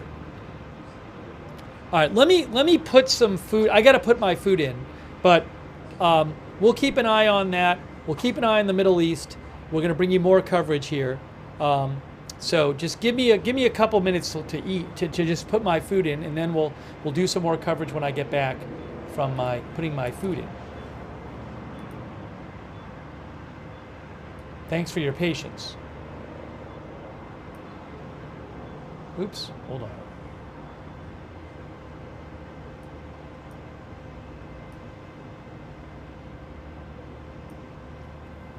Steve will be back in 2 minutes. Hold on. All right, give me 2 minutes, or not 2 minutes. Give me about 5 minutes or so. Little, give or take 5 minutes or so. Maybe a couple more than that, but not that much longer. And I'll come back and we will bring you more live coverage. Oh, I need to take out I'm going to leave my headphones in for now. Up, the Beirut view switched. Beirut view switched a bit. All right, that's fine with me. I think they switched the coverage on Reuters. Fine with me. Should make it a little bit smaller so I don't crowd out the other view. Okay, give me a couple minutes. I'm coming back.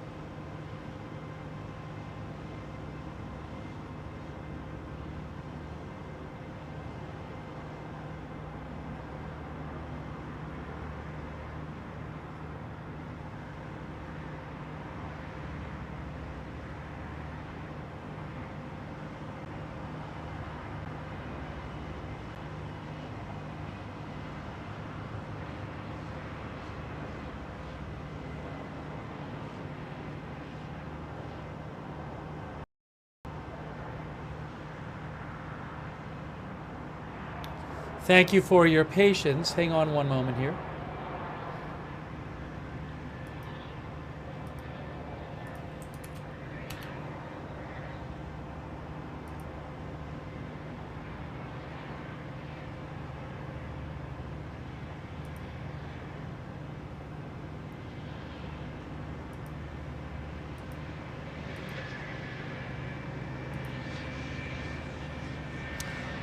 Thank you to Midnight for your support, and Silver Hulk, and John Posey, who says grandparents left Tampa yesterday.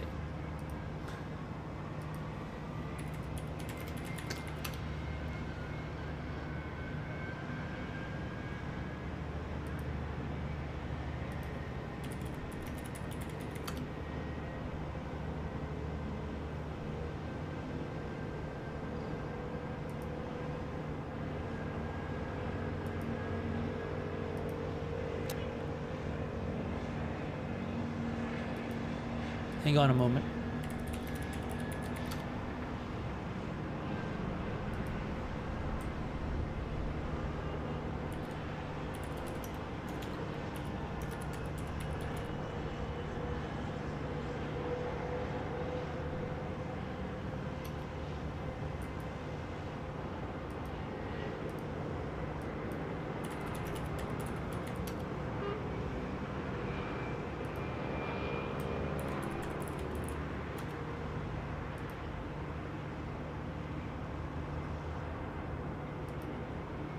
One of our viewers, Silver Hulk, mentioned the mayor of Tampa.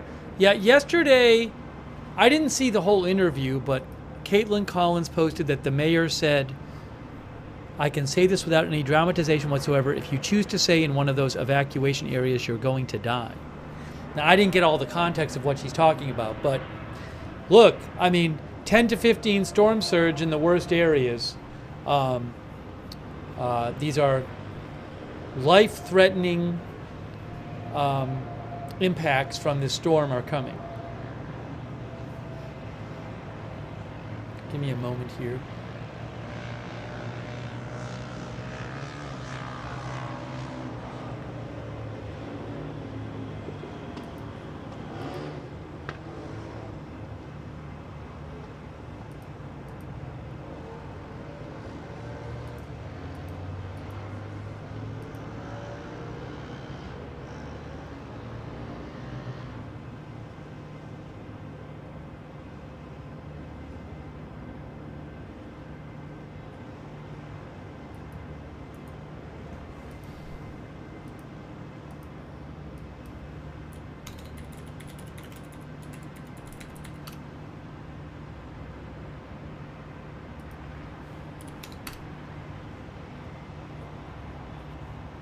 By the way, just a little quick update on something. You can see this right here.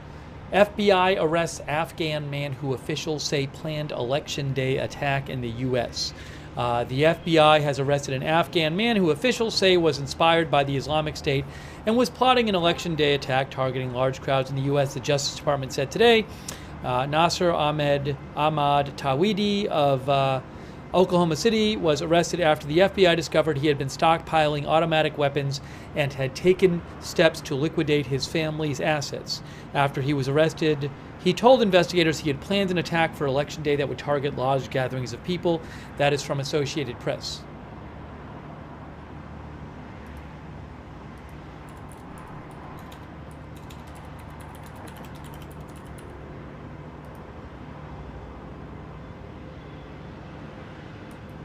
You know what? Give me about 20 seconds. Hang on. I'm going to disappear for about 20 seconds. Hold on.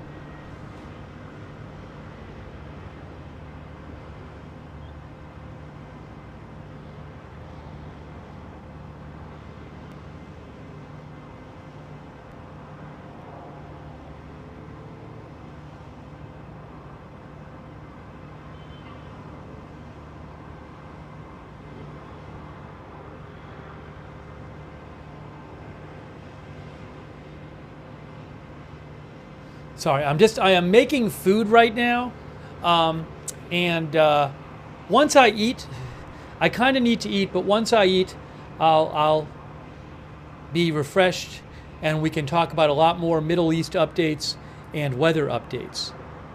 Just checking a couple things right now. This hurricane is still apparently strengthening.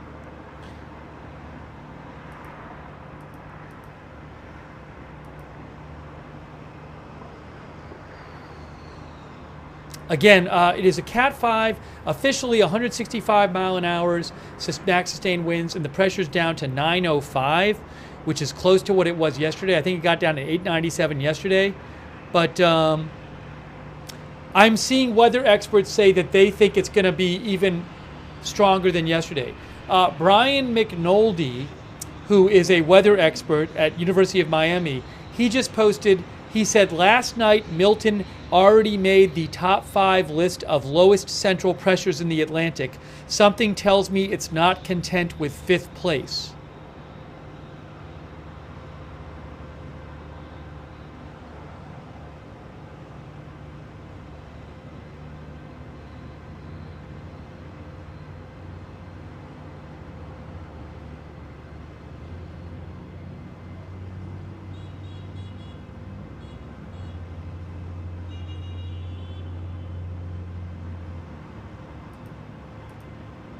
Here again is that satellite shot, which is just crazy.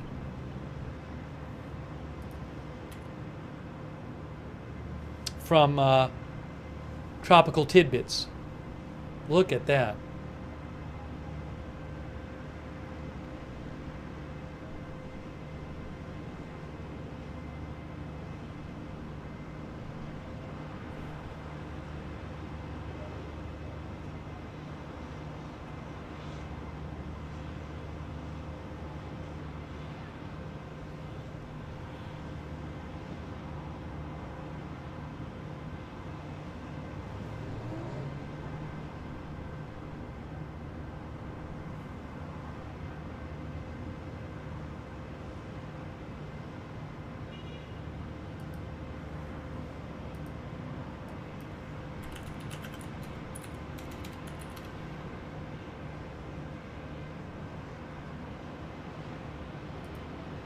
Hang on a sec.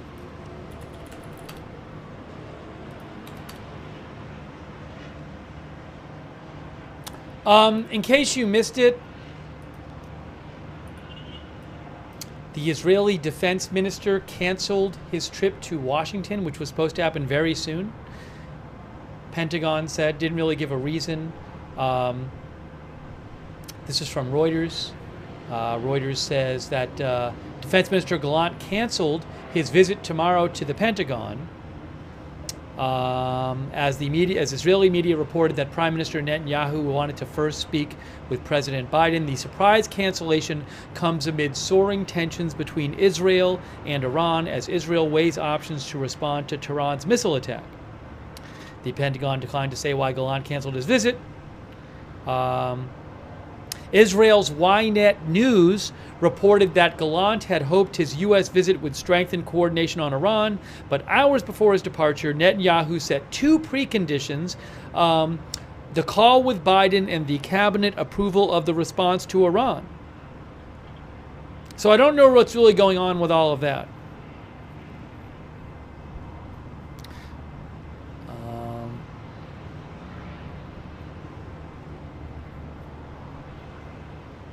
Biden, blah, blah, blah, blah, blah. There was a little reporting on that, but I don't know if that's, he's not going because they're about to respond, or he's not going because of some kind of thing between him and Netanyahu or Netanyahu in the U.S. It's a little confusing to me.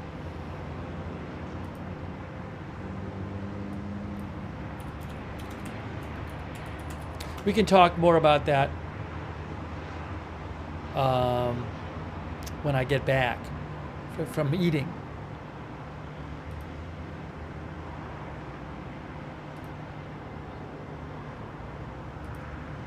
Speaking of which, give me about 20 more seconds. Hang on.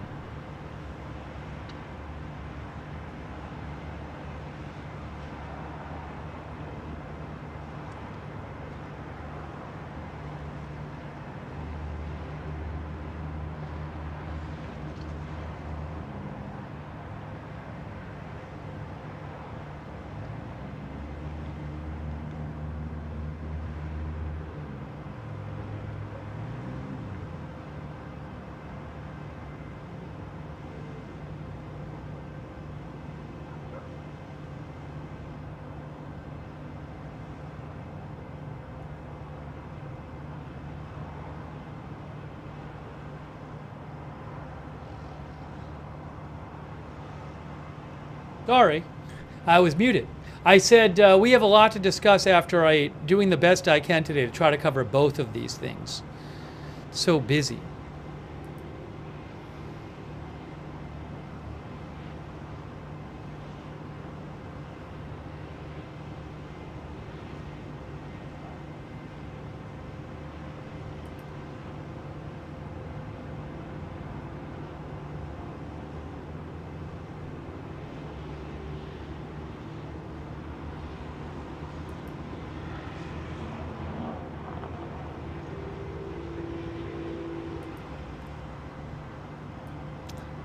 What else did I want to mention?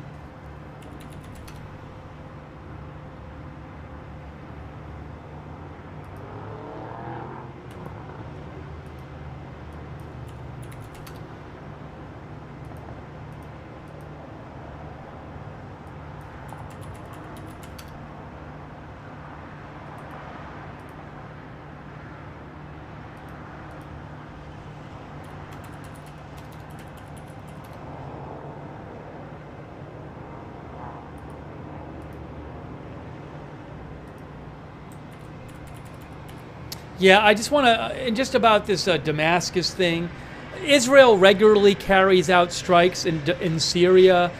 Today, it seems like Israel carried out some targeted strike in Damascus, Syria, on an apartment building.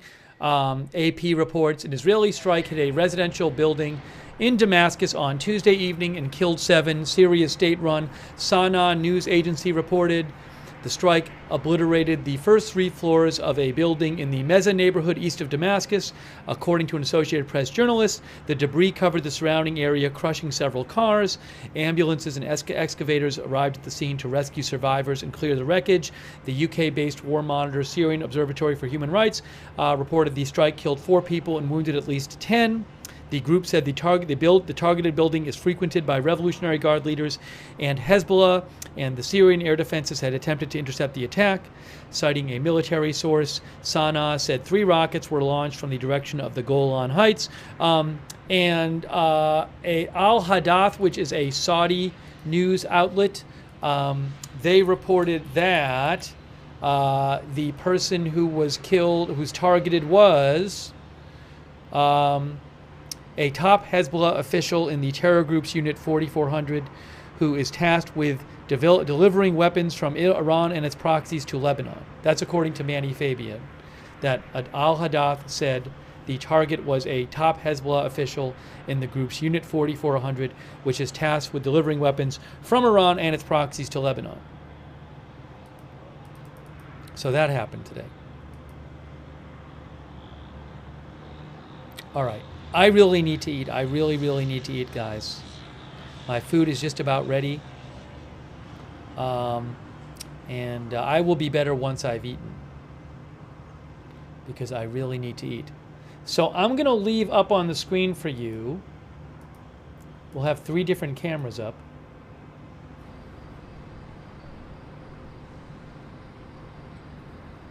Three cameras for you.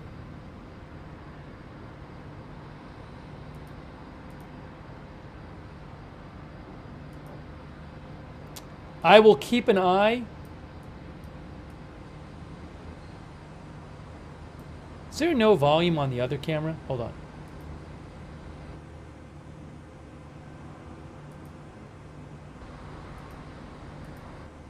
I think there might be no volume on the second Beirut camera.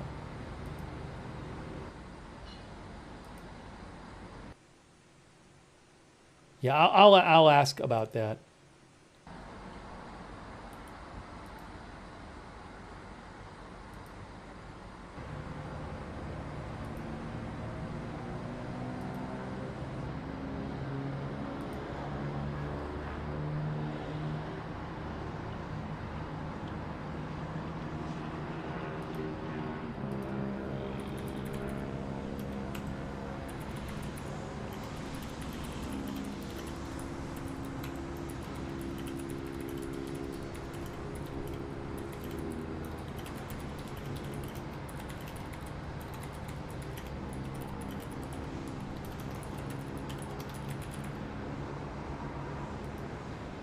I'm going to take my headphones out.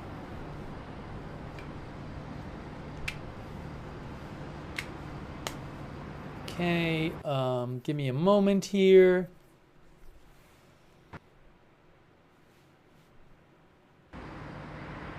All right, I will keep an eye on what's going on while I'm eating. If there's big news while I'm eating, I will run back in here. But in the meantime, I will leave these cameras up for you. And you can hang out and watch and chat. And when I'm done eating, we will have more coverage. Plenty more coverage when I'm done eating. Thank you so much, Allie B. from Tennessee. That's really nice of you, Allie B. Thank you.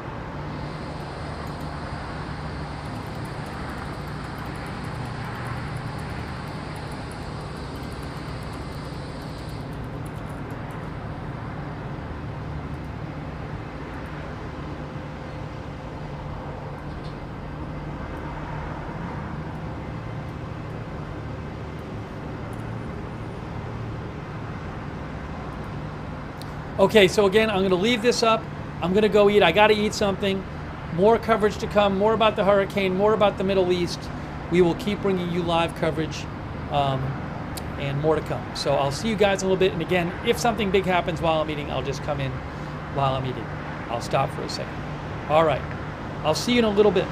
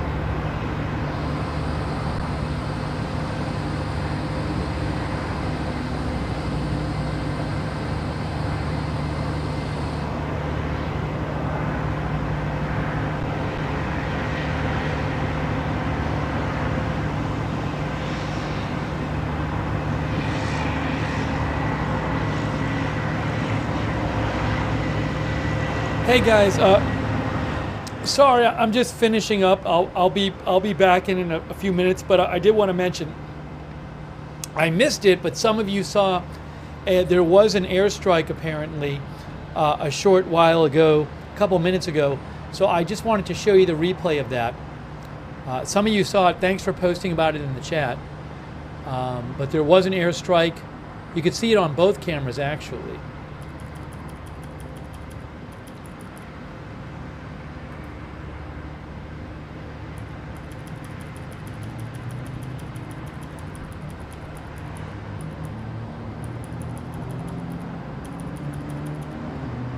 Here, so watch, I'll show you the replay right here. Oops, that's not it. Watch right in here, I think, right now. Oops, hold on. Right there. So watch right over here. See that? Big explosion there. And see it come up there. Watch it again. That was about 5 minutes ago. And then you could actually see it on the top camera a few seconds later. Look at the top camera. You'll see it on the top camera there. View 2 coming up. There it is on view 2. See that on view 2?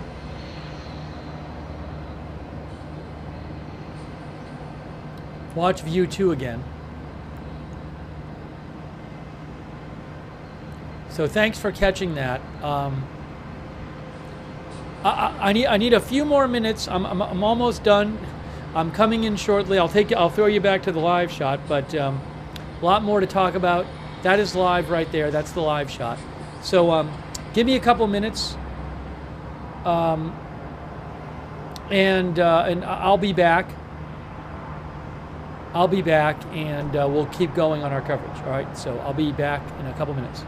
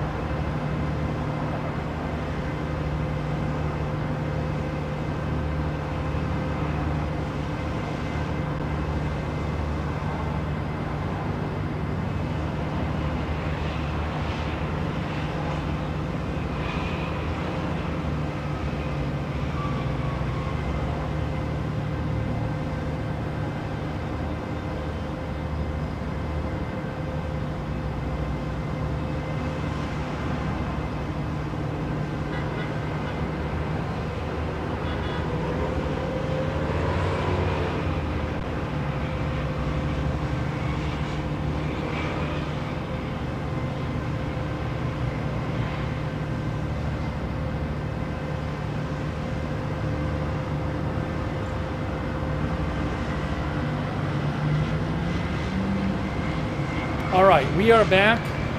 Thanks for your patience. Put my headphones back on.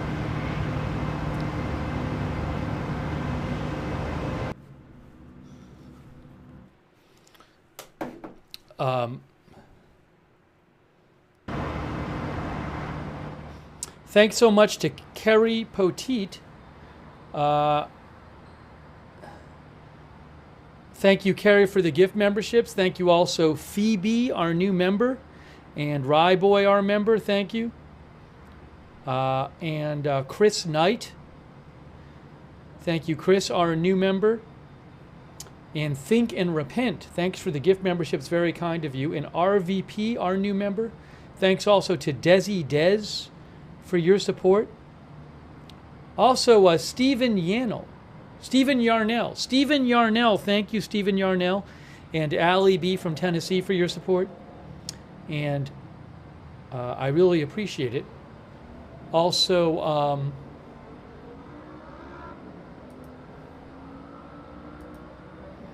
thank you so much to Notorious Rob for your support on Twitch. Thanks, Notorious Rob. And the Old Dog for subscribing on Twitch. I appreciate that. We are here live. We are back, bringing you live coverage of both the Middle East situation and this crazy hurricane. You know, give me one moment here. Hold on.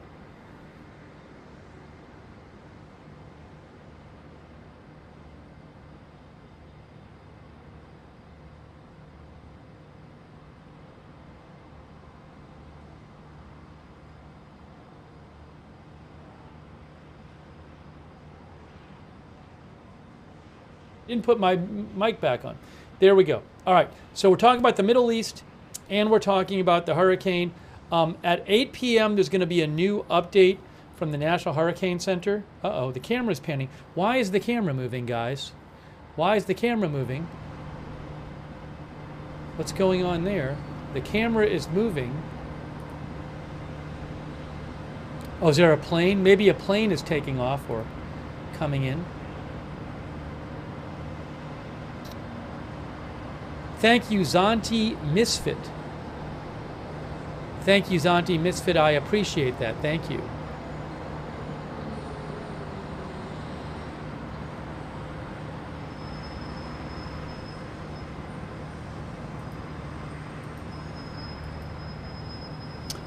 I just want to show you this. This satellite is just crazy. Look at, guys. Look at the satellite of this hurricane from Tropical Tidbits. I mean, just look at this. It is Category 5. It's at least 165 miles an hour. Pressure is 905 or lower. Maybe lower than that now.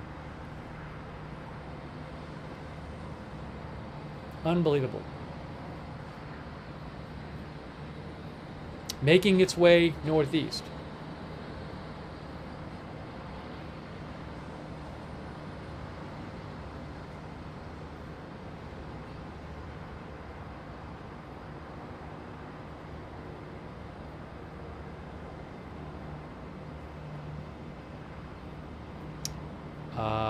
Knox said 904 on latest drop.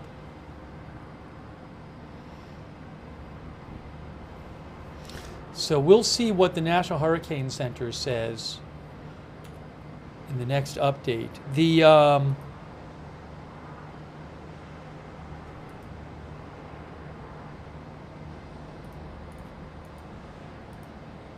Yeah, I mean, Tropical Tidbits has the. You can go to Tropical Tidbits and get the aircraft data. So if you look down here, the red line is pressure. And it's kind of hard to see. I don't know if it's 903 or 904 or what that is there. But it looks like in the low 900s there. So 904. Is that why it says 904 right there?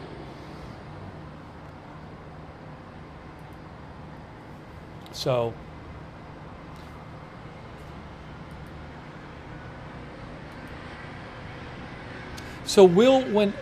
when it's 8 o'clock, we'll show you the 8 o'clock update from the National Hurricane Center.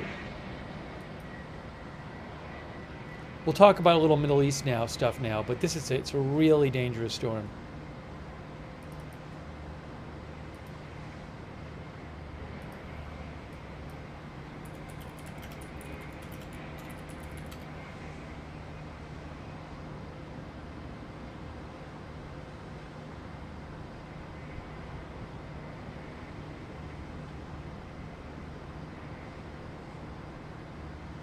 Where is the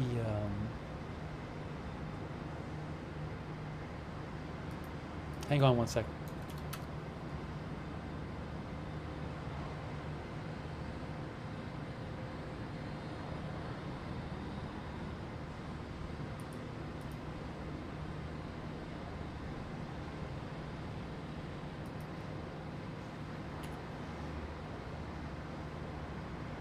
In case you missed it, Netanyahu today said Israel has killed the successor of Hezbollah.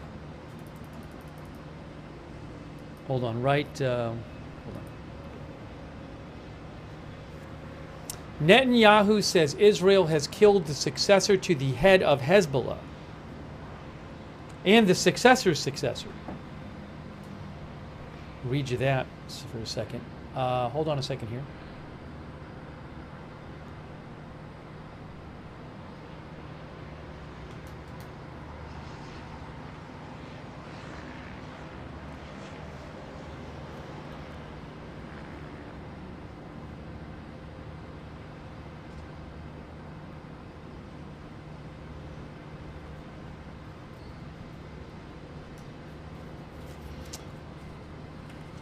AP says Prime Minister Netanyahu of Israel said today that Israel has killed the successor to the head of Hezbollah,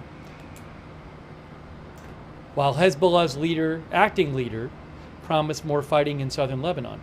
Hezbollah's overall leader, Hassan Nasrallah, and several of his top commanders were killed in recent weeks after heavy Israeli airstrikes across large parts of Lebanon. Netanyahu did not specifically say, he did not name who the successor was. But in an airstrike, what was it? There was that, hold on.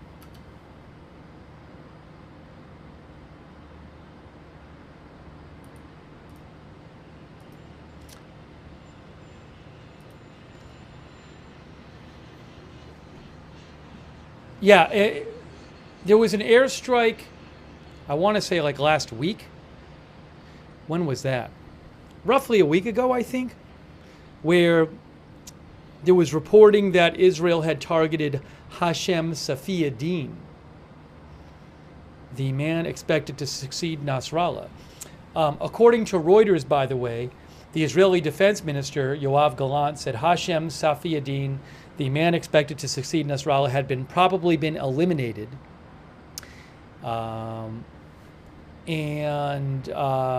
Netanyahu said that, hold on a second, that they had killed the replacement for Nasrallah and the replacement of the replacement, he said. But he did not name those people, says Reuters. AP says Sheikh Naim Qassem, the acting leader of Hezbollah, said in a defiant, televised statement that his group's military capabilities are still intact and that Hezbollah has replaced all of its senior commanders.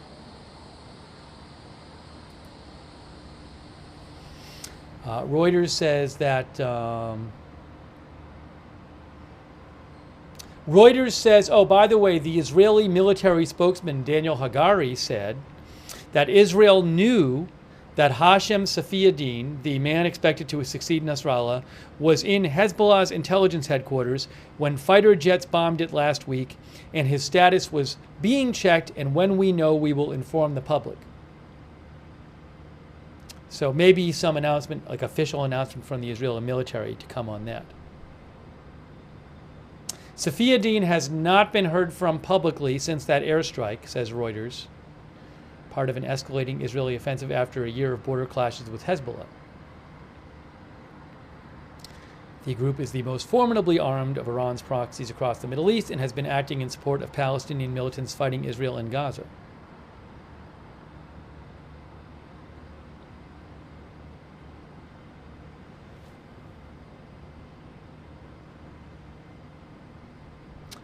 Interestingly, in a televised speech from an undisclosed location, Hezbollah's deputy leader, Naim Qassem, said he backed attempts to secure a truce. And for the first time, the end of the war in Gaza was not mentioned as a precondition to halting the combat in Lebanon, says Reuters. Qassem said Hezbollah backed moves by the Speaker of the Parliament, a Hezbollah ally, to secure a halt in the fighting. Netanyahu's office declined to comment on Qassem's remarks. The State Department spokesman Matthew Miller said Hezbollah had changed their tune and want a ceasefire because they are on the back foot and getting battered.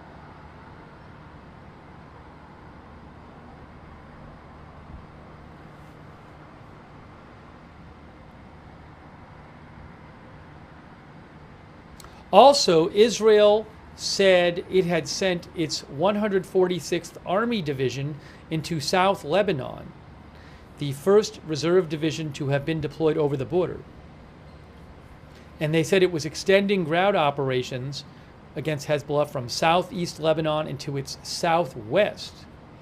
A military spokesperson declined to say how many troops were in Lebanon at one time, but the military had previously said 3 other army divisions were there, meaning that thousands of soldiers are likely on Lebanese soil at this moment, says Reuters.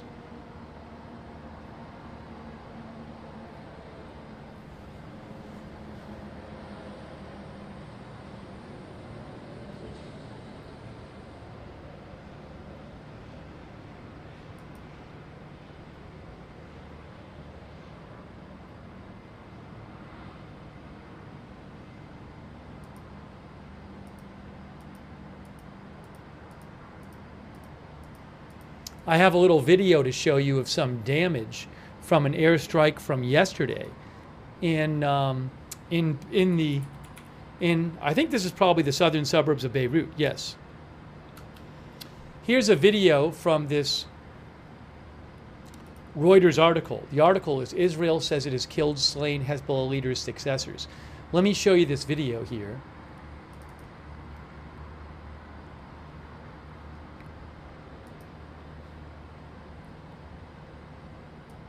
But I need to turn down the other volume here. Maybe I can get away with doing this. Let's see, hold on. Let me just, for the sake of it, let's turn down that volume and then we can play this for you from Reuters. Oh, I guess this was October 6th, it says the strike was.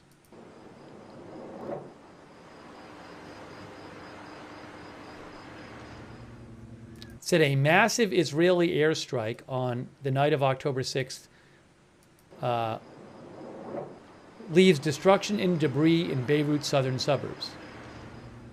There's the aftermath on one of those strikes. Look at that. And there's been a lot of those strikes. We've seen a bunch of them.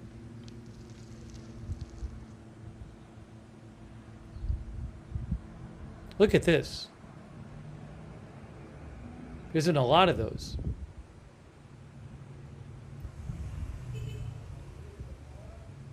Beirut, Lebanon.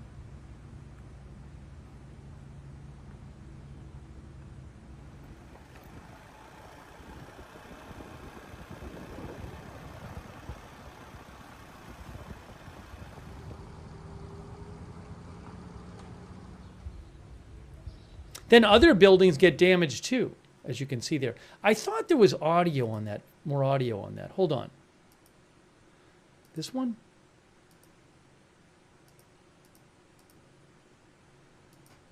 Normally there's speaking on it. Hold on. How about this one? Nope. No narration. No narration on those.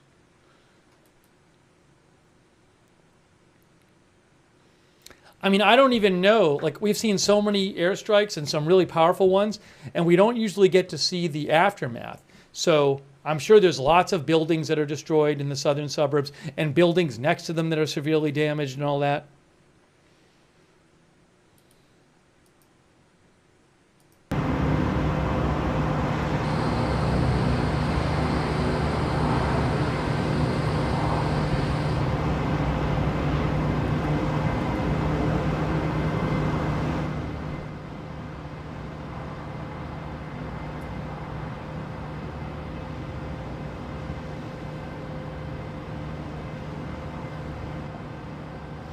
Thank you to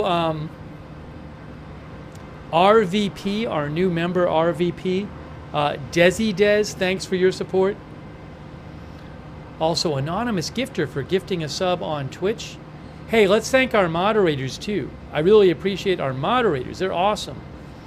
A Moment of Lovely on Twitch. Big Ball of Yarn, LB Prairie Dawn, Idaho Star, I Got That Fire.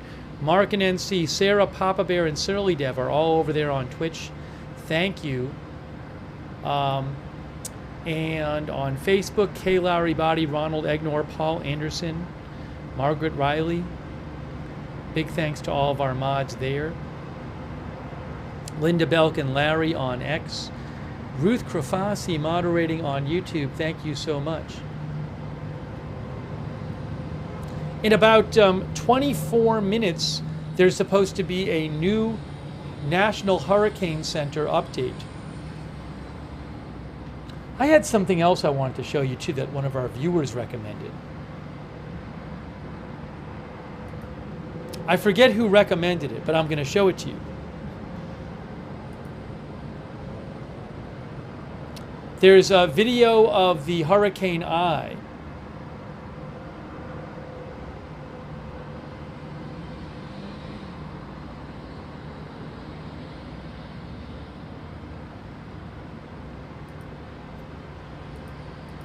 Need a moment here. Need a moment.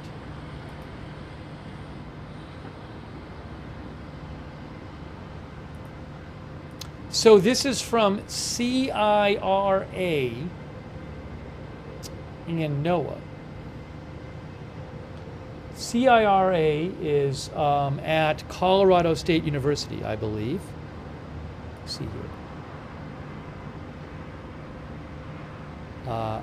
The Cooperative Institute for Research in the Atmosphere at Colorado State University, and NOAA, the National Oceanic and Atmospheric Administration.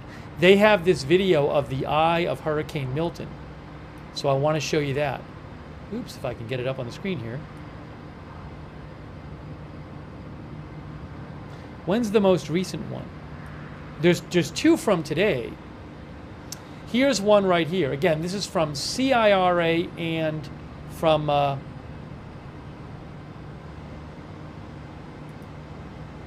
that might be a photo. Oh, here it is. Again, that's from CIRA and NOAA. Look at that.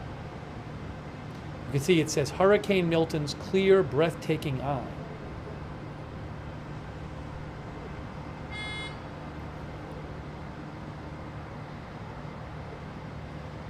I'll actually post the webpage where you can see this for yourself.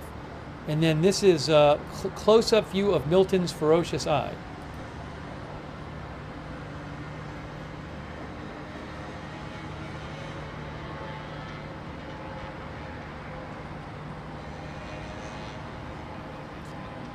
Anyways, if you want to see these videos, I'm going to post a link. It's at the RAMMB Sierra Satellite Library. I will post a link to that right now, and you can go and look at those videos. I just posted the link at the in the chat for you. Thanks to our viewer earlier for mentioning it.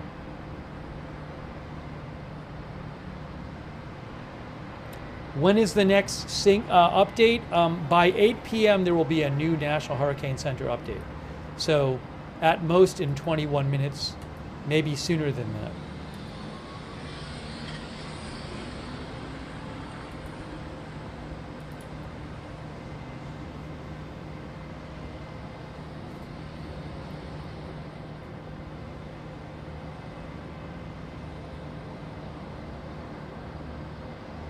Hang on a second here.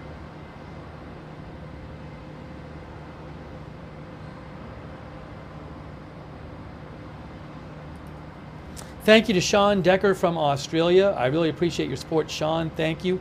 Also, thank you, Accedi, who says, thinking about whether Israel would launch their response as the hurricane makes landfall. My guess is that they won't.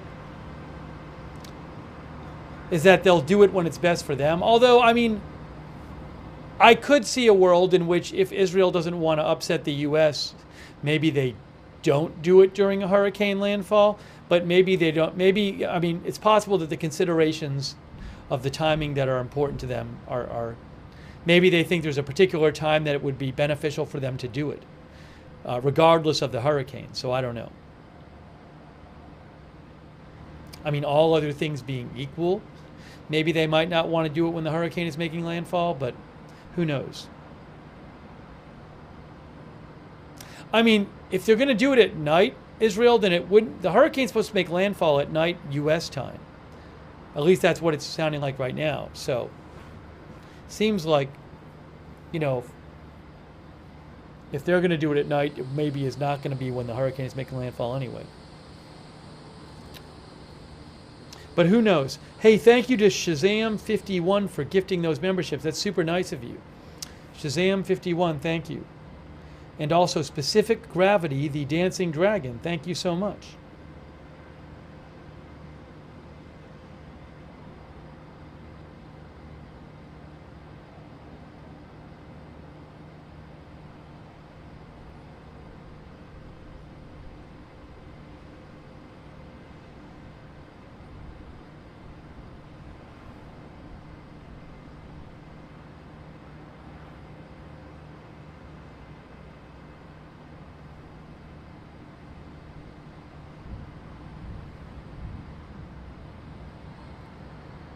I thought I just heard a few booms. Could that have been from the border camera? Maybe. You know, I thought I maybe heard a few artillery booms, but we have that border camera going. So maybe it's from there? It was pretty subtle. Like in the distance? I don't know.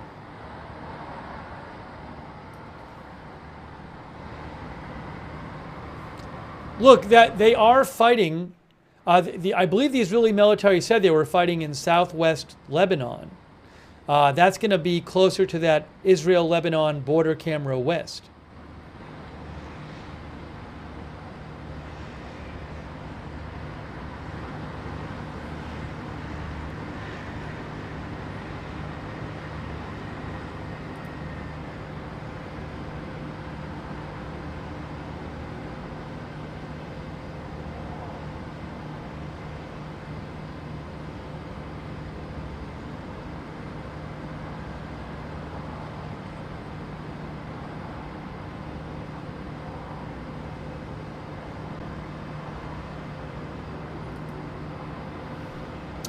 John Morales, who is a meteorologist, says the intensity trends in Milton are going in the wrong direction, meaning it is getting stronger.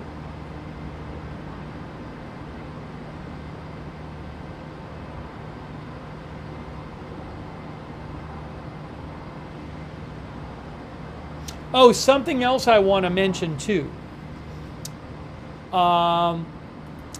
I think this is real important. So Andy Hazelton, who's a weather specialist, he posted a clip, a screenshot of the tropical tidbits data for one of the Hurricane Hunter aircraft, and you can see that's the eye of the storm right there. And Andy said, based on the last two center passes from the Hurricane Hunter aircraft, the earlier wobble to the right of, the earlier wobble of the hurricane to the right of the forecast seems to be over, and Milton seems to have turned northeast as forecast. He says it's going to be a very close call for which part or parts of the greater Tampa area and southwest Florida receive the worst impacts. This is going to be a large. It's a very obviously very serious storm. There's going to be a large area which gets significant hurricane impacts from this storm, but for Tampa Bay area, it's going to make a quite a significant difference if it goes to the south of Tampa Bay, or it either goes to the north or makes a direct hit on Tampa Bay. Tampa Bay is one of the most vulnerable areas in the country and in the world for a hurricane. They have not had a direct hit from a Category 3 or more hurricane since 1921. So it could be a huge, I mean, just, I don't, you know, The damage forecasts, if this goes into the bay or north of the bay, as opposed to south, because south will lessen the storm surge, are just enormous. So obviously strong storm, going to bring huge impacts, but in terms of the Tampa Bay area, makes a big difference whether it's south of the bay or not.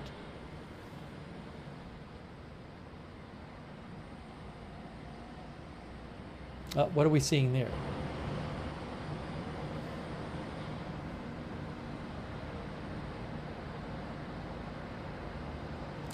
SC says, hope this storm will not hit as bad as projected. Right now it's looking pretty bad, and it's strengthening from what we're hearing. Well, we'll get a new update in about 10-15 minutes from the National Hurricane Center. We'll see what they have to say.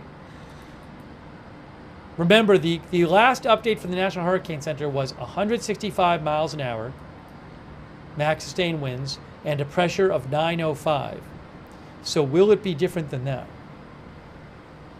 Tampa John is in South Tampa. Anywhere in Florida, please check with your authorities and do what they suggest doing. They will have advice for you. So do what they suggest you do.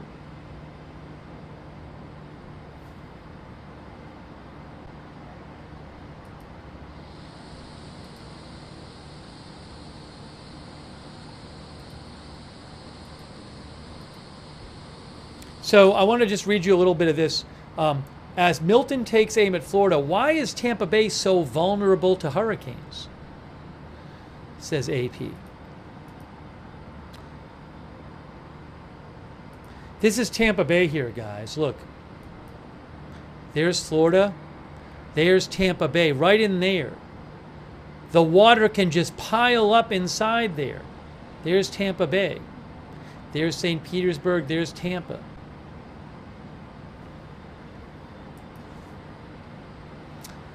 The last time the eye of a major storm like Hurricane Milton struck Tampa Bay in 1921, the city was a sleepy backwater of a few 100,000 people. Now it's one of the fastest growing metropolises in the United States with more than 3 million people and highly vulnerable to flooding due to climate change. Experts are worried a century of luck could come to a sudden end. Why is it so vulnerable? The heightened risk is partially a result of topography. The Gulf of Mexico coastline of Florida is shallow, with a gentle sloping shelf. The higher ocean floor acts as a barrier that retains the storm's outflow of water, forcing the ocean to surge into shore. That's the opposite of Florida's east coast, where the ocean floor drops suddenly a few miles from the coast. So the shallow coastline increases the storm surge effect from a storm like this, says AP. Also, during the past century, where Tampa has not had a direct hit from a major hurricane, the area has exploded in growth.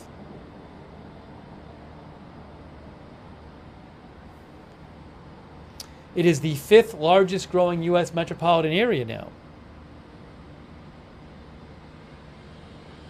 MIT meteorology professor Kerry Emanuel said a hurricane in Tampa is the black swan worst case scenario that experts have worried about for years. It's a huge population, it's very exposed, very inexperienced, and that's a losing proposition, said Emanuel, who has studied hurricanes for 40 years, who also said, I always thought Tampa would be the city to worry about the most.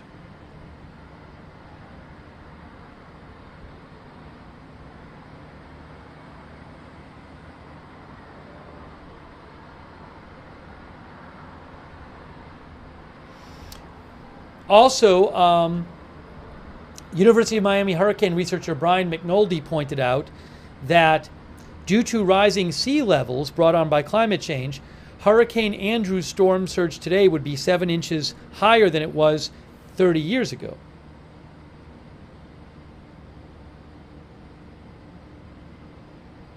AP says, almost inexplicably, storms seem to bypass Tampa, with most Gulf disturbances passing well north of the city.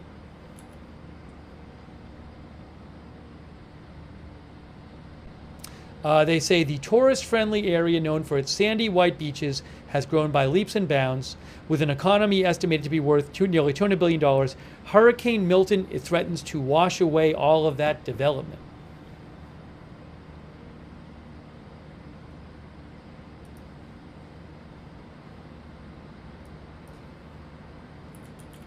We should be getting, hold on a second here.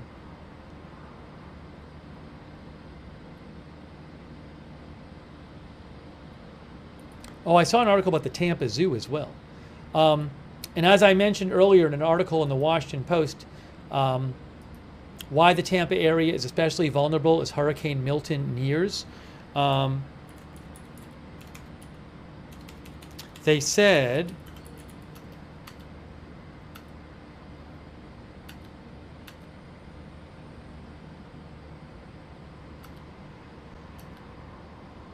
the region's topography puts it at a high risk for a storm surge. Experts have long cautioned that if a storm pushed water into Tampa Bay, it would essentially trap the water in too small a space, sending storm surge levels higher. The farther up the bay, the larger the surge. It's 7:52. Has the NHC updated yet? They have not updated yet. We're waiting for the National Hurricane Center update.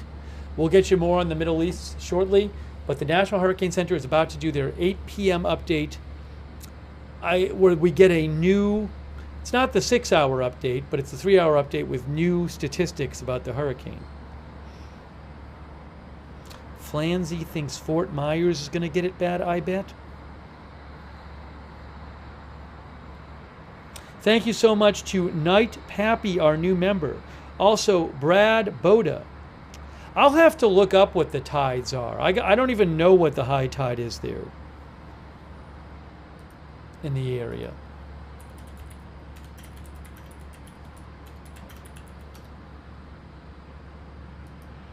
Also, I don't even know if like Tampa has like one high tide in the bay, or if there's the different parts of the bay have different areas, have different high tide times. I do not know.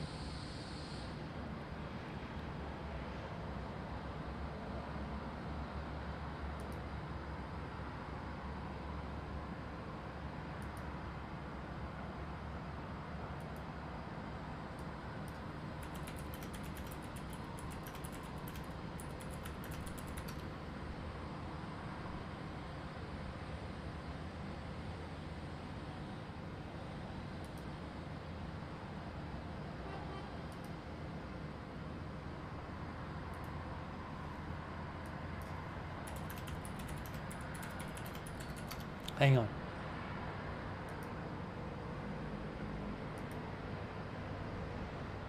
According to, I have a graph here from the national, from NOAA. It says, why isn't it in there?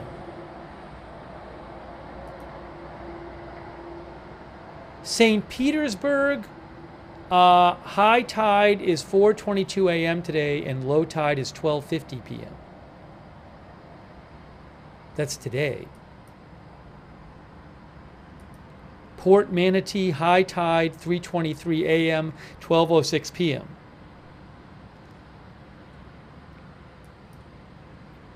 Does that mean that it's going to, Old Port Tampa, high tide 5 a.m., low tide 1 p.m.?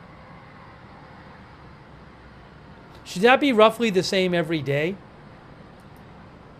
Tide predictions. I got it. Yes, Old Port Tampa, high tide Wednesday night. I can't see here. Low tide Wednesday at noon.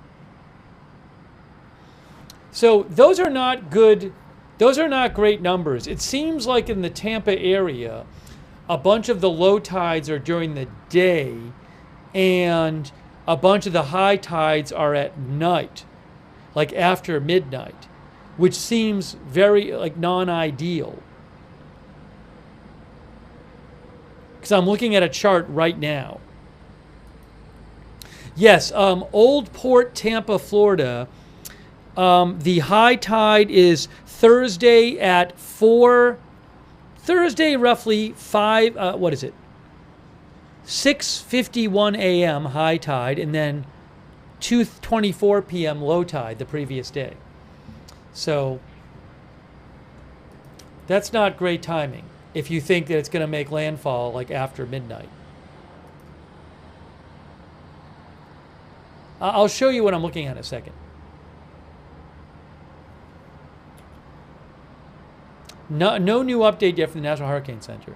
I'm looking at this Find Your Local Tides and Currents chart from NOAA. And so I was looking at some of the tides in here in Tampa Bay. Well, how about this one? Old Port, Tampa is what I was looking at.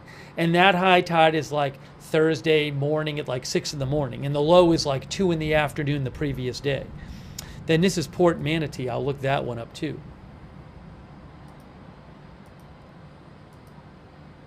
So Port Manatee, it says the low tide is noon on Wednesday, and the high tide is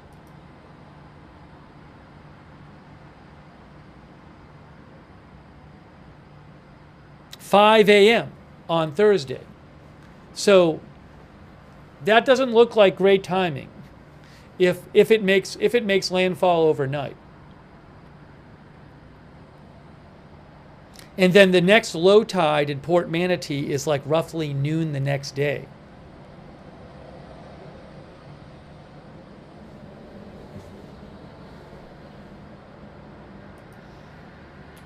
Thanks for the question. I am not seeing the National Hurricane Center update yet. Any moment now.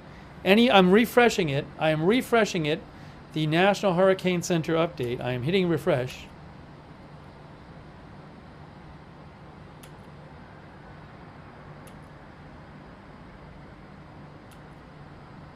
I don't know if I will have Florida live streams tomorrow. I saw one today. It wasn't particularly interesting to look at right now.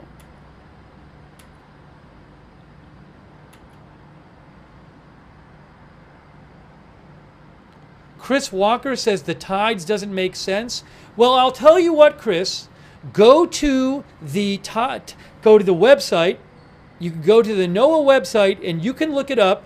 And if you think it doesn't make sense, you can screenshot this prediction from NOAA Tides and Currents, and you can tell them, hello, NOAA Tides and Currents. That doesn't make sense.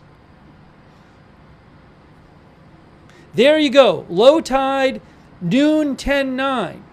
High tide, 10:10, 4 a.m. So please be my guest. Go on the NOAA website and screenshot their own prediction, and you write to them and you tell them that it makes no sense.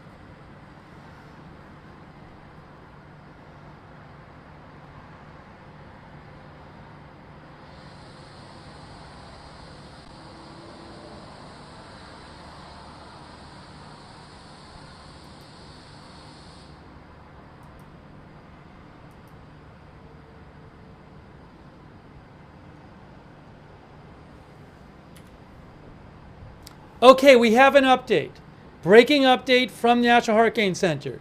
The wind is still at 165. Pressure is down to 902. Pressure is down to 902 from Milton.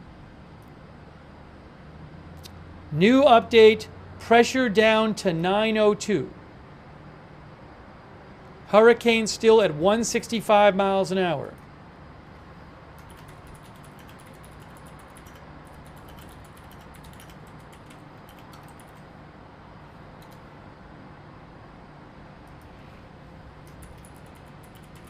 I think the lowest it got yesterday was 897.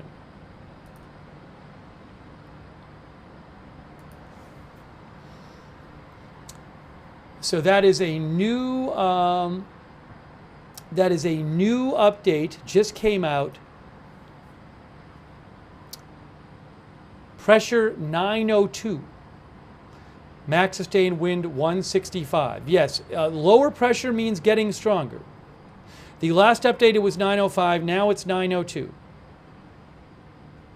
I don't know I don't think they update the storm track every 3 hours. They'll do an update at 11 p.m. Eastern time. East-northeast at 10 miles an hour.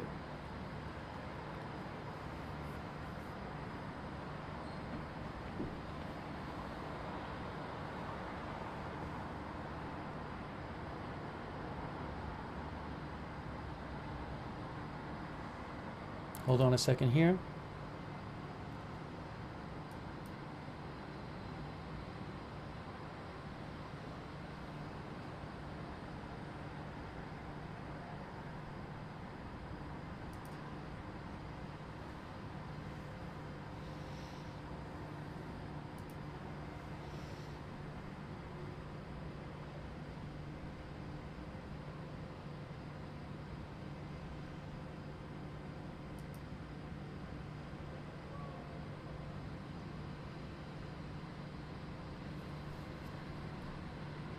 Wow.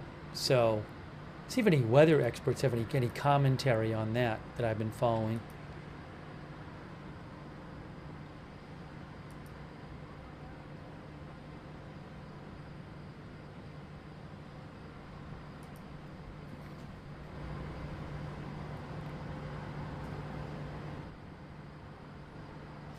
Philip Klotzbach, who is a weather expert, says, Milton's pressure has dropped to 902. The only other hurricane with lower pressure this late in the calendar year was Wilma in 2005, which was 882. Pressure readings in the Atlantic have consistently been recorded since 1979.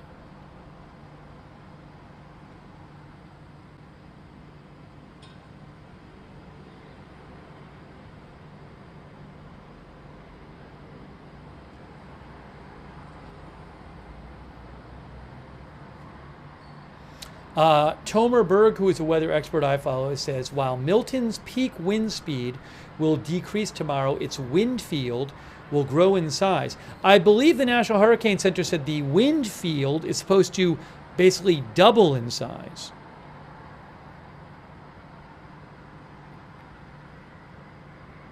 Tomer Berg also says, as Hurricane Milton interacts with a jet streak and frontal boundary to its north, its area of hurricane force wind will grow in size as it nears landfall. This will increase the surge threat and expand strong to damaging wind gusts farther from its center. I follow Tomer for weather stuff. He is at BURGWX. At BURGWX. There he is right there. Tomer Berg.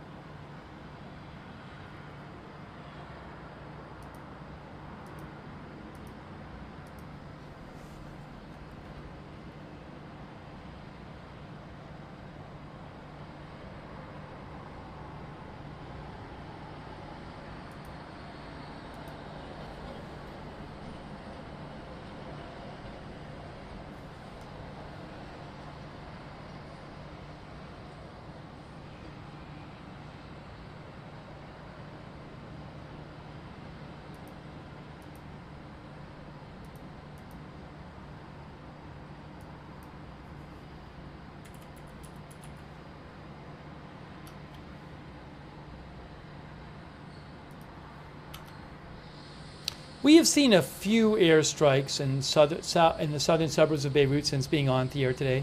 Not a lot, but we've seen some.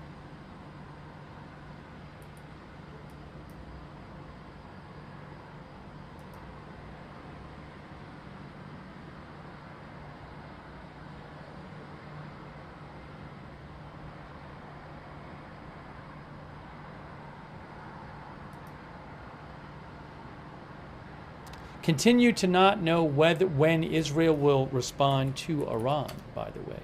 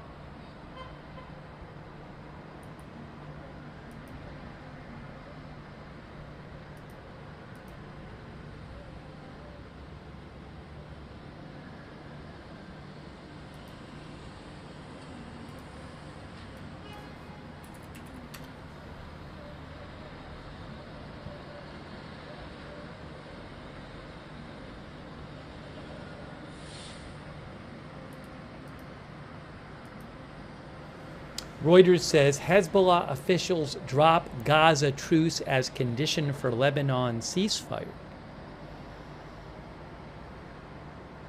Hezbollah officials are no longer demanding a truce in Gaza as a condition for reaching a ceasefire in Lebanon, rowing back from an oft-repeated promise to keep fighting until Israel halts its offensive against Hezbollah's Iran-backed ally Hamas. Ever since Hezbollah began launching missiles across Lebanon's border a day after October 7th, the October 7th attack on Israel, Hezbollah officials have consistently said they would not stop firing at Israel until Israel ended the war in Gaza. But Naim Qassem, the deputy leader of Hezbollah, broke that link in a televised speech today, even as he promised to continue to stand with Hamas and Palestinians in their battle with Israel. Qassem, now Hezbollah's top official, after the leader Nasrallah was killed in an Israeli strike, said he backed efforts by Lebanese Parliament Speaker Nabi Berri, a Hezbollah ally, to secure a truce without setting a precondition. How about that?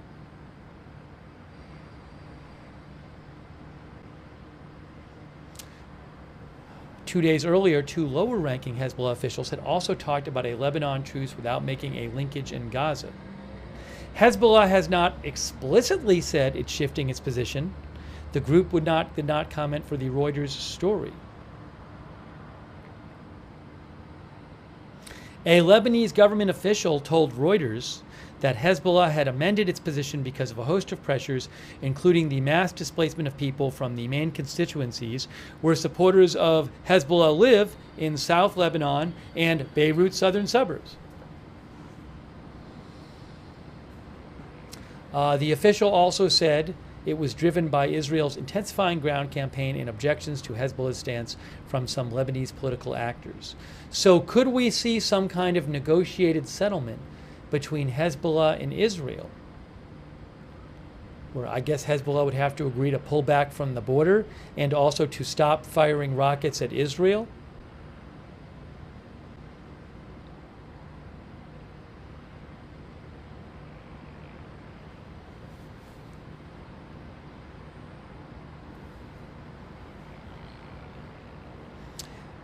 Diplomats who noted the shift, says Reuters, said Hezbollah may have left it too late to generate any diplomatic momentum. Israel intensified its offensive by sending ground troops across more sections of the Lebanese-Israeli border today and is continuing airstrikes on Beirut and elsewhere. A senior Western diplomat said there's no sign of any ceasefire on the horizon, and the position being expressed by Lebanese officials evolved from its previous stance, focusing purely on a Gaza ceasefire when bombs started dropping on Beirut.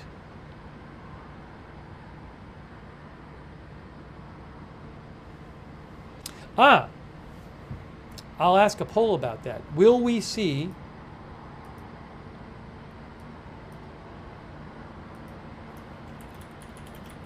will there be a negotiated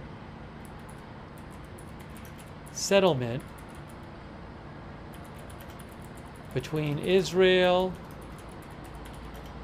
and Hezbollah in the next 2 months? That's my question. Will there be a negotiated settlement between Israel and Hezbollah in the next 2 months? That's my poll question for you.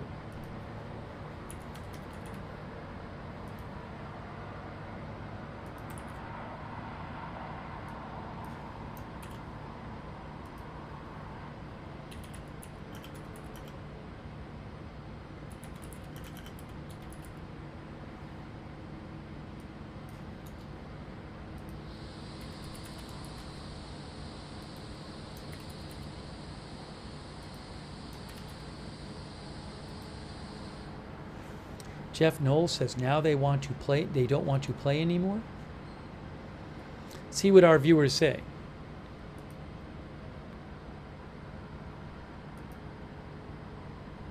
Okay, over on YouTube, look at this. 85% say no negotiated settlement between Israel and Hezbollah in the next 2 months. That's on YouTube. 85% say none. How about that? Over on Twitch, what do they say over there? Are they any more optimistic? Are they any more optimistic? No. 92% on Twitch say no. Wow. Guys, you are pessimistic for a negotiated settlement between Israel and Hezbollah.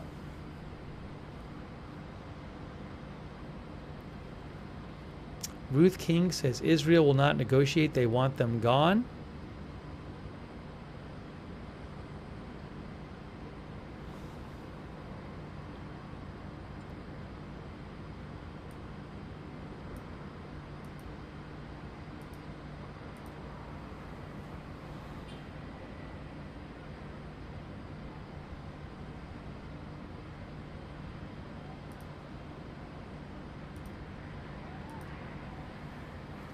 Oopsie. There we go.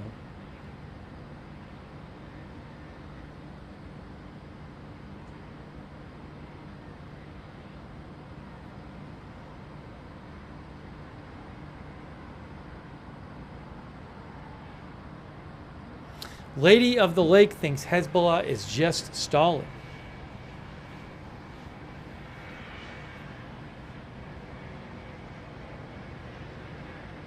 Not Banksy says pessimist or realist.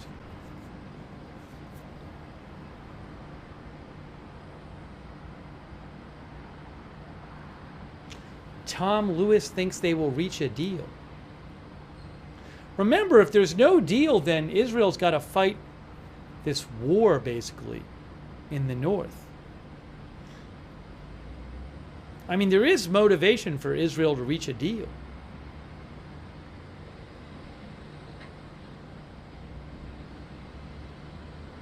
Jacob Witten thinks a settlement would be dangerous for northern Israel. Well, there's the question of, would Hezbollah abide by the settlement and not attack northern Israel? They would have to, Hezbollah would have to commit to not being near the border, pulling back from the border, and not launching attacks on Israel.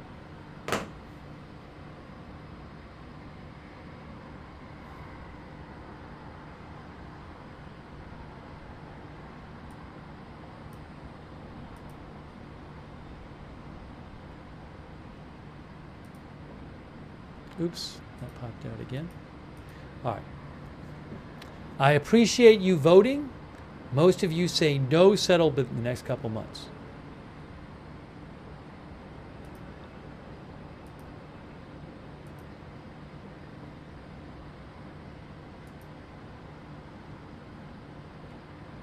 Brit Boy thinks Iran will not allow a settlement.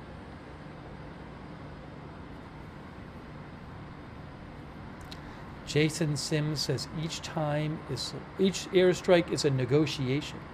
Hey, thank you, me, for your support.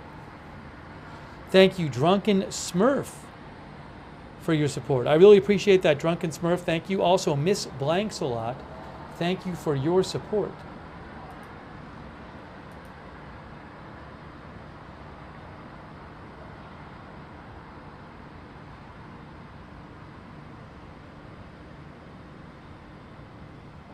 Thank you also, Aloha Tarantula. I really appreciate that, from the UK. And also Jim R. Jim just gave 10 people memberships. That's really nice of you, Jim. Make sure you thank Jim if he gave you a membership. Thanks, Jim.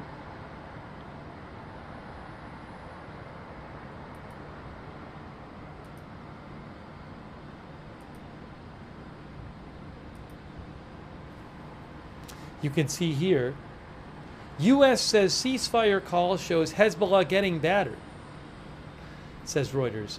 Hezbollah's call for a ceasefire today shows the militant group is on the back foot and getting battered, said the U.S. State Department spokesperson Matthew Miller today.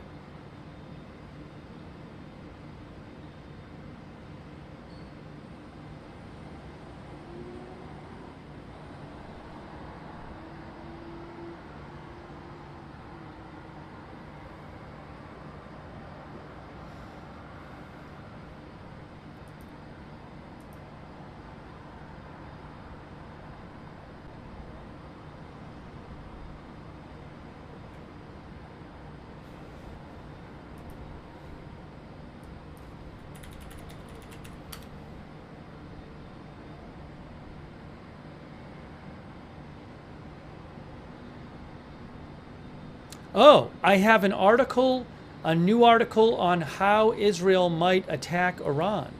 That's interesting. We might have to check that. We might have to check that out. We'll check that out in a second. Hey, thanks to Malcolm Kumar from Scotland. Thank you so much, Malcolm, for your support.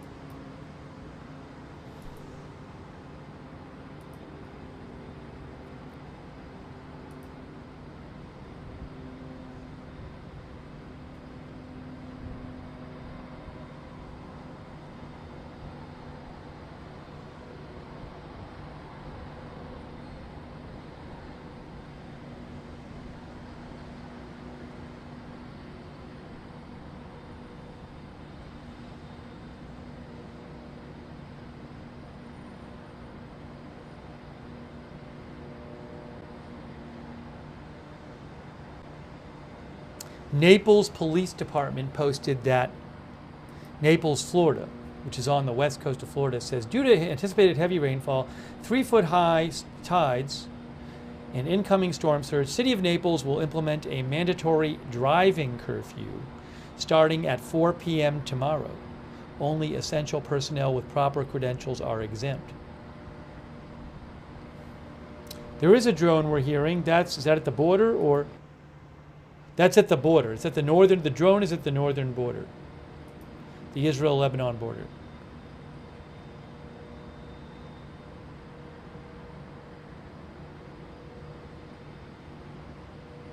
Let me show you something about Pinellas County too.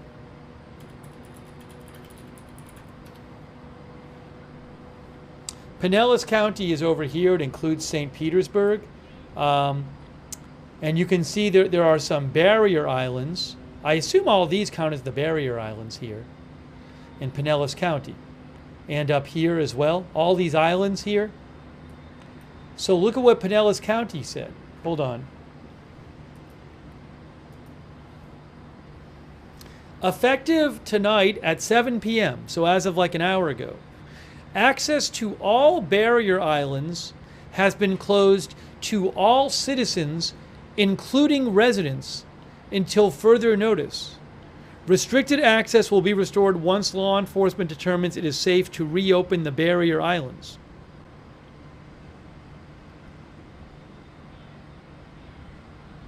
Including residents.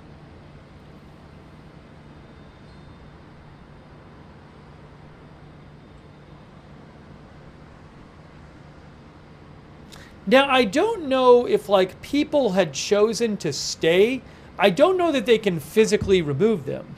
But I think it means at least that if you leave or you left and you're trying to get back, you can't go back.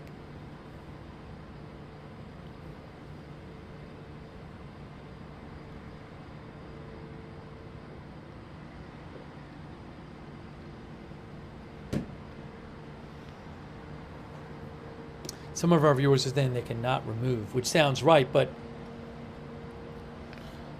I mean,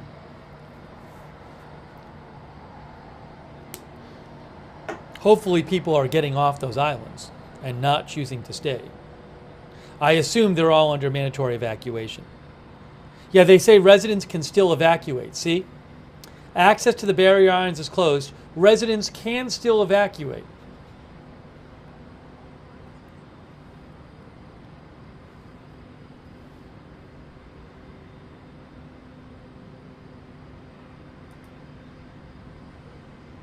Also, some of our viewers are pointing out that if you stay in an evacuation area, there might be no emergency services that can reach you during the storm.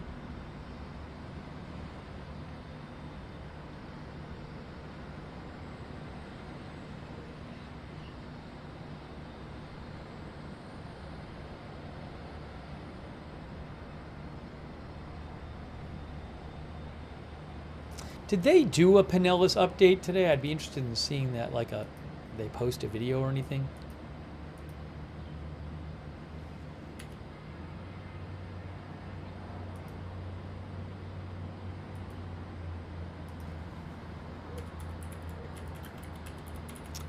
A New Brunswick, Canada guy says no storm chasers allowed, I bet. Well, yeah, it sounds like they're not going to be allowed to, nobody can go out there now if you didn't go out there before.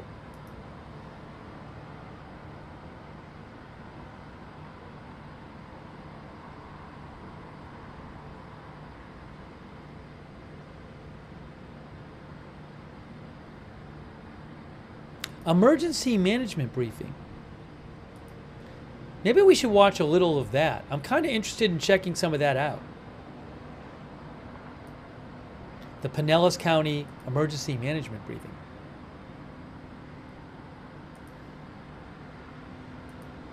I might play a little of that.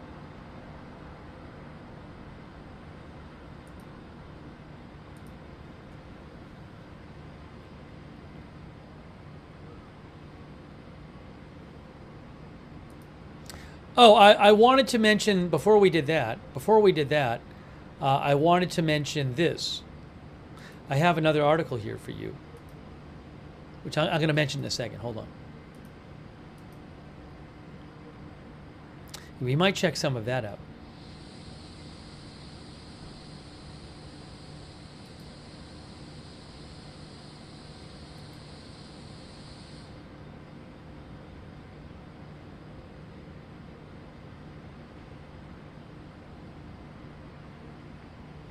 Hope he'll put a halo on it mentioned that meteorologist Noah Bergen pointed out, he's a meteorologist in Orlando, that Katrina and Wilma dropped from Category 5 to a lower category and still had major impacts. Noah says, the category will come down, but let's focus more on impact at this point. This hurricane is still forecast to weaken some before it makes landfall.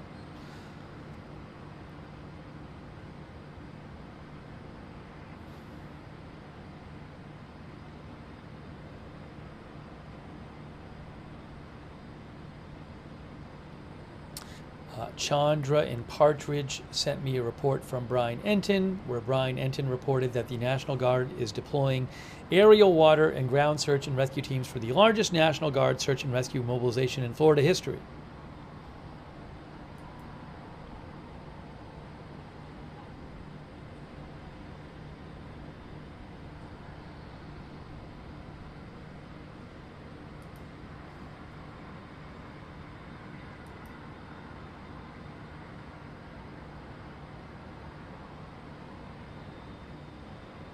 PW360 says, I've seen a few Israeli experts say they think Netanyahu and Gallant, the defense minister, are mad at the U.S.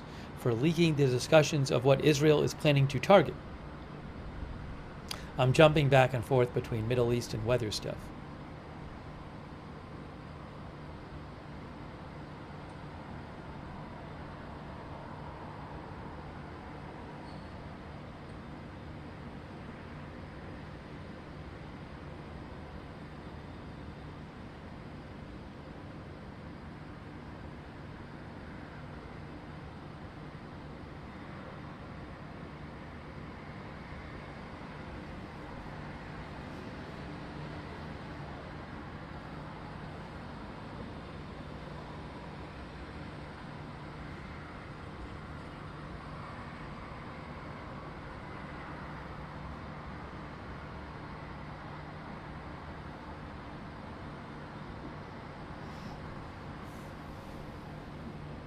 Our viewer Stefan Els, we were talking about possibility of negotiations between Hezbollah and Israel. Stefan says there could be negotiations between Israel and Hezbollah, but the issue would be, can Israel trust them enough to accept anything? Would Hezbollah truly stop or just morph into something else and attack again? So any kind of ceasefire agreement would have to have some method of enforcement, where Israel is confident that Hezbollah would be forced to stick to the deal. That is true.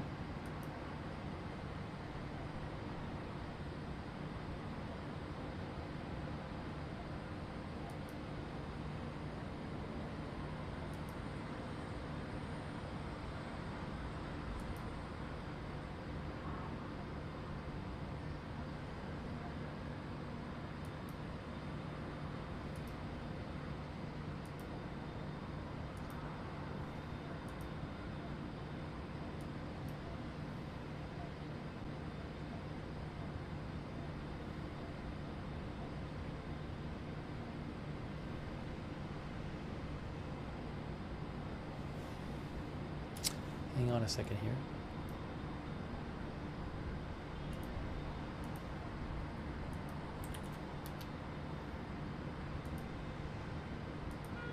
I'm just checking some of the things people have been sending me.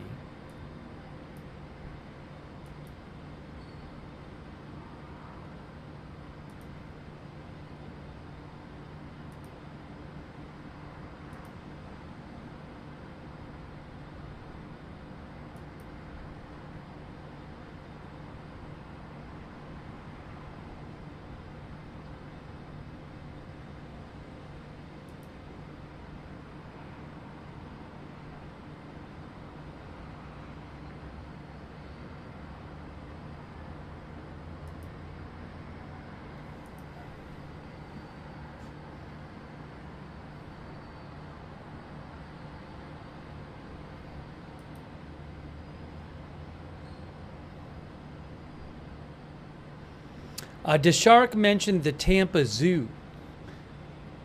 There's an article I have about the Tampa Zoo. Where is it here? Tampa Zoo and Aquarium staff to ride out Milton with the animals. That's from the Washington Post. I think there's a video. I don't know if I can show the video. It's on this. Let me just look here. Let me make sure here.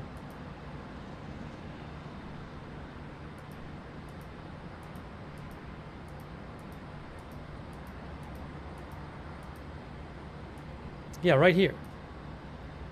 There's a little video from the Washington Post here about the Tampa Zoo. I'm going to show it to you.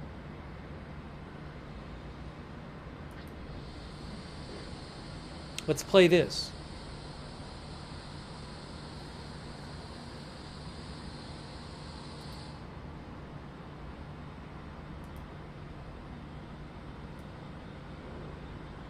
It's in vertical format, so I'm going to do it this way. Just for the heck of it, just for the moment. It's like a 1-minute video. It's like 1 minute long. Let's just play this and see how it goes. Tampa Zoo Aquarium move animals to safety ahead of Milton. So as Hurricane Milton approaches the state of Florida, we have zoos and aquariums throughout the Tampa Bay area that are having their staff get the animals ready for the potentially catastrophic effects of Hurricane Milton. Main goal now is safety, to make sure we can get all the animals through this storm safely our staff safe. These animals are going to be put into special housing, like hurricane-rated structures, hurricane-rated barns for things like elephants and giraffes, and some of them just simple crates. But especially because some of them are really endangered. One of them is the red wolf. There's only 20 or 30 in the entire world, experts say. Earlier today, we started moving some of our animals, like our African penguins and a few others, up to higher ground to make sure they are safe throughout the storm. Some of these staff members are actually going to be riding it out with the animals at the zoos and aquariums as the storm rages overhead to make sure all the animals are safe and all right. I hope the staff stays safe. Hold on. I hope the staff stays safe. Few friends that have had family. Oh, sorry. One of our viewers said like Noah's Ark. Brenda said like a modern ark, like Noah's Ark.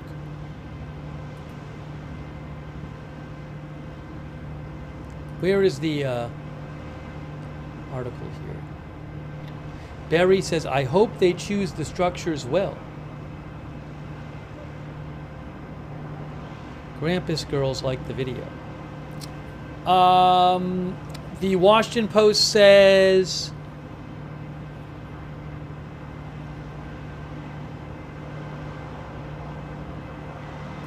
that the zoo says they have redundancies to ensure no animals are zipping around the streets of Tampa from flooding, like sharks or tigers. Many animals are catching a ride out of town from the Florida aquarium, they say.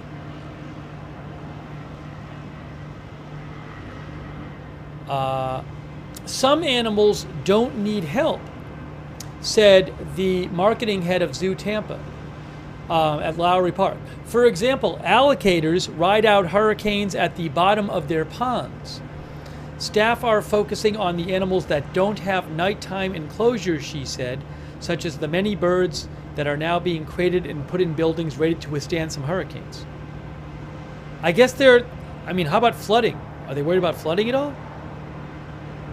The zoo takes extra care to safeguard extremely rare animals.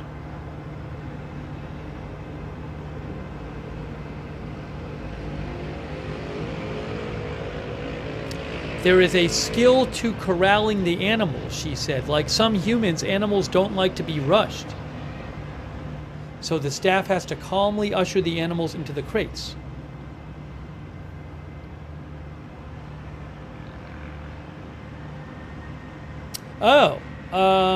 A team of 8 people, a team of about a dozen people will stay at the zoo throughout the storm, including care staff and a medic. So about a dozen people will be at the zoo. A team of about 8 people will remain at the Florida Aquarium in downtown Tampa. The staff, but the CEO said he would probably pull the team if Milton looks like it will touch down as a Category 3 storm, which it certainly might. The wharf by the aquarium sits on the bay, but usually doesn't take on water during hurricanes, but there could be a huge storm surge from this one. Where is the zoo? The aquarium is at risk of a storm surge because it sits on an island between the bluff that holds the city of Clearwater and the barrier that is Clearwater Beach. Wait, is that a different aquarium? That's the Clearwater Marine Aquarium. Where is Zoo Tampa?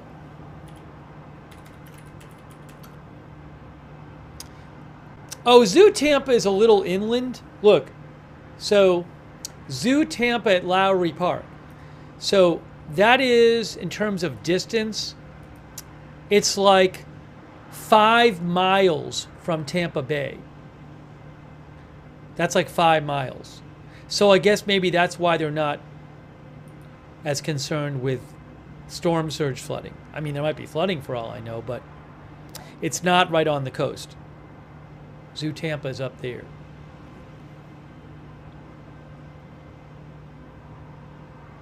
Our viewer Waup says 5 miles in about 30 feet of elevation. Just Me says not far enough. Oh yeah, I mean there could I'm just talking about the storm, the surge from the bay, but of course all kinds of hurricane effects can happen there, certainly. But they said that they have hurricane-rated structures for the animals to be in. That's what they said.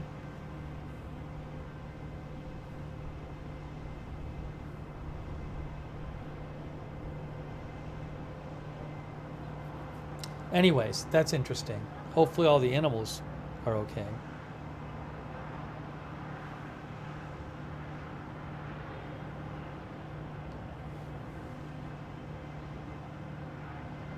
If you look at the bay, there's a channel that goes right next to the zoo.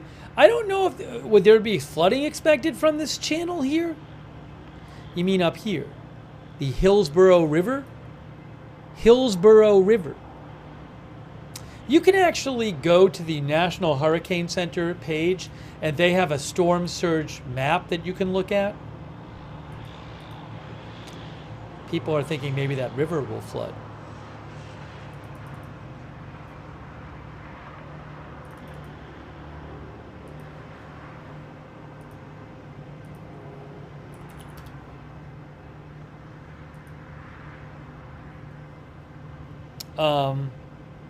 If you go to the National Hurricane Center page, you can go to storm surge inundation. Hold on, I'll find that for you. Then you can... It seems like it's not... I don't know if it's working.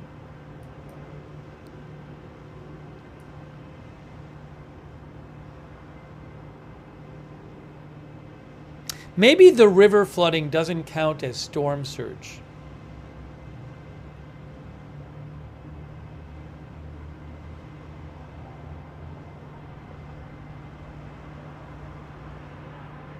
Anyways, I assume they wouldn't keep the animals there if they thought there was a serious risk of flooding which would harm the animals.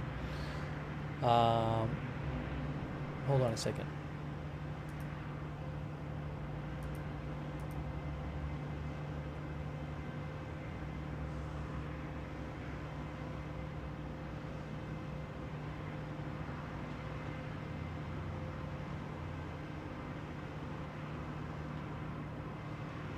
Trillion says, I have seen it with large storms, not hurricane. Animals go a little crazy with the pressure drop. Instinct is to move.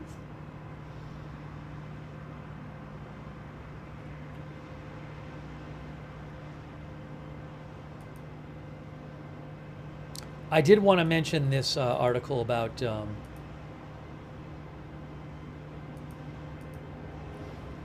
as Israel plots to strike Iran, its choices range from symbolic to severe, says AP.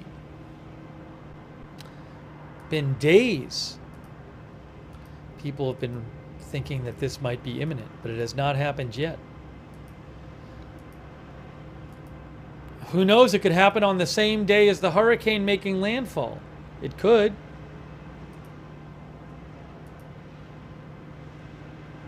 Thank you, by the way, to Adaptive's Migration Solutions. So nice of you. And also Jen's Crunchy Vax, our member.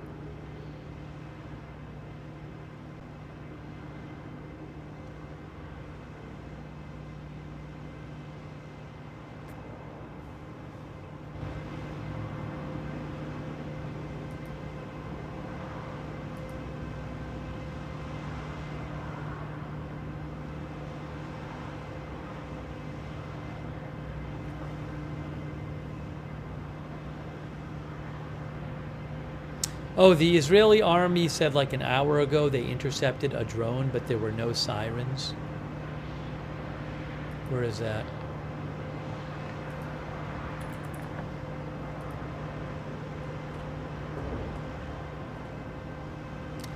About an hour ago they said the Air Force recently intercepted an unmanned drone from the east. No alerts were triggered. So they said that. I'm looking at Lebanese media, some Lebanese news outlets right now. Not a lot of reporting about Israeli strikes in Lebanon the last several hours.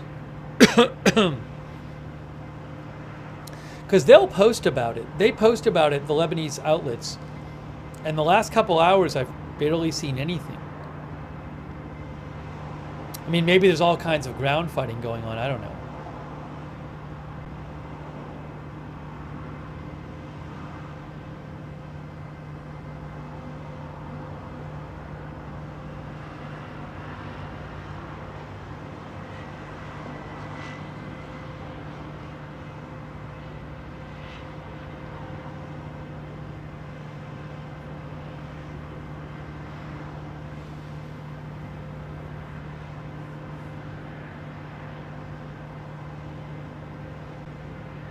In terms of what Israel might do, let's look at this for a second. Israel's choices range from symbolic to severe. AP says Israel's promise to retaliate for Iran's massive missile attack last week, how it does so involves great risk and could have major repercussions for the arch enemies, the Middle East, and the world. I agree with that.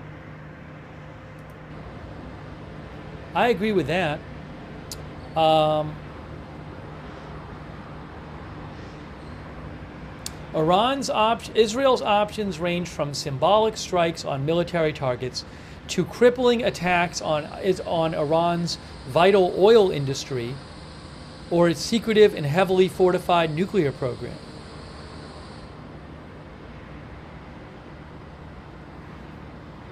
The intensity and timing of any retaliatory strike was expected to top the agenda of a planned meeting this week at the Pentagon between Israel's defense minister and the U.S. defense secretary, but today the Pentagon said the meeting was abruptly postponed by Israel. In a sign of possible disagreement over the right approach, President Biden has already urged Israel not to hit Iran's nuclear program and discouraged it from hitting the oil industry. The AP spoke to two former Israeli prime ministers and other experts to explore Israel's options. There is a broad consensus that Israel must strike back, but deep disagreement on the best way to do it. So what should Israel do?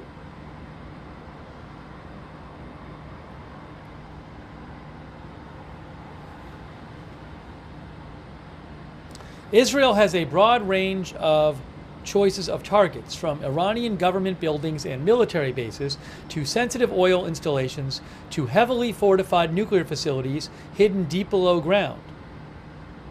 Israel accuses Iran of developing nuclear weapons, a charge Iran denies. Striking anywhere in Iran is a logistical challenge for Israel. Warplanes would need to fly about 1,000 miles to their target, requiring a complicated mid-air refueling operation, potentially over hostile skies. Any strike would also mean confronting Iran's Russian-made air defense systems. Remember that Iran is about 1,000 miles away from Israel, and you have countries in between: Jordan, Iraq, Saudi Arabia. Some are friends, some are foes, said Yoel Guzansky, a senior researcher at Institute for National Security Studies in Tel Aviv. He said, "You don't want to embarrass your friends. You don't want to get hostile fire from other countries," he said. Former Prime Minister Olmert said Israel is more than capable of coping with these challenges. "We have the capabilities," he said. "I'm not certain it would be wise and responsible to expose them."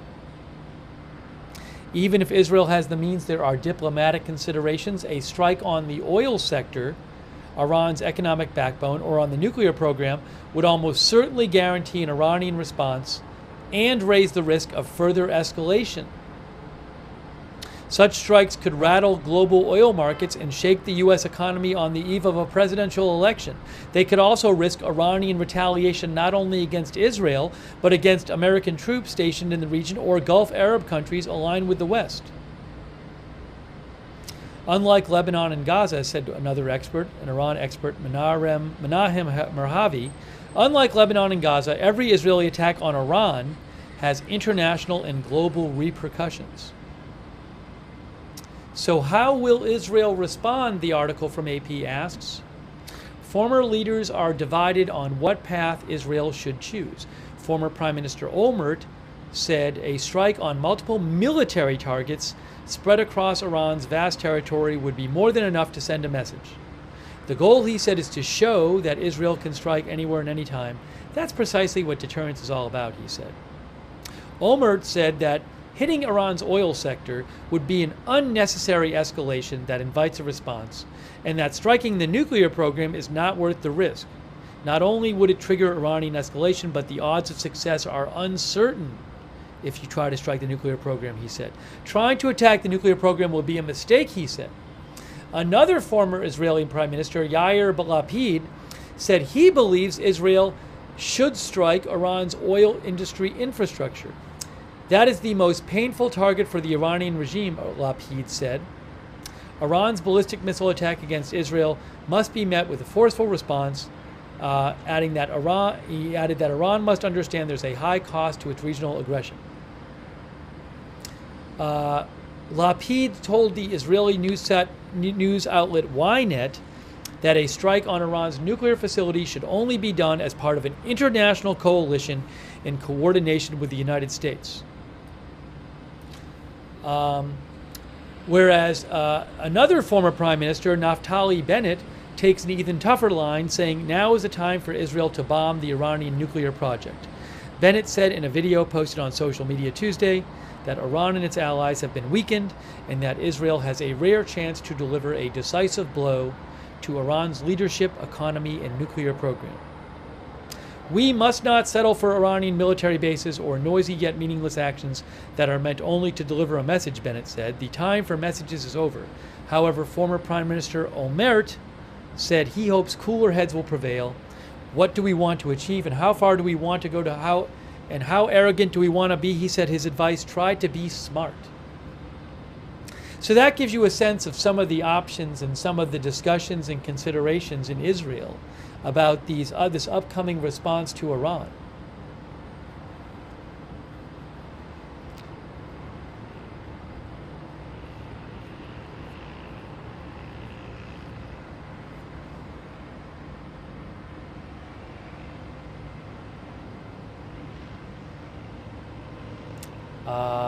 Mr. Showtime says, before you can do something, you have to put a strategy together and a backup.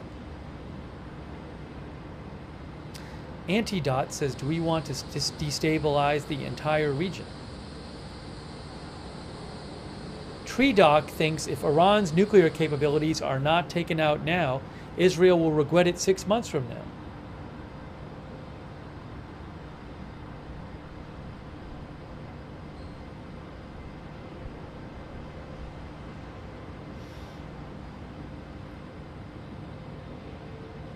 Our viewer Top Dog says, what are they waiting for?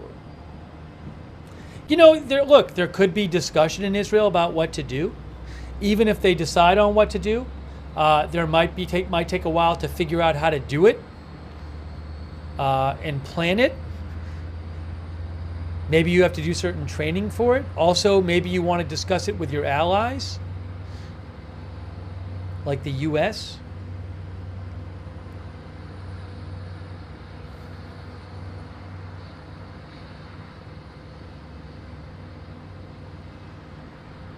Jen's Crunchy Vac says destabilizing the entire region would have very bad consequences for us. Old Glory Standard says the region is far from stable. You can't really destabilize it anymore.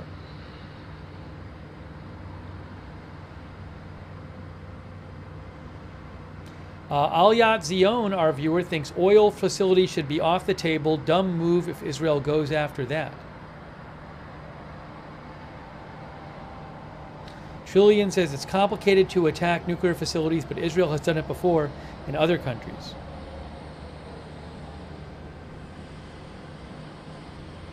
I don't think they've done it before in Iran.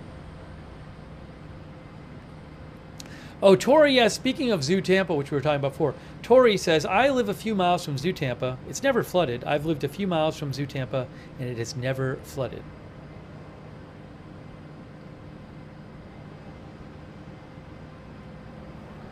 Maybe I'll ask you guys, what will Israel do?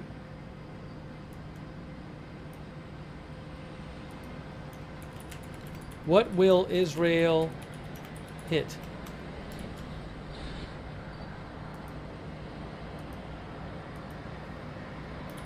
Military targets, oil facilities, nuclear facilities,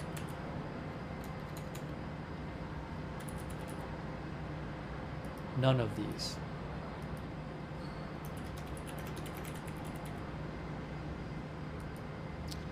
The poll is, what will Israel hit? Meaning, what will they hit in Iran?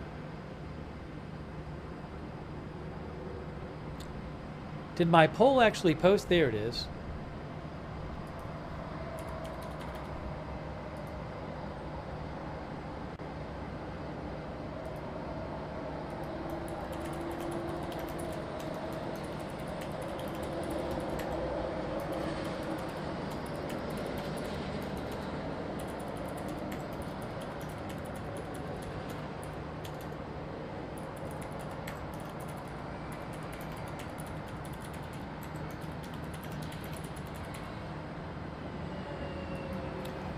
I'll see how you guys vote on this.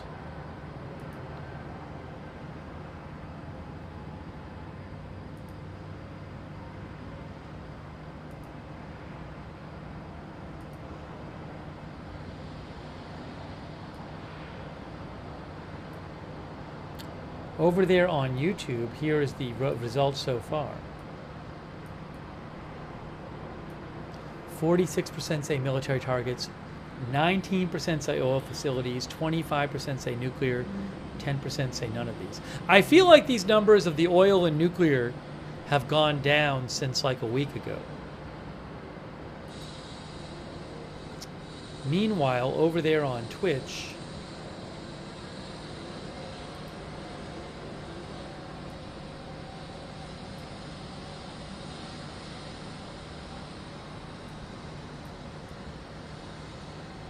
%49 military targets, 48%, similar to YouTube. 25% oil facilities, 24% nuclear facilities, 4% none of these.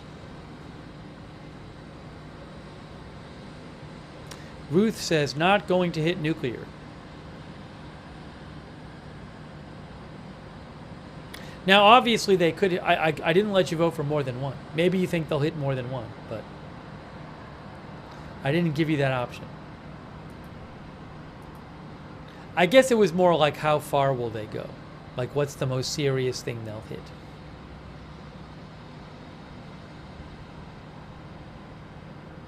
How old is Supreme Leader Khamenei? What is he, like 83 or something? 85. 85. He is only the second Supreme Leader Iran has had since their revolution in the late 70s. It was Khomeini and Khamenei, that's it. Most powerful person in the country. They've only had two.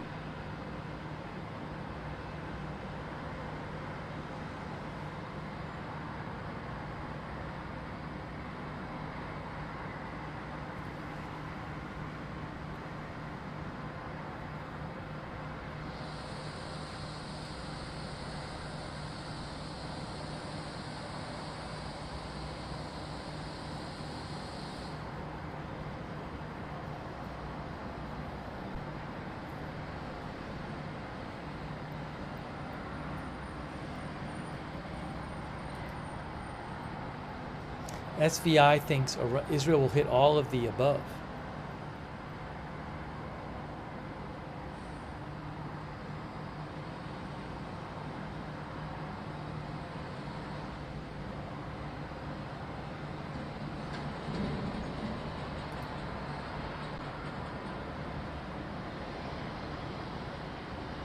Thank you for voting in the poll.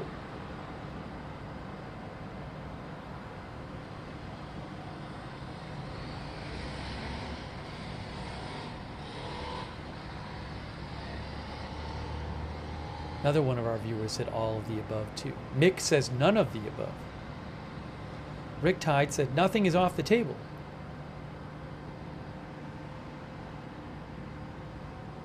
Oh, I didn't give you an option of leadership. Al Yatzion mentioned leadership. I mean, they could try to hit Iranian leadership too. Remember that. Anyways, I'm going to wrap up this poll. Thank you for voting, though. We're going to have more updates. I need to take 1 minute here. I need to take like one or 2 minutes. Maybe I'll take 2 minutes.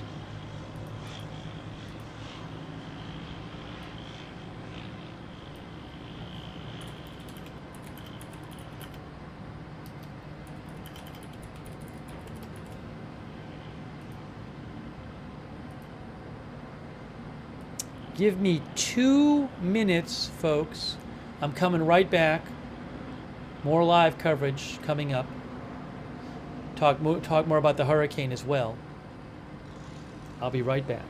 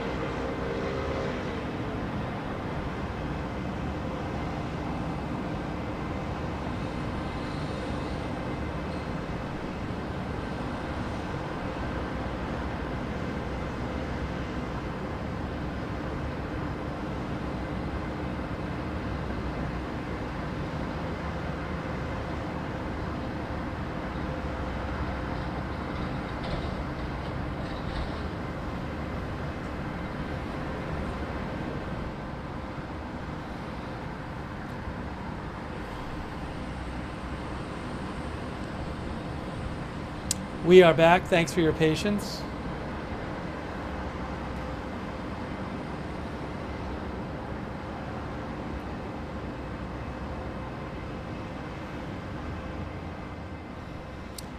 The next big update from the National Hurricane Center will be at 11 p.m. Eastern Time.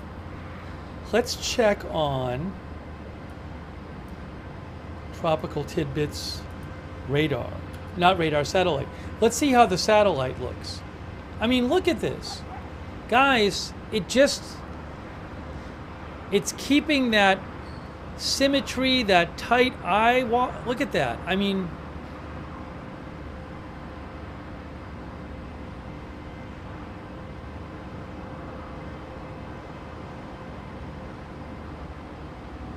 crazy. That's from Tropical Tidbits.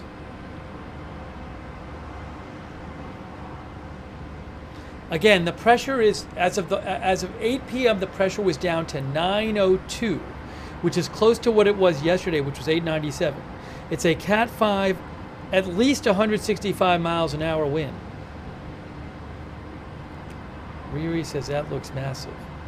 You can see it, it's moving north. So like we're actually seeing here, you can see that's the Florida Keys there. Right? Am I wrong about this? That's the Keys, right? And then that's southern Florida. Am I losing my mind? No, that is. Keys is right here. The Keys is right here. Cuba's right here. It's coming up this way.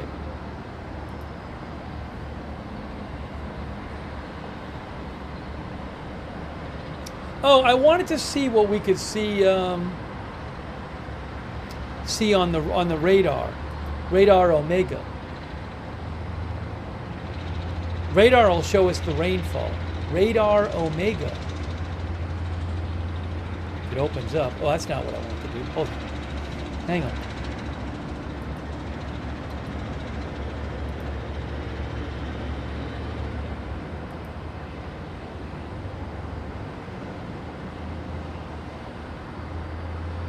How many hours till landfall? I gotta check. I mean, I think the current prediction is oops, hold on.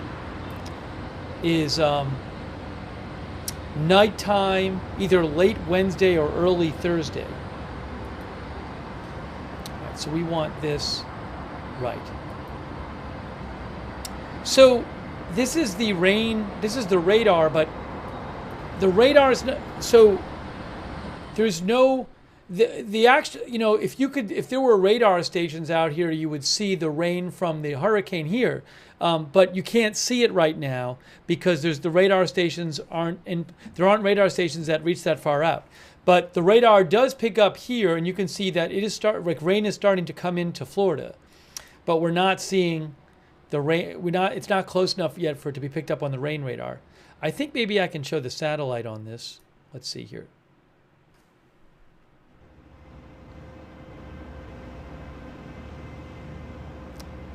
Where is it? Is it here? No, that's not it. Here?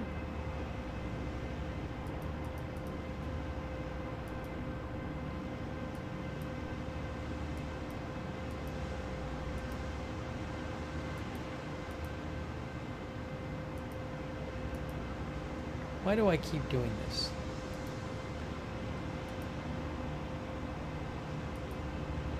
Where was it? Oh, I know where it was. Sorry. Satellite. Where's the satellite? Oh, because it's dark out? Is it because it's nighttime? That's why satellite doesn't say anything? I thought satellite would be working. They don't have infrared? Anyways.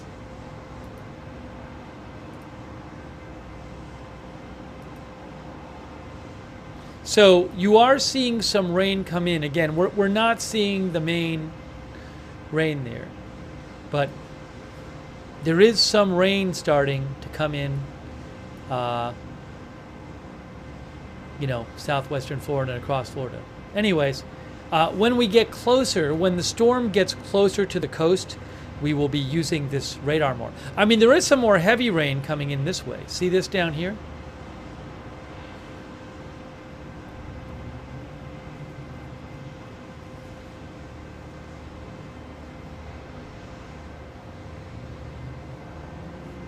But we showed you the satellite before.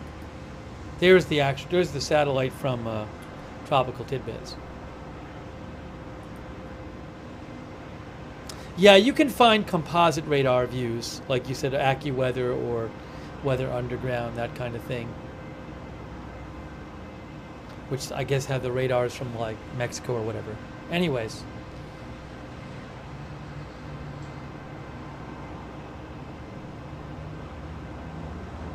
That's looking scary. I really wonder if the wind is more than 165 right now. And will the pressure go below 902? Is the pressure still going up? That I don't know.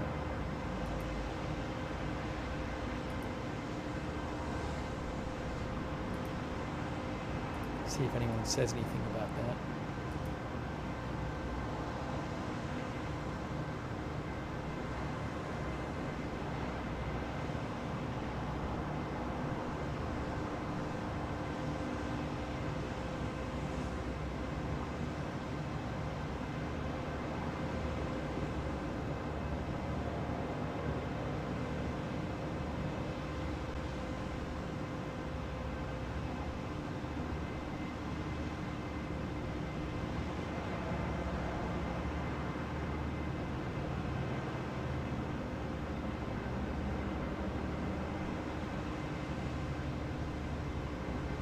Hey, thank you so much, Athletics, for the gift membership. So nice of you, Athletics. Thank you, Randy. Athletics 510, thanks so much. Make sure you thank Randy if he gave you a gift membership. Also, Mauricio Corbman gave some gift memberships. Thank you, Mauricio. Very nice of you. And Jellyfish Sinatra as well. Thanks so much, Jellyfish Sinatra. Very much appreciated. Thank you.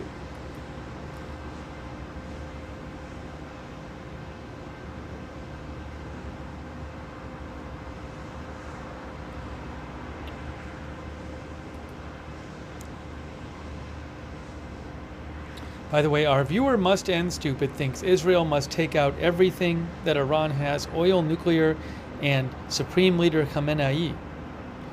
Iran is not well liked by well-developed Arab nations. I think Saudi Arabia would support, says Must End Stupid.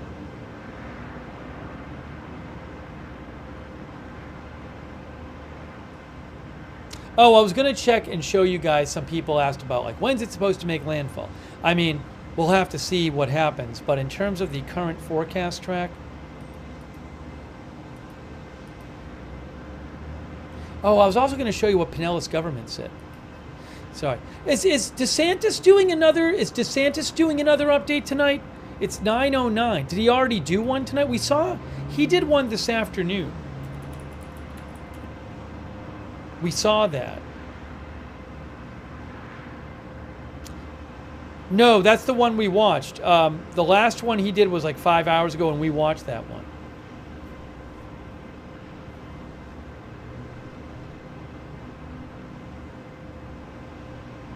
No, he's not doing one right now. It's not on his social media. I'm looking at it right now. Unless it hasn't started yet.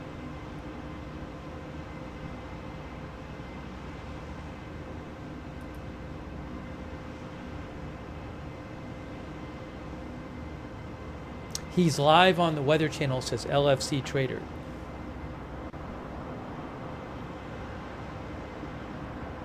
He's just doing an interview right now, says some of our viewers. Sorry, I keep saying I'm going to show you the forecast track, and I keep not doing it. Hasn't been a rocket alert in 5 hours, by the way.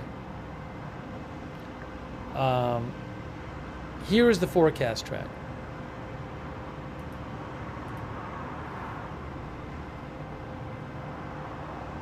Hold on.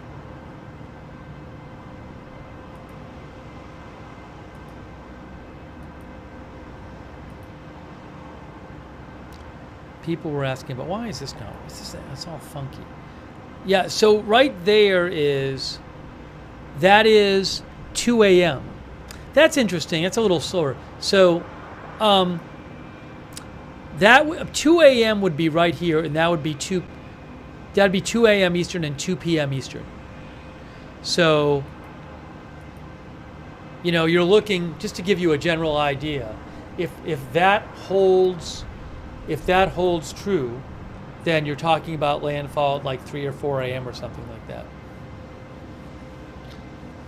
By the way, there is a cone of uncertainty. I just didn't put it in there, but so it's really not clear where exactly it's going to be.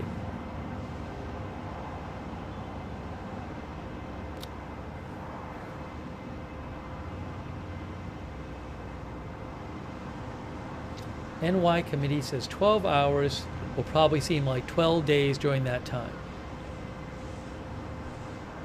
Ruth thinks it'll go more south.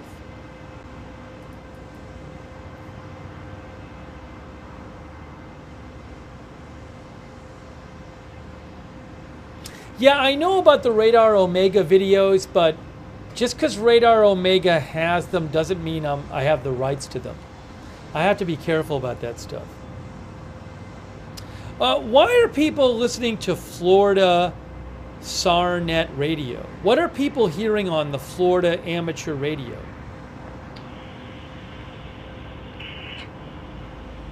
I see first responders prepare for Hurricane Milton. I don't think I'm going to put that on right now. I'm hearing somebody dialing a phone on it right now. I put it on my phone. Has anybody been listening to that? SARnet Florida Commercial Repeater System?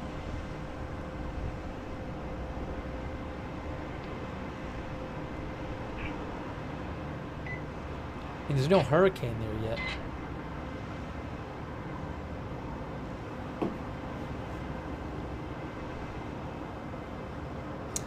Parvin, our viewer, thinks we might see Israel taking action on Iran in a day or two as Israel has concluded October 7th ceremonies. That's what a channel was saying here in Australia. Yeah, I'm assuming we might be listening to scanner stuff as the storm gets closer, certainly.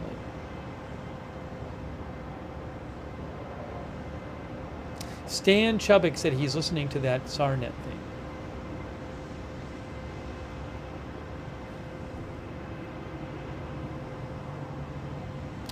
By the way, it is 4:14 a.m. Israel time and Iran time. I got to figure out what I want to do, because I know we're going to be on the air covering this tomorrow, right? And it's going to be like a late night tomorrow. Because it's supposed to make, wherever it makes landfall, it's supposed to make landfall, at least now, actually, might not make landfall until, it could make landfall at 5 a.m. or something like that. So, CERN says SARnet is actually pretty quiet, radio checks and stuff right now.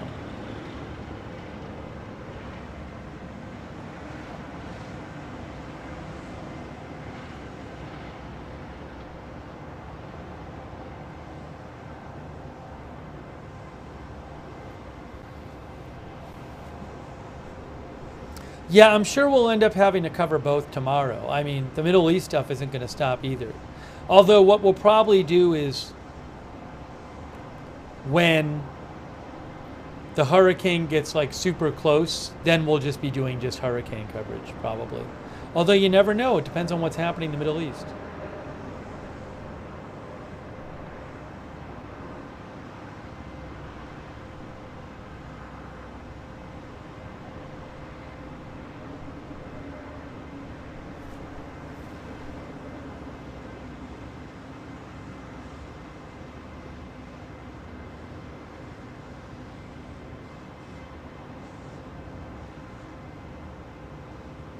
Thank you, Rodrigo GRM, who thinks Israel won't hit nuclear or oil. They need support from the U.S., and this also has its limits.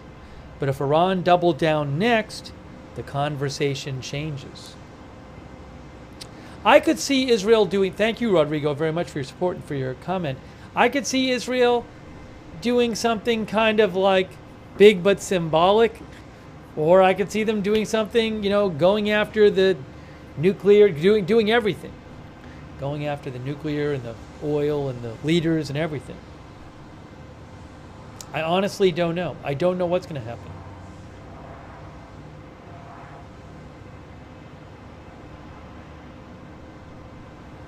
I did see a couple people on social media, like weather people. I was a little confused as to what it meant. They said that, like, hold on.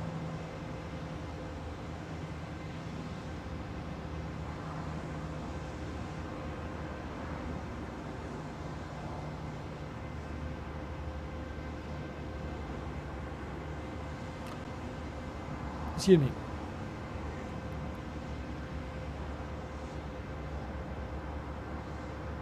So Michael Kruk, who is with NOAA Innovate, NOAA Technology Partnerships Office, he reposted somebody named Michael WX who said Dropsonde, which is a weather measuring device that they drop. I think they drop it out of the planes. Dropsonde found 184 mile an hour winds at the surface from the southeast eye wall of Hurricane Milton. But I don't know that that translates to 184 miles an hour sustained wind. Then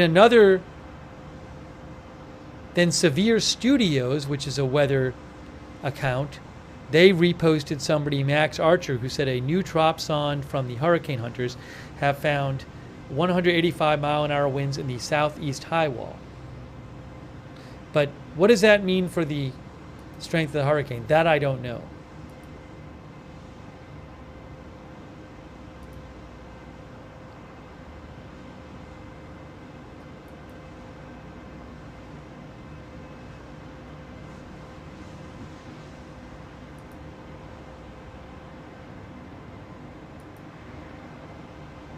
Michael Donahue says could be sample, not sustained wind. A dropsonde, by the way, says NOAA. They are the most commonly used type of expendable weather measurement instrument.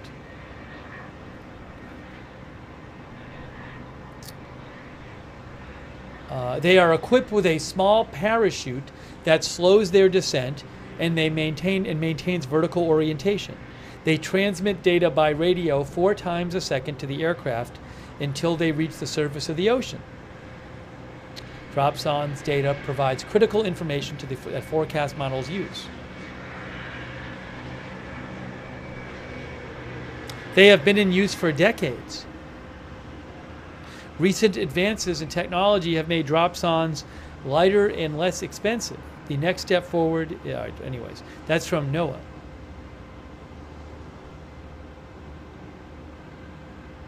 So they're expendable. One way that the hurricane hunters get data is they drop expendable meteorological instruments out of the planes. They just drop them out.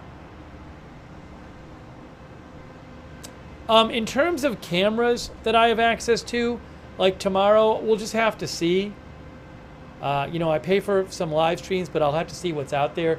I mean, I'm not going to have like streamer content. I mean, there'll be storm chasers and you can go watch that stuff. That's what they do. So I can't, take their content.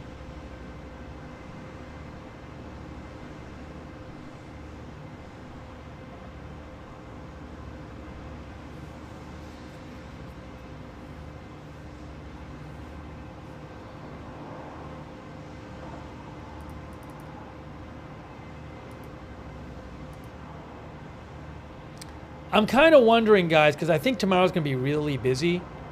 And it's kind of quiet right now.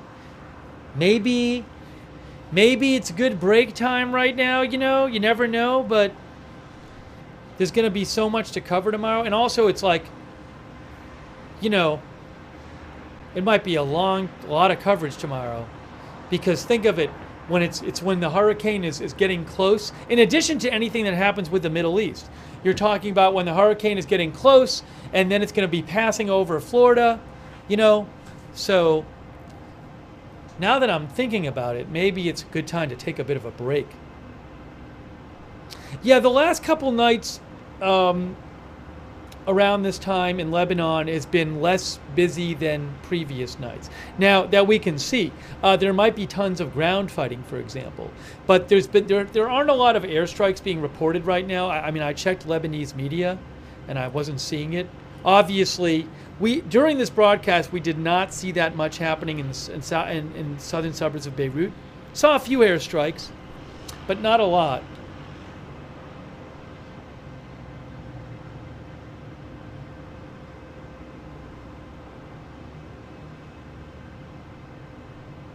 Oh, you know what? I have a translation.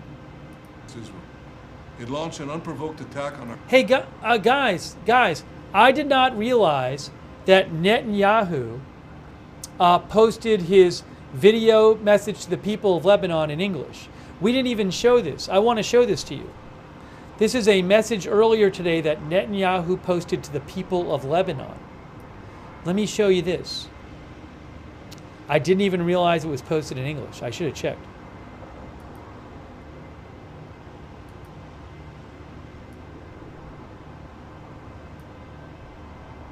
Okay, here is Netanyahu's message to the people of Lebanon. Remember, a few days ago, he posted a message to the people of Iran, and he said, like, we don't have an issue with you. We have an issue with your leadership, and the country should be friends with each other, basically, and so much good could come to Iran if it had good relations with Israel and that kind of thing, and your leaders are making things much worse for you. I wonder if this, I know he said here that the leadership is, that Hezbollah is dragging Lebanon to this really destructive war. So let's listen to this for a second. Hold on. I'm going to turn that volume off for a second. Where's the other volume here?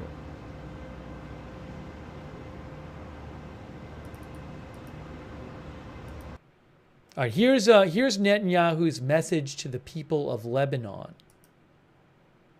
I'm going to have to refresh it now. Now I'm going to have to refresh it. Watch. Hold on. Now I got to refresh it. It got stuck. Nope, I didn't want to do that. Let's refresh, and then we'll play it. Here we go.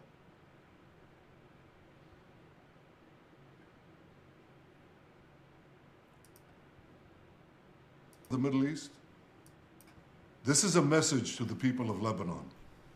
Do you remember when your country was called the Pearl of the Middle East? I do. So what happened to Lebanon? A gang of tyrants and terrorists destroyed it. That's what happened. Lebanon was once known for its tolerance, for its beauty. Today, it's a place of chaos, a place of war. Israel withdrew from Lebanon 25 years ago. But the country that actually conquered Lebanon is not Israel. It's Iran. Iran, which finances and arms Hezbollah to serve Iran's interests at Lebanon's expense. Hezbollah has turned Lebanon into a stockpile of ammunition and weapons and a forward Iranian military base. Just one day after the October 7th massacre a year ago, Hezbollah joined the war against Israel. It launched an unprovoked attack on our cities and on our citizens. It has since fired over 8,000 missiles at Israel, killing civilians without distinctions, Jews, Christians, Muslims, and Druze. Israel has decided to put an end to this. We've decided to do whatever is necessary to return our people safely to their homes. Israel has a right to defend itself. Israel also has a right to win, and Israel will win. We've degraded Hezbollah's capabilities. We took out thousands of terrorists, including Nasrallah himself, and Nasrallah's replacement, and the replacement of his replacement. Today, Hezbollah is weaker than it's been for many, many years. Now you, the Lebanese people, you stand at a significant crossroads. It is your choice. You can now take back your country. You can return it to a path of peace and prosperity. If you don't, Hezbollah will continue to try to fight Israel from densely populated areas at your expense. It doesn't care if Lebanon is dragged into a wider war. Christians, Druze, Muslims, Sunnis, and Shiites, all of you are suffering because of Hezbollah's futile war against Israel. Today I ask every mother, and every father in Lebanon a simple question. Is it worth it? Because it doesn't have to be that way. I know you want a better future for your children. So I'm speaking to all of you today. There is a better way for your children, for your cities, for your villages, for your country. You deserve to restore Lebanon to its days of tranquility. You deserve a Lebanon that is different. One country, one flag, one people. Don't let these terrorists destroy your future any more than they've already done. Stand up and take your country back. You have an opportunity that hasn't existed in decades. An opportunity to take care of the future of your children and grandchildren. You have an opportunity to save Lebanon before it falls into the abyss of a long war that will lead to destruction and suffering like we see in Gaza. It doesn't have to be that way. Each of you can take a step for your future, even a small step. You can make a difference. I say to you, the people of Lebanon, free your country from Hezbollah so that this war can end. Free your country from Hezbollah so that your country could prosper again, so that future generations of Lebanese and Israeli children will know neither war nor bloodshed, but will finally live together in peace. So there is Netanyahu from today.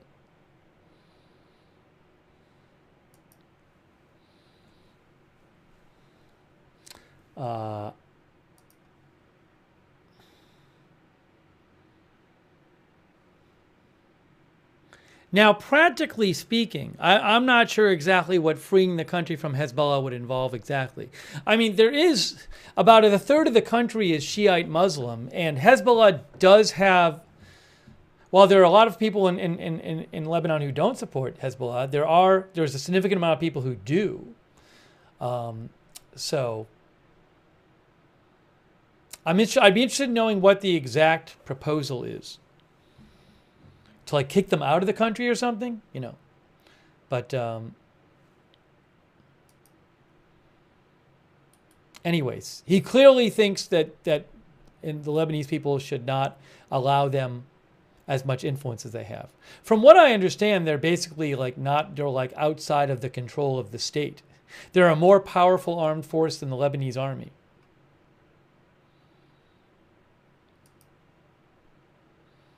Hold on, where's the volume here? Where's the volume? Oh. Why am I not hearing volume? Oh. First of all, the border camera, something's up with that. I can turn the volume on the other one though. Here's the volume on the main camera. The border camera is having an issue. I think. Seems okay. Try this again. Let's try this again. Oh, I got it. Oh, the border camera restarted. I see.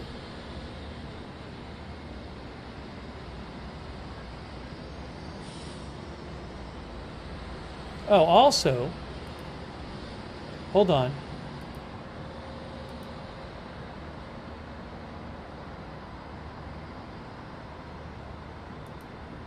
Was this one frozen? You know what happened?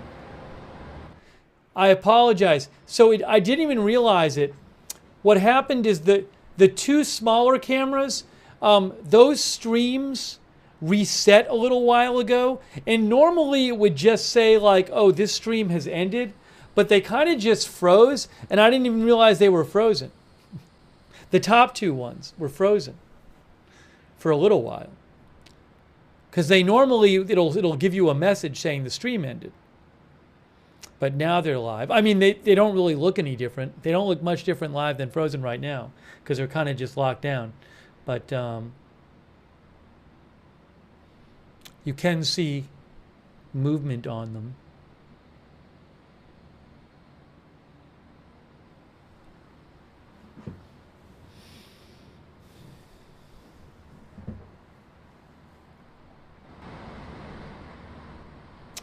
Okay, let me just see if I have any other updates for you here. This is a Sorry.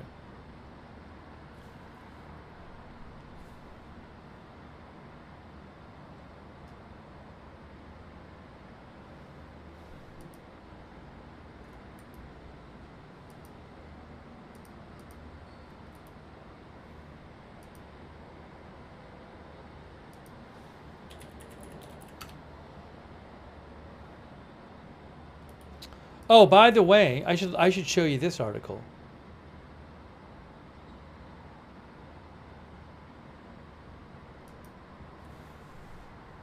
Canceled Israeli visit highlights tensions ahead of Iran counterstrike. Israel counterstrike on Iran. This talks about how Israel canceled the visit of the defense minister today. He was supposed to come to the U.S. tomorrow. They say a planned visit by Washington by Israel's top defense official was abruptly canceled by Israel today. U.S. officials said a sign of tensions between the two allies that cast doubt on whether the Biden administration can prevent Israel's multi-front conflict from exploding into a wider war. Defense Secretary Austin had been scheduled to host his Israeli counterpart, Defense Minister Gallant, tomorrow at the Pentagon for a meeting expected to focus on Israel's expanding military operation in Lebanon and its anticipated counterstrike against Iran. Israeli officials have said the country is preparing a significant military response to the missile attack by Iran. U.S. officials said Israel has not briefed them on what it is planning, said the Washington Post. The last-minute cancellation underscores the complexities of the U.S. ties with its chief Middle Eastern ally since October 7th. According to an Israeli official, Netanyahu informed Gallant on Tuesday that he could only leave on his trip to Washington when two conditions had been met: a conversation between Biden and Netanyahu, which Netanyahu had been expecting for several days, take place by phone, and Israel's security cabinet approve a military response to Iran's missile attack. Netanyahu has been unsuccessfully trying to reach Biden directly, says the Israeli official. A U.S. official denied that Biden had rejected outreach from Netanyahu. Seems like an odd story. On Wednesday, it will be 7 weeks since Netanyahu and Biden have spoken. How about that?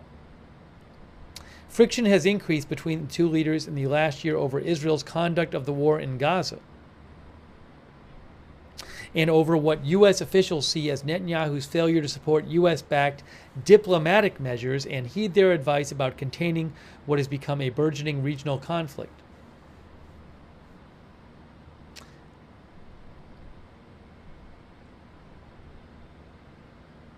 Israel has repeatedly conducted strikes on regional adversaries without giving the U.S. advance notice, including a recent operation targeting Hezbollah operatives with exploding communications devices.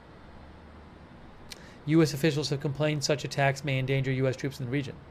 Also, we had, I don't think the U.S. approved Israel killing the Hamas leader Haniyeh in Tehran, for example.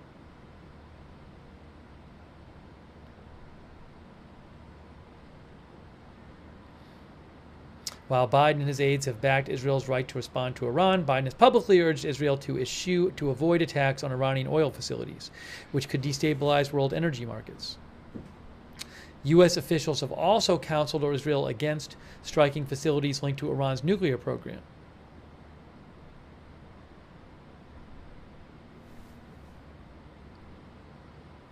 It's interesting that Biden and Netanyahu have not talked reportedly in 7 weeks. The Washington Post says if Israel were to elect to mount a direct attack on Iran's nuclear facilities, its options would be limited. Iran's main enrichment plant near the city of Natanz is roughly 25 feet underground, reinforced with concrete.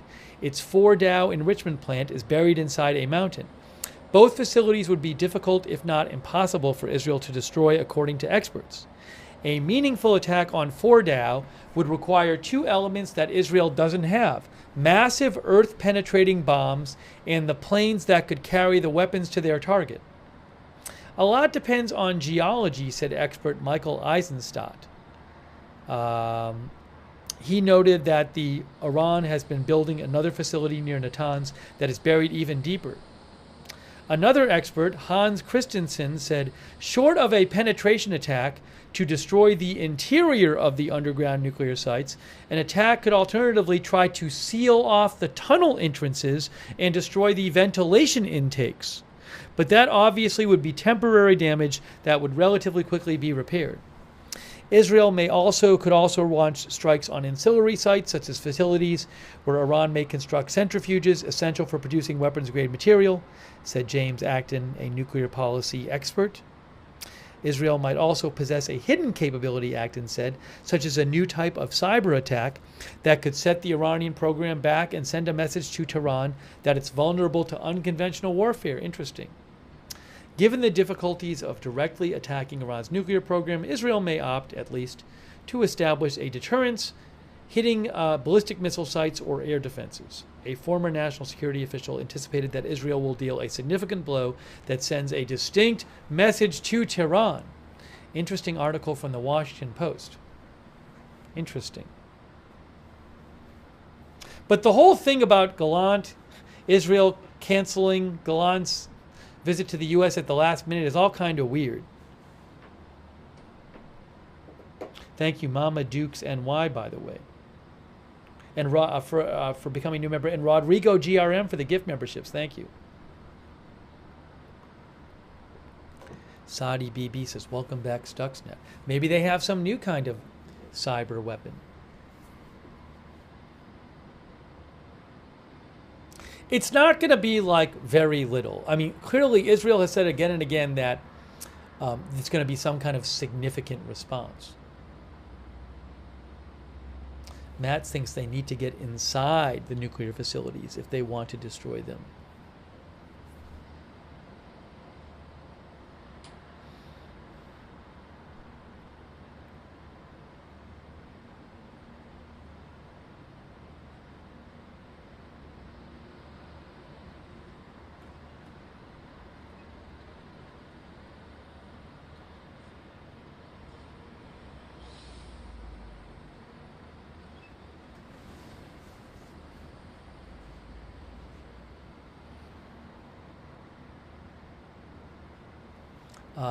Maria Wow says the meeting between the defense ministers could happen after the hurricane.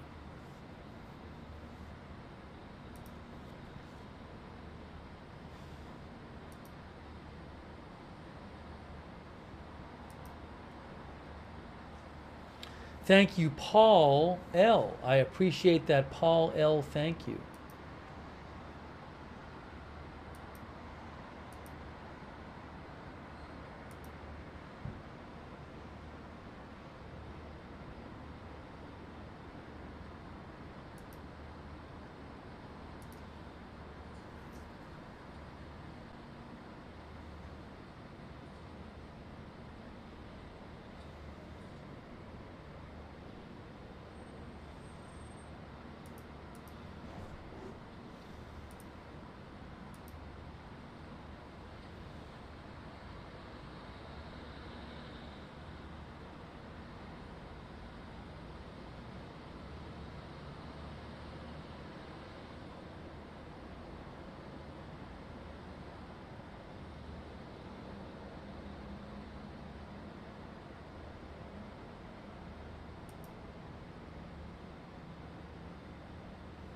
Weather expert, meteorologist Ben Knoll says he's looking at some forecasts. The Euro Ensemble forecast, the 18Z Euro Ensemble forecast. And he says those forecasts suggest that Milton is on a razor's edge for Tampa Bay. The mean track is on the southern edge of the bay. Yeah, I mean, I've seen a bunch of experts say this today about this hurricane, that, you know, just a little bit either way, we don't know whether it's going to be south of Tampa Bay or not. South is much better for Tampa Bay in terms of storm surge, but it could be a direct hit on Tampa Bay. It could be south of Tampa Bay. It could be north of Tampa Bay. Direct hit and north are significantly worse for Tampa Bay than south. Much worse storm surge in Tampa Bay. But I've seen a number of experts to say, like, it's so close either way, we just don't know right now.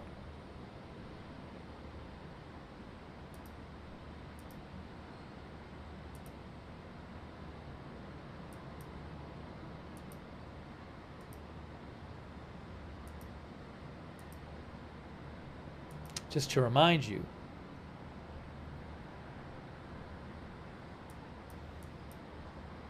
Adarak says, I'm in St. Petersburg getting ready. Stay safe there. Yeah, just to remind you guys, like, what the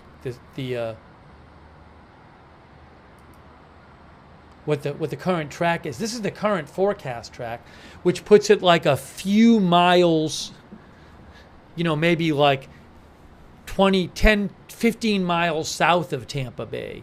But it could certainly, end up north of Tampa Bay or further south than this. So I keep seeing experts saying it's going to be a close call.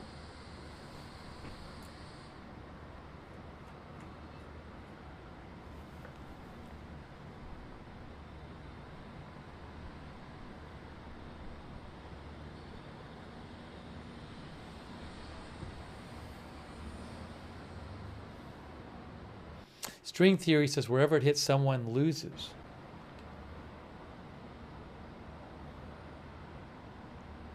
And then a viewer said that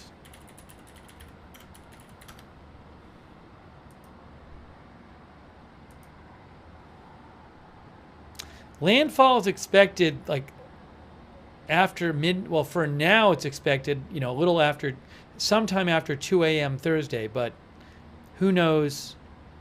That could change too.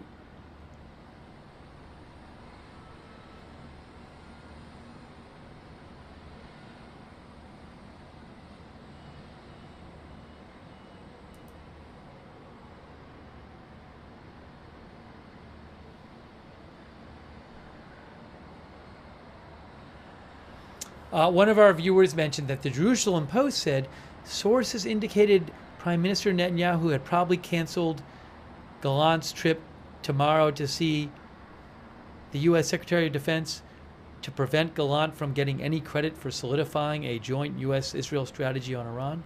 I have no idea if that's true. The sources said it seemed to be a naked political maneuver. I have no idea if that's true. Thanks, Bert, for the gift memberships. Thank you, Bert. I appreciate it. I kind of think that, I don't know, I kind of feel, I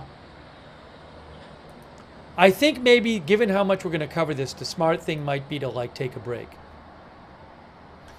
I think I might be in a better shape tomorrow to do all the coverage if we maybe take a break now. I think it might be the smart thing to do.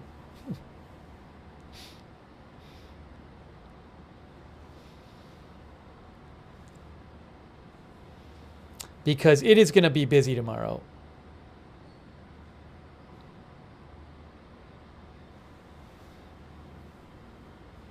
Why don't we do that? Look, if there's something that if something big happens, I can come back on the air, right? So, we're going to be. I mean, tomorrow is like the hurricane's supposed to make landfall tomorrow night. So, yeah, Meme Tube says only cowards take breaks. I think that's going to be the right call. I think that's the best thing to do. I mean, got to take a break at some point. Why is tomorrow going to be busy? Because the hurricane is going to be approaching the coast tomorrow. And it's supposed to make landfall. It might make landfall at like 5 a.m. I don't know. Should probably get some sleep late so I can stay up late because I think we're going to be up late. Yeah, let's do that. So again, if I get off the air and 20 minutes later there's some huge news, I can just do a new stream. But why don't we do that? I really do appreciate everybody joining the stream today. Thanks for bearing with the double coverage. I know the double coverage can be a little hard because you want to hear about one thing and you're hearing about the other thing, but both news events are happening, so I was trying to do some coverage of both of them. But subscribe, follow a channel, Agenda Free TV. We cover all kinds of live breaking news without an agenda. Agenda Free TV. We will have coverage tomorrow. There's more Middle East stuff happening, and this hurricane is looking awful. By the way, I'm sorry. People have sent me messages, and I'm sorry I didn't get to more of the messages. And I know there's messages I didn't get to and I wanted to read, but I think I should just, I have to like make myself get off and take a break right now. I think that's the right thing to do. So I do apologize for not getting to more of the messages. But I appreciate people writing in. Hold on a second here.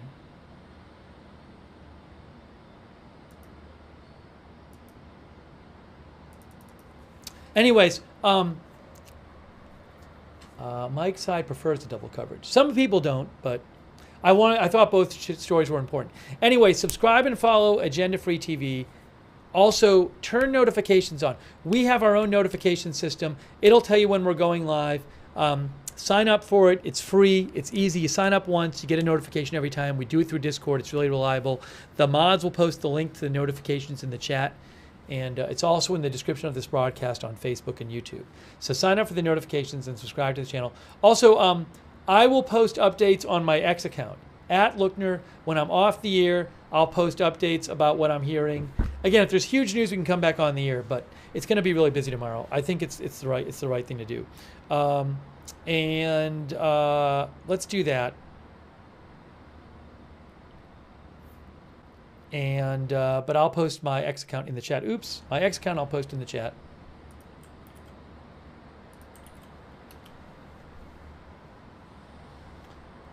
Thank you, Mr. Blanksalot, for your support. I really appreciate that. Mr. Blanksalot, thank you.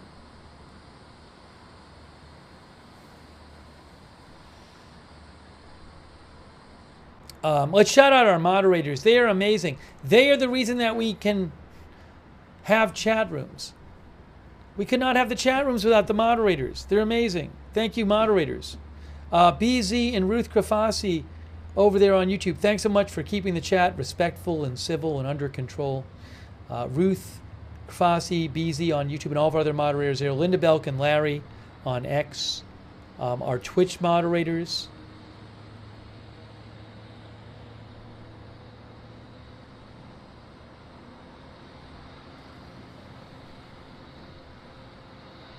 Big Ball of Yarn, LB Prairie Dawn, Idaho Star, Mark and NC, Papa Bear, Surly Dev, McBritches. The one other thing I could have done, you're gonna hate me. You're gonna hate me bringing this up. I guess the one other thing I could have done is, man, it just ends up getting so late though. It ends up getting so late. The one other thing I could have done is just like leave the broadcast on until, I really don't want to do this, is leave the broadcast on until 11 and get the 11 p.m. hurricane update. I don't know, but there's going to be more hurricane updates anyway. There's the 5 a.m. update and the 11 a.m. update, so I really should make my... I know you guys would probably prefer it, but I don't want to like wear myself out for it, because tomorrow's going to be so busy. No, there's no 10 p.m. update. Yeah, I know you guys would like it. But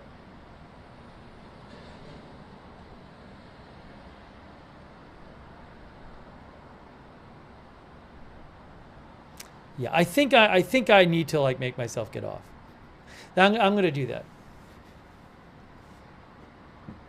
Yeah, it's time.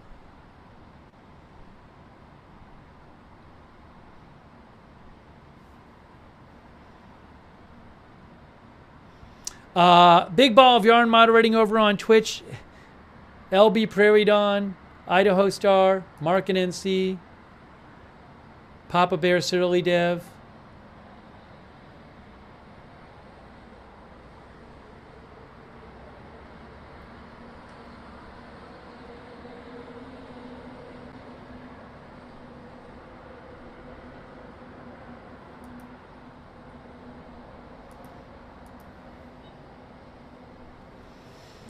Also on Facebook, Christina Neal, Margaret Riley.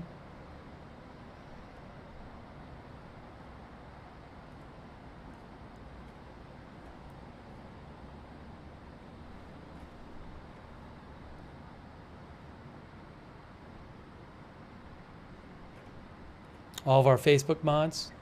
I'm still thinking about it. But again, I would have to just leave the stream up, and then I come back in, and then you're not off the air till midnight or something.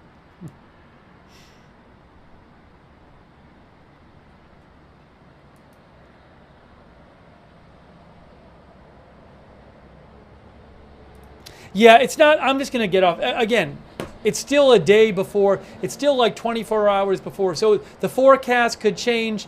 They could give a forecast at 11 tonight, and then by 11 a.m. tomorrow, they're like, oh, it shifted to the north or shifted to the south. So I'm going to make myself get off the air. I'm just going to make myself get off the air. You know how it works, guys, right? Whatever they say, they could say, oh, it's shifting to the north or shifting to the south at 11 p.m. That still could change by 11 a.m. tomorrow or by 5 p.m. tomorrow. So, all right, we're doing this. I got to get off. I'm going to get off, take a break. We'll be ready for tomorrow. Thank you, Kay Lauerbody, for moderating. Christina Neal, Ronald Egnor, Paul Anderson on Facebook, Valerie Gail Griffin, Charlotte Webb. Hopefully I'm getting everybody. And thanks to everybody who donated. That's super nice of you guys. You were the ones who allowed this channel to exist. So nice of you with all your support for the channel. Let me get footage and stuff. So huge thanks to you. Thank you. I feel like it's been a while. I owe thanks to people on Twitch. Man, I didn't thank, I think I dropped the ball thanking people on Twitch again. I forgot to. So, clearly crystal clear, Sweetums, Kodiak Jedi. There's a rocket alert. I'll talk about the rocket alert. I'll mention the rocket alert. First one in like 5 hours. Thanks, Kodiak Jedi and the BB88 and Young Beto for your support on Twitch. Thank you. All right, let me look up the rocket alert here. Again, first one in a while. Do I have any footage of this? It's northwest. It should be on this camera. We might see it on the western border camera, guys. Oh, well, I see it. I see interceptors going up. I see interceptors going up. There, you can see right there. Right there, you can see them. Look at them. Look on the camera. You see the interceptors?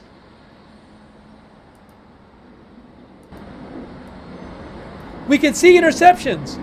We can hear the interceptions right now. You can hear them. Listen. They just intercepted the rockets.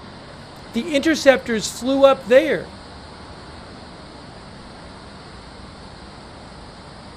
Wow.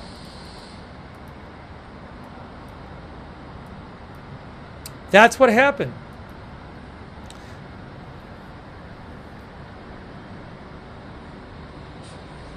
I'll show you the replay of that. I just heard yeah, another one live. It just look at the interceptor right there.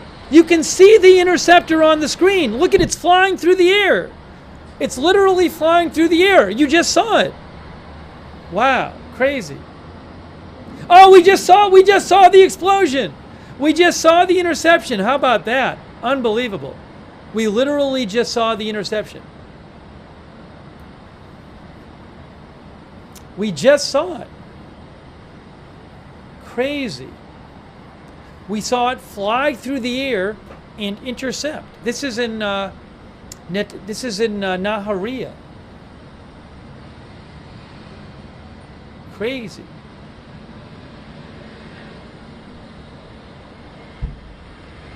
Just heard another boom. So interception's going on.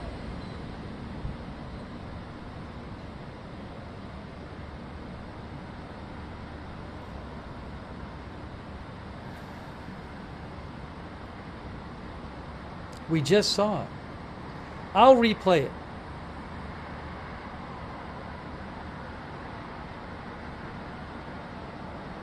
I got to grab the replay. Wow.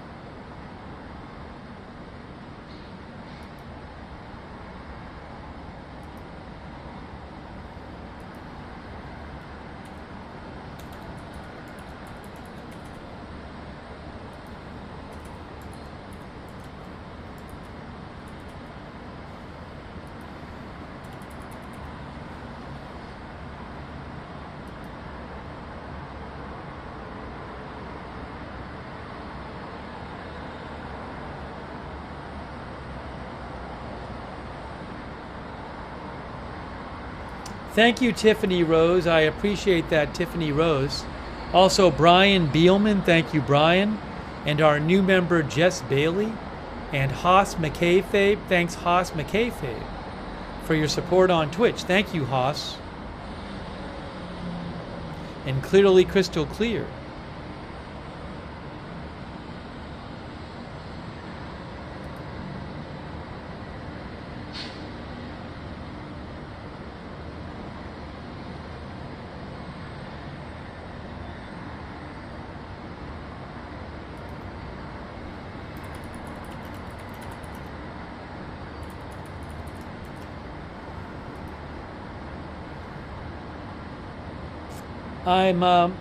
I'm downloading the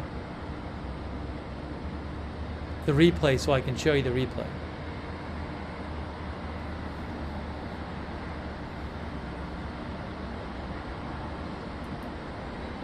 There hadn't been a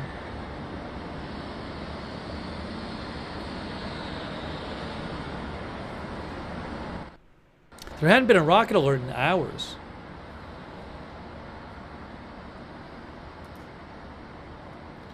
So a bunch of interceptions. Why is it not downloaded yet?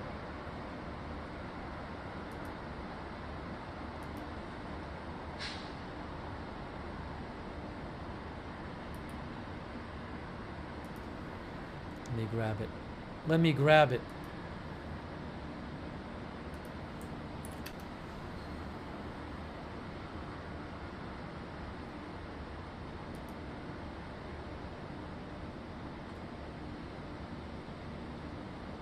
See, now a bunch of people left because I was signing off and they missed this.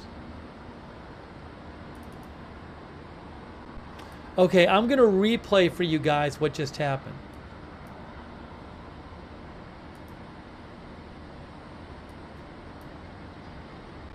Give me a moment here.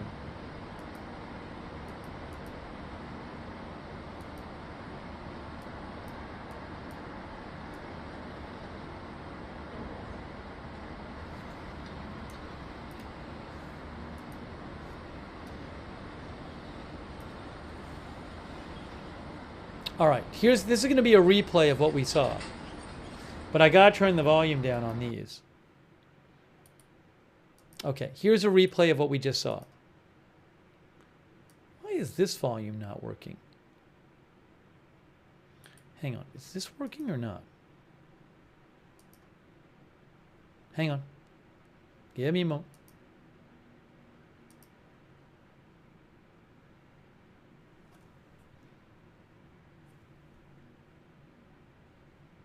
Oh, I know why.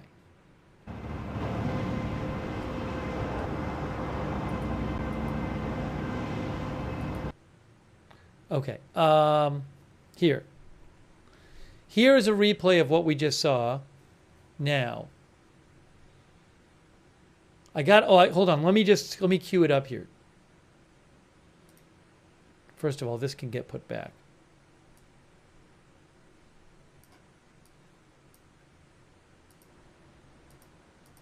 I gotta find them. Right there. Wow. Okay. Watch this. So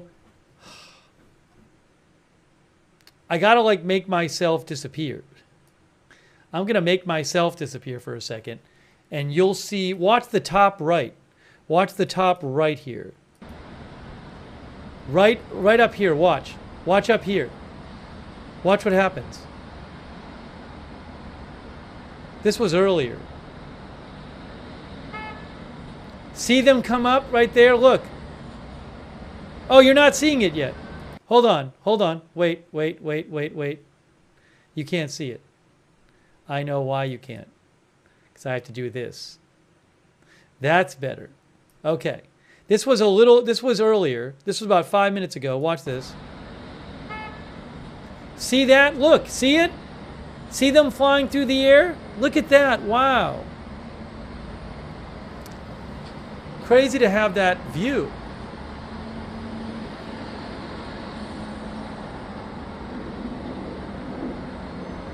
And then you see the flash. You saw an interception there. So we saw a couple interceptions there. Then another one came up and intercepted it as well. Just keep watching. You'll see another one come up in a second. This is the Iron Dome interceptors shooting down rockets during the rocket alert on the Lebanon-Israel border about 5 minutes ago. It's launching from Israel near the border. Watch, you'll see another one. See, here's some booms, and then there's another interceptor right there. Watch the interceptor. Watch it. It's fired at another rocket. There's the interceptor. It's going through the air. Look at this. Watch what happens. Boom! How about that? Crazy. Usually you don't get that kind of long view of it, but I guess just the angle of the camera. The angle of the camera is such. All right, that's it. The angle of the camera is such that you actually see a lot of the flight path from this angle, and you actually got to see the interceptions. Crazy. Crazy. Just happened. It just happened. Now, where does the sound go?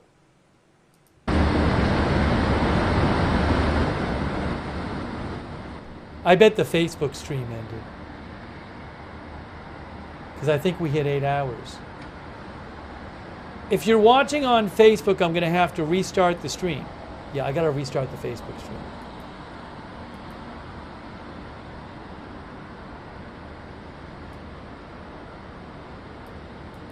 Hold on.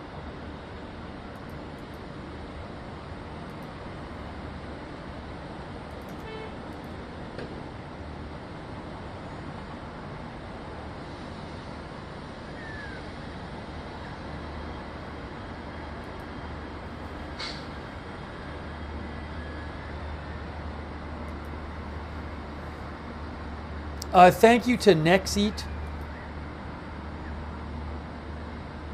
Thank you, Nexeat and Obigrad. Thank you.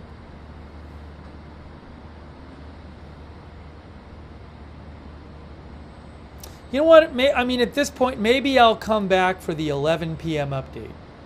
At this point, because now that it's what, 10:04. I think I might leave the stream up and then I'll take a break and then I'll pop in real quick just to talk about the 11 p.m. update. And then you guys can hang out in the chat if you want. I mean, I got to take a break.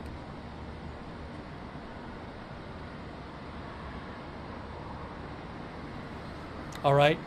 So...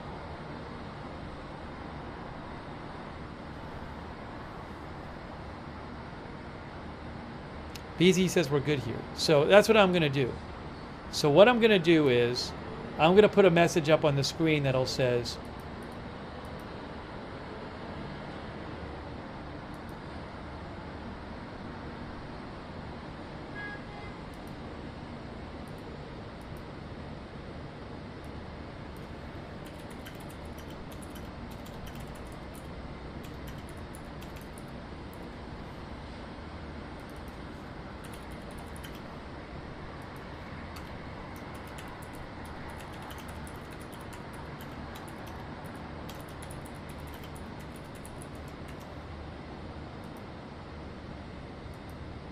there. How about this?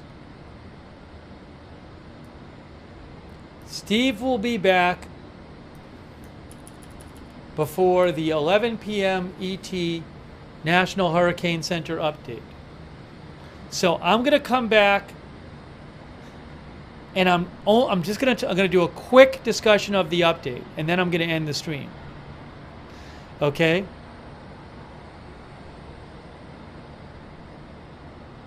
So I'm leaving the stream up and I'm going to come back before 11 o'clock. Thank you, actually, Dan, for your support. Thank you, Rodrigo GRM. Some people are saying that they intentionally do. A lot tends to happen when I'm signing off. Thank you also, Case Skyville.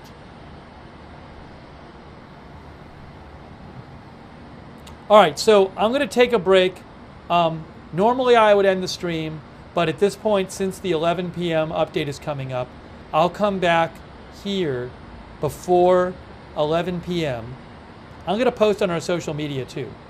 And I'm going to quickly, I'll quickly go over the 11 p.m. update when it comes out. Because I'm going to be paying attention to that anyway. Okay? So hang out until then if you'd like. I appreciate all of our moderators. And hang out until then if you'd like. I'm taking a break, and I'm going to come back for that. I'm taking my headphones out now, by the way. But that's what we're going to do.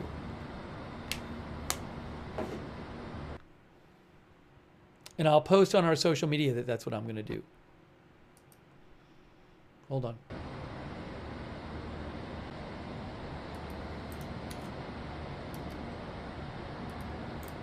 I should have thought of that before, but I thought of it now.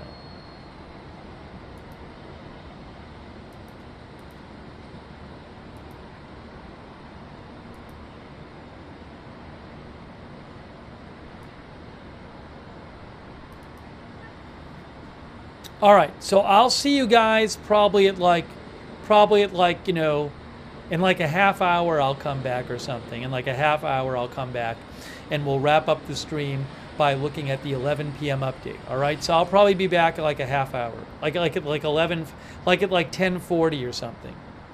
All right, so I'll thank you to our mods for sticking around. I really appreciate our moderators. Thank you, mods, much appreciated. Okay, so I'm disappearing for a little bit, and then I'm coming back for the 11 p.m. update. So I'll see you then.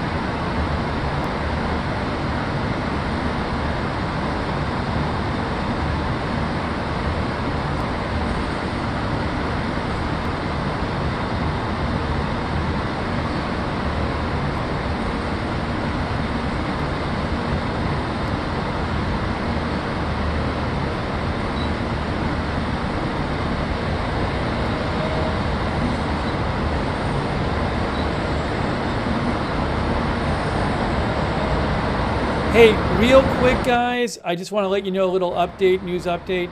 Barack Ravid is reporting that President Biden. Why am I hearing two? I'm hearing two of me. Barack Ravid is reporting that President Biden.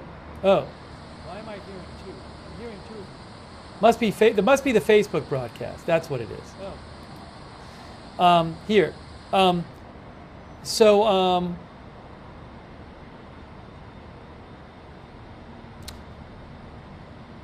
Barack Ravid is reporting that Biden is talking with Netanyahu tomorrow morning, Wednesday morning, about Israel's plans to strike Iran.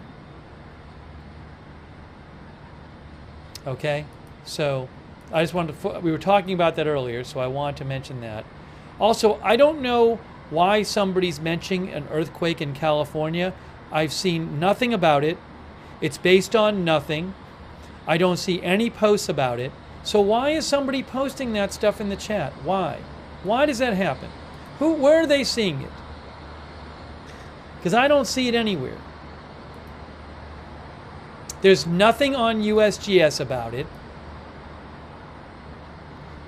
There's nothing on, it's nothing. It's not, there's nothing on EMSC. People making stuff up again. All right, anyways. I'll be back before the 11 p.m. National Hurricane Center update.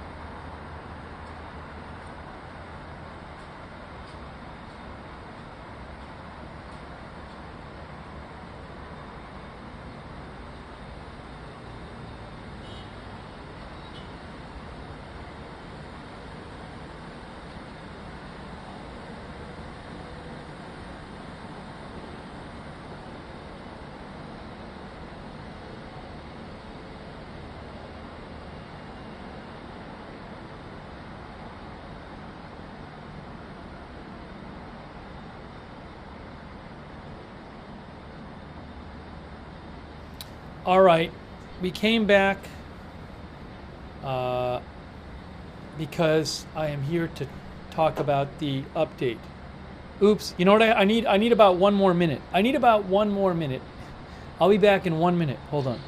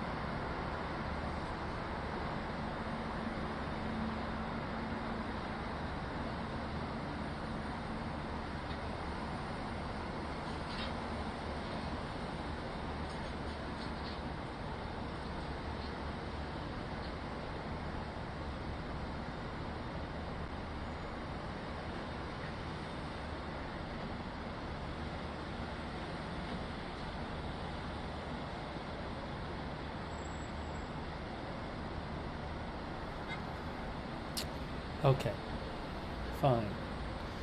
fine, let's do this.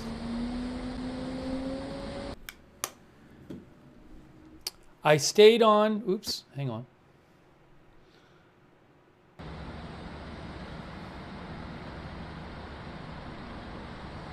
Is that so loud? I know what's going on. I stayed on extra so we could get the National Hurricane Center update. So that's what we're here for. It's the National Hurricane Center 11 p.m. update. Hey, thank you so much, Martin Gingrich, for your support. And actually, Dan, thank you. I think I thanked Dan before, but thanks again. Hold on a minute here.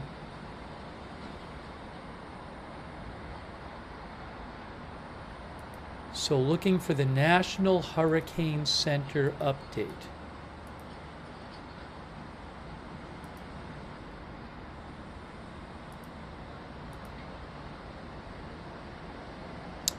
It's out. Guys, the National Hurricane Center update is out. We got it. Breaking news. Here we go. We have the National Hurricane Center update. Look. So the pressure is up to 915, which is still very low. It was at 902. It is still a Category 5 storm. The winds are down to 160. Remember, this storm is supposed to weaken some. It's supposed to weaken some. But it's still a Cat 5 right now. Milton expected to make landfall on the Gulf Coast of Florida late Wednesday as a dangerous major hurricane. So, again, the max sustained wind is 160, still a Cat 5. Pressure is at 915. The new forecast discussion says that it's going to be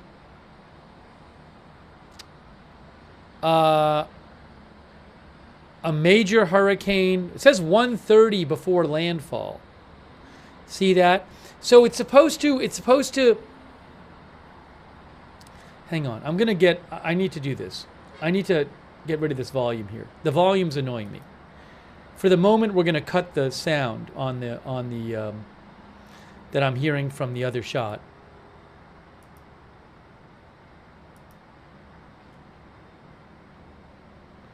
Why am I hearing this?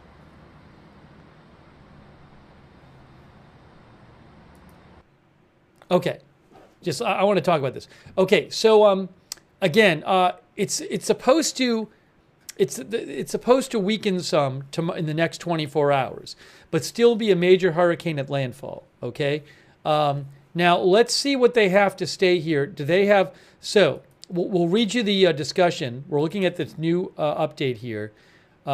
Again, it's currently 160, 915 pressure. Do they have the new track yet? This is not the new track yet. In the discussion, they say blah, blah, blah, blah, blah. The official track forecast is very similar to the previous one and is generally a little north of the model trackers, but follows the actual model predicted cyclone center locations. This is close to a blend of the latest GFS and in European model solutions. Again, it is critical to remember, even at 24 hours out, it is still not possible to pinpoint an exact landfall location. So the track has not changed much since 6 hours ago. So we know that. In terms of strengthening, it says data from the aircraft confirmed the hurricane had regained Cat 5 intensity. Fine. Central pressure has risen a little bit, and the wind dropped slightly. Milton is expected to maintain major hurricane strength while it moves across the eastern Gulf of Mexico and approaches the west coast of Florida. Although an expected increase in vertical wind shear should cause some weakening, Milton is expected to be an extremely dangerous major hurricane when it reaches shore. Also, the first stages of extratropical transition may be just underway as Milton reaches the coast, which could impart some baroclinic energy and slow the rate of weakening. Our intensity forecast is near the upper side of the intensity model guidance. After Milton moves over the Atlantic, the global models show the system becoming embedded within a frontal zone. So the official forecast shows the system becoming extratropical by 72 hours. Milton's wind field, the area over which the storm winds spread, the hurricane and tropical storm force winds, the wind field is expected to grow considerably in size by the time the center moves over Florida. In addition, a large region of tropical storm and hurricane force winds could occur on the northwest backside of the storm, since Milton will be interacting with a frontal boundary and beginning extratropical transition. Damaging winds, life-threatening storm surge, and heavy rainfall will extend well outside the forecast cone. This is a very serious situation, and residents in Florida should closely follow orders from their local emergency management officials. Evacuations and other preparations should be completed tonight. Milton has the potential to be one of the most destructive hurricanes on record for west central Florida. Do they have the new track posted yet? Again, track is similar to what it was before. That is not new. That is not new. Is the new surge up? The new storm surge map has not been adjusted yet, so we're waiting for the adjustments of the other things. Flash flooding potential has not been adjusted. Rainfall potential has not been updated at the moment. I don't know if they'll update, though. This was from 8 o'clock Eastern. That's 8 p.m. Eastern. Red is 12 to 16 inches of rainfall, by the way. So we're waiting for the track to get updated and the storm surge to get updated. And again, remember, it is supposed to be a major hurricane at landfall. They say 130 miles an hour in the discussion before landfall. So that's a strong Cat 3. So tomorrow, if you see the wind speed dropping from 160 to 130 tomorrow, you shouldn't be thinking, oh, this thing is fizzling out. You should be thinking that's exactly what they predicted would happen. Okay? Because that's the prediction, is that before it makes landfall, it'll go down to 130. A large area destructive storm surge with highest inundations of 10 feet or higher is expected along a portion of the west central coast of Florida Peninsula. If you're in the storm surge warning area, this is extremely life-threatening situation, and you should evacuate as soon as possible if ordered by local officials. There will likely not be enough time to wait to leave on Wednesday. Devastating hurricane force winds are expected along portions of the west coast of Florida, where a hurricane warning is in effect. It is forecast to remain a hurricane while it crosses Florida. And life-threatening hurricane force winds, especially in gusts, are expected to spread inland across the peninsula. Okay. Heavy rainfall across the Florida Peninsula through Thursday brings the risk of catastrophic and life-threatening flash and urban flooding, along with moderate to major river flooding, especially in the areas where coastal and inland flooding combine to increase the overall flood threat.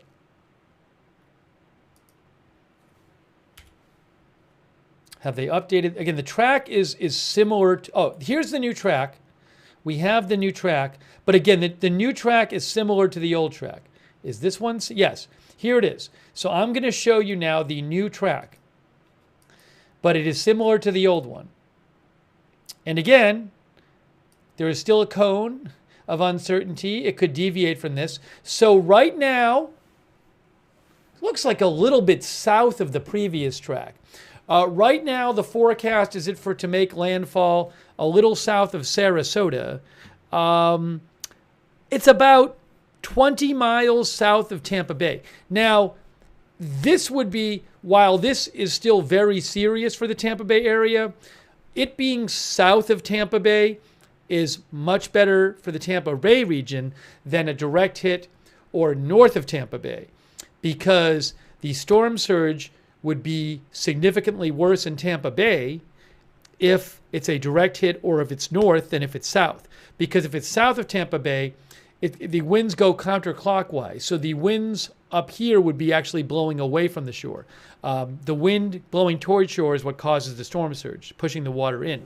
So anyways, it'll be important for the Tampa Bay region, whether it ends up south of Tampa Bay and how much, or whether it's more of, it's more of a dead hit on Tampa Bay or even north of Tampa Bay. So we just are not, it's close. It's close. We're not sure yet. Remember, Tampa Bay is one of the most vulnerable regions in the country and in the world, I believe, to a strong hurricane and significant impacts from a hurricane, because of you have this risk of the storm surge going into Tampa Bay and producing and the water backing up in Tampa Bay, producing huge storm surge. They haven't had a major hurricane make a direct hit in over 100 years. It's been hugely developed. A lot of people live near the coast there. Also, the offshore, it is a relatively shallow coast, which makes the storm surge worse. Again, that bears watching. But certainly, even if it's south of Tampa Bay, a bit better for Tampa Bay, but probably worse for places down here. But that is the current forecast right now, and you can see that is 7 p.m. That's 8 p.m. Eastern, and that's 8 a.m. Eastern Thursday. So we're looking at a landfall right now. It looks like maybe just eyeballing it sometime after midnight tomorrow night, early morning, maybe on Thursday. So I'm back because I wanted to cover this update.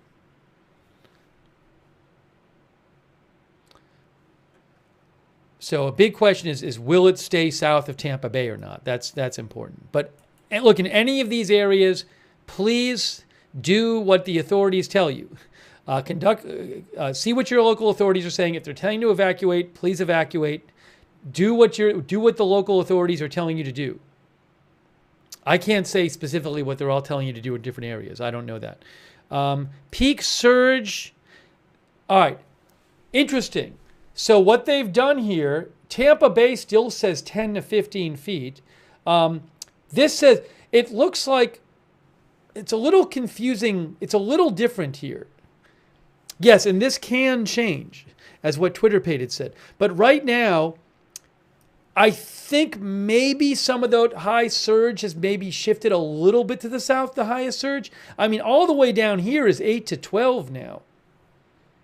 And then this is 5 to 8. So you can see how much of that Florida western coast has some very high surge numbers.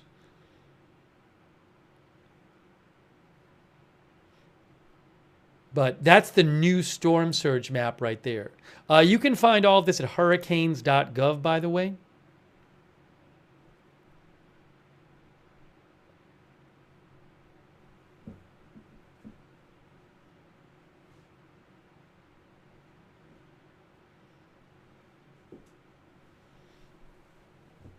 Oh, there's a rocket alert of some sort. Let me just check what's going on with that.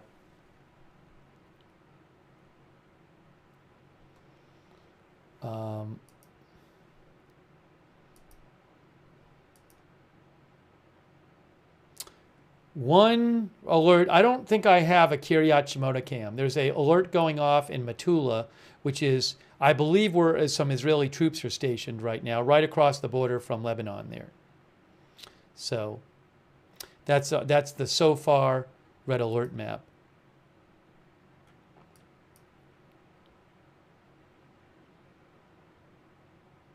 Yeah, so again, there's a lot of the Florida coast that has some very serious surge numbers there. Got 3 to 5 feet up here too, but look at all of this: 5 to 8, 9 to 13, 10 to 15, 10 to 15, 8 to 12. Yes, and as Strong Tower says, on this map, Tampa Bay does still say 10 to 15. So we don't know, we don't know exactly where this storm is going to go. We have a general idea of where it's going to go, but whether it jogs south or north could affect these storm surge numbers. But obviously, these are serious, life-threatening numbers here. Very, very serious storm.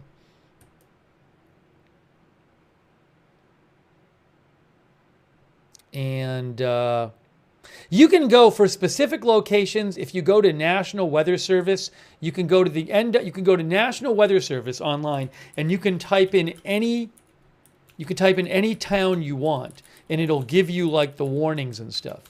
So if you're like, I want to know about, Sarasota. If you go to National Weather Service and you type in Sarasota, should work, Sarasota, Florida, see, and you click on it, it's going to give you the flood watch, the hurricane local statement, the hurricane warning, the storm surge warning. It'll give you the forecast. So you can get specifics for any area. Storm surge warning, Sarasota, Venice, Englewood. It says, blah, blah, blah, blah, blah, all this stuff. Storm surge potential for 11 to 15 feet. It gets into a lot of detail. So again, if you go to, this is forecast.weather.gov, National Weather Service site. If you want like a specific town or something, you can just type it in there and you can read all about it there. But that's a good resource to have because that'll list all the different warnings and Milton threats and impacts. There's that too. Anyway, so there's a lot there. But you can read about, I know because different people have different interests in different cities and towns, So National Weather Service. Okay.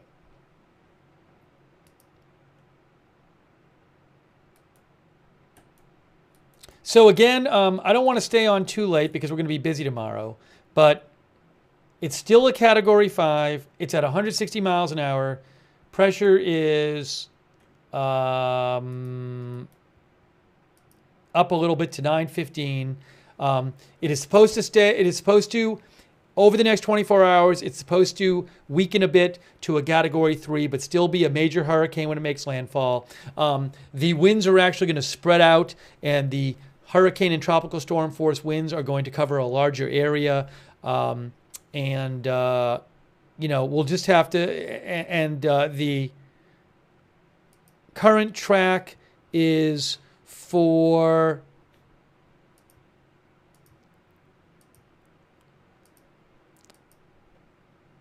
exact track right now is saying, just a little bit south of Tampa Bay and south of Sarasota, but that could change. It could go more further south or further north, but that gives you a general idea of where it's tracking. Landfall, given that this is 8 p.m. Eastern and that's 8 a.m. Eastern, you tell me 2 a.m., I don't know, just eyeballing it, something tomorrow night, maybe after midnight, just to give a general idea of possibilities. That's what it's looking like, maybe early Thursday morning. And then that right there is 8 a.m. Central Time, 8 a.m. Eastern Time.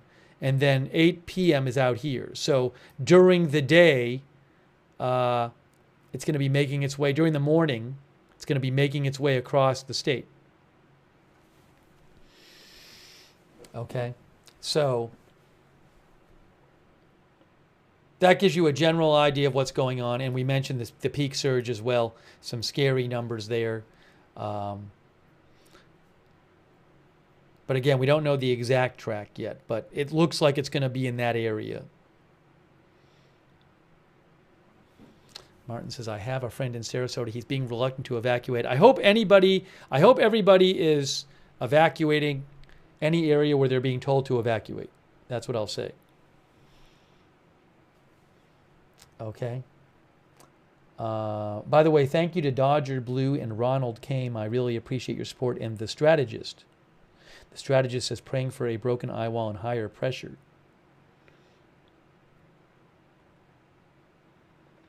Mark Mortimer says so much news to take track of. To keep track of.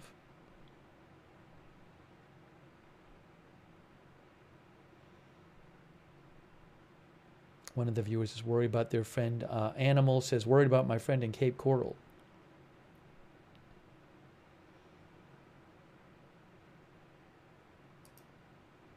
All right. And thank you, Jules, for the gift memberships. I really appreciate that. Jules, thank you. All right, guys, I stayed on a little later to cover this update, but I think I'm going to try to get a bit of some rest now because I think we're going to be very busy tomorrow because we're going to be covering this. And we're going to be covering the developments in the Middle East. So I think it might be time. I think it might be our time.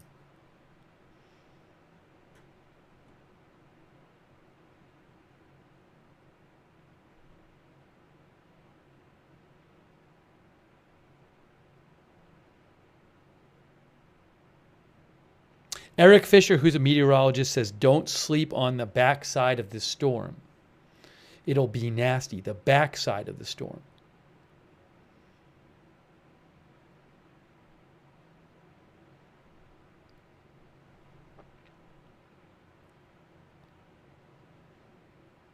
Also, Ryan Hanrahan, who is a meteorologist, said in this latest update, another nudge south with the cone, which is better news for Tampa Bay, but a more serious situation now unfolding around Fort Myers and other areas south of Tampa. But remember, this thing could go a little further north tomorrow than expected. It could end up north of Tampa Bay. So we just don't know. All right, I'm going to wrap up this stream, guys. So we will have more coverage. I really appreciate you joining the broadcast. I'll try to do this kind of quickly. Subscribe and follow the channel, Agenda Free TV. Turn the notifications on. We have a free notification system. It works awesome. The mods will post the link in the chat. You can find it in the description of this broadcast too. But sign up for the free notifications. Please, if you're in Florida, keep an eye out. Listen to what your authorities are telling you to do. Do what they are advising because this is going to be a very, very dangerous storm. And we will be covering it more. But I really appreciate you joining the broadcast. Thanks for people for writing in, for sending news tips, for letting me read your comments on the air, for participating in the chat and all that. Thank you.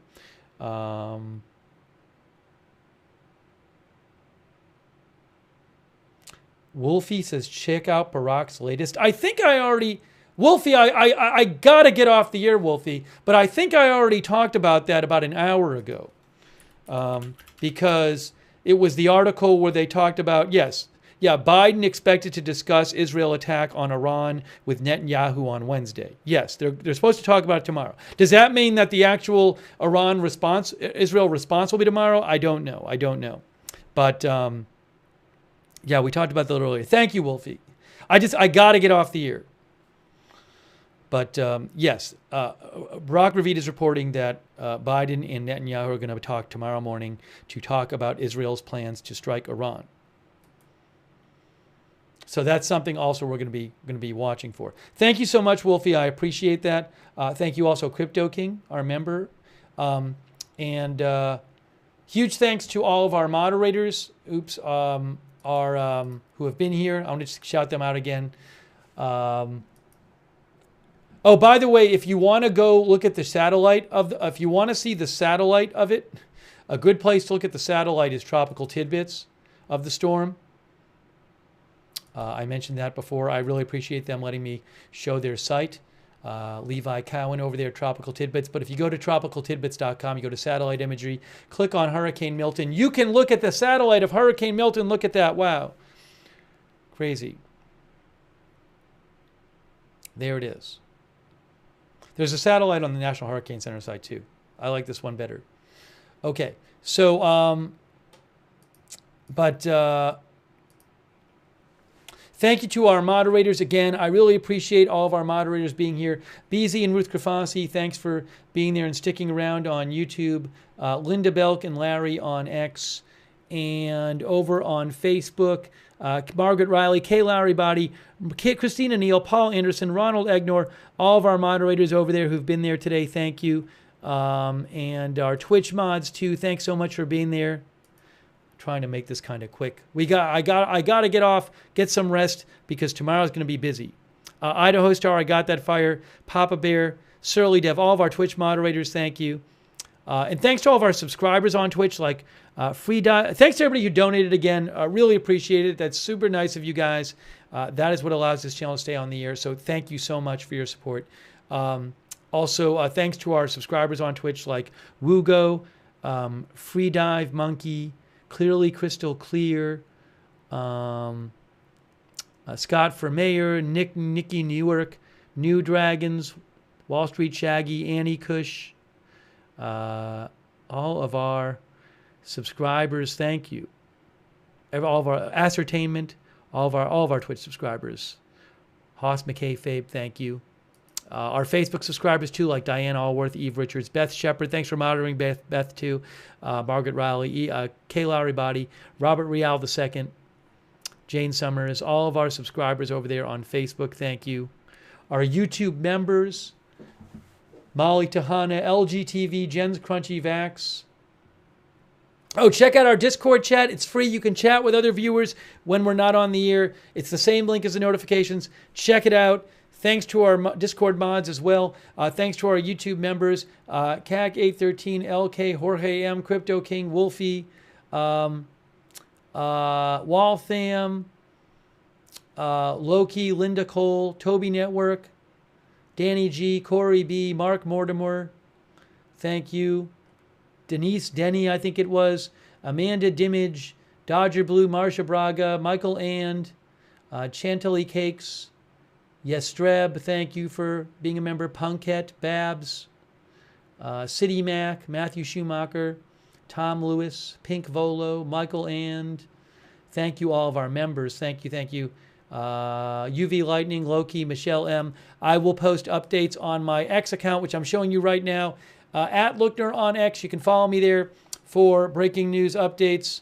And also Agenda Free TV, at Agenda Free TV, I post scheduling updates there. Like I posted a little while ago, hey, we're actually going to be on the air for the 11 p.m. update. So follow at Agenda Free TV on X for scheduling updates. I'll post the link to that. And the mods will post the Discord link. And all right, it is time to wrap it up.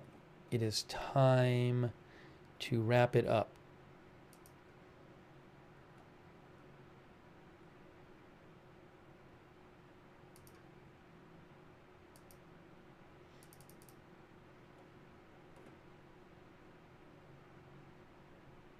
Eric Fisher, who's a meteorologist, thinks landfall will be between 9 and midnight tomorrow. Who knows? Maybe it'll be then. Sometime tomorrow night / early morning on Thursday.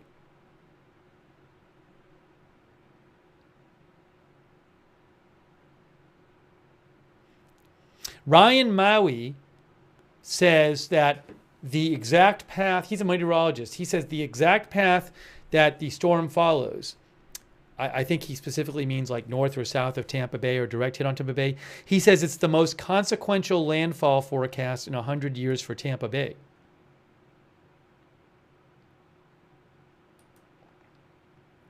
And maybe they could get a huge surge, even if it's not, north of Tampa Bay. So we'll have to see what happens.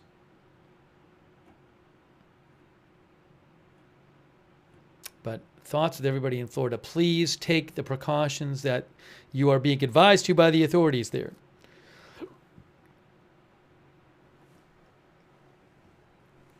All right, we're wrapping this up. Again, thanks to our mods. Thanks to you guys for joining the broadcast. We will have more live coverage of the situation in the Middle East, of the hurricane coming your way tomorrow. We will.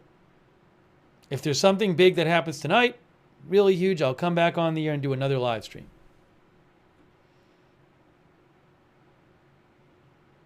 All right. All right, guys. Thank you so much for watching, and we will see you soon with more live breaking news coverage right here at Agenda Free TV.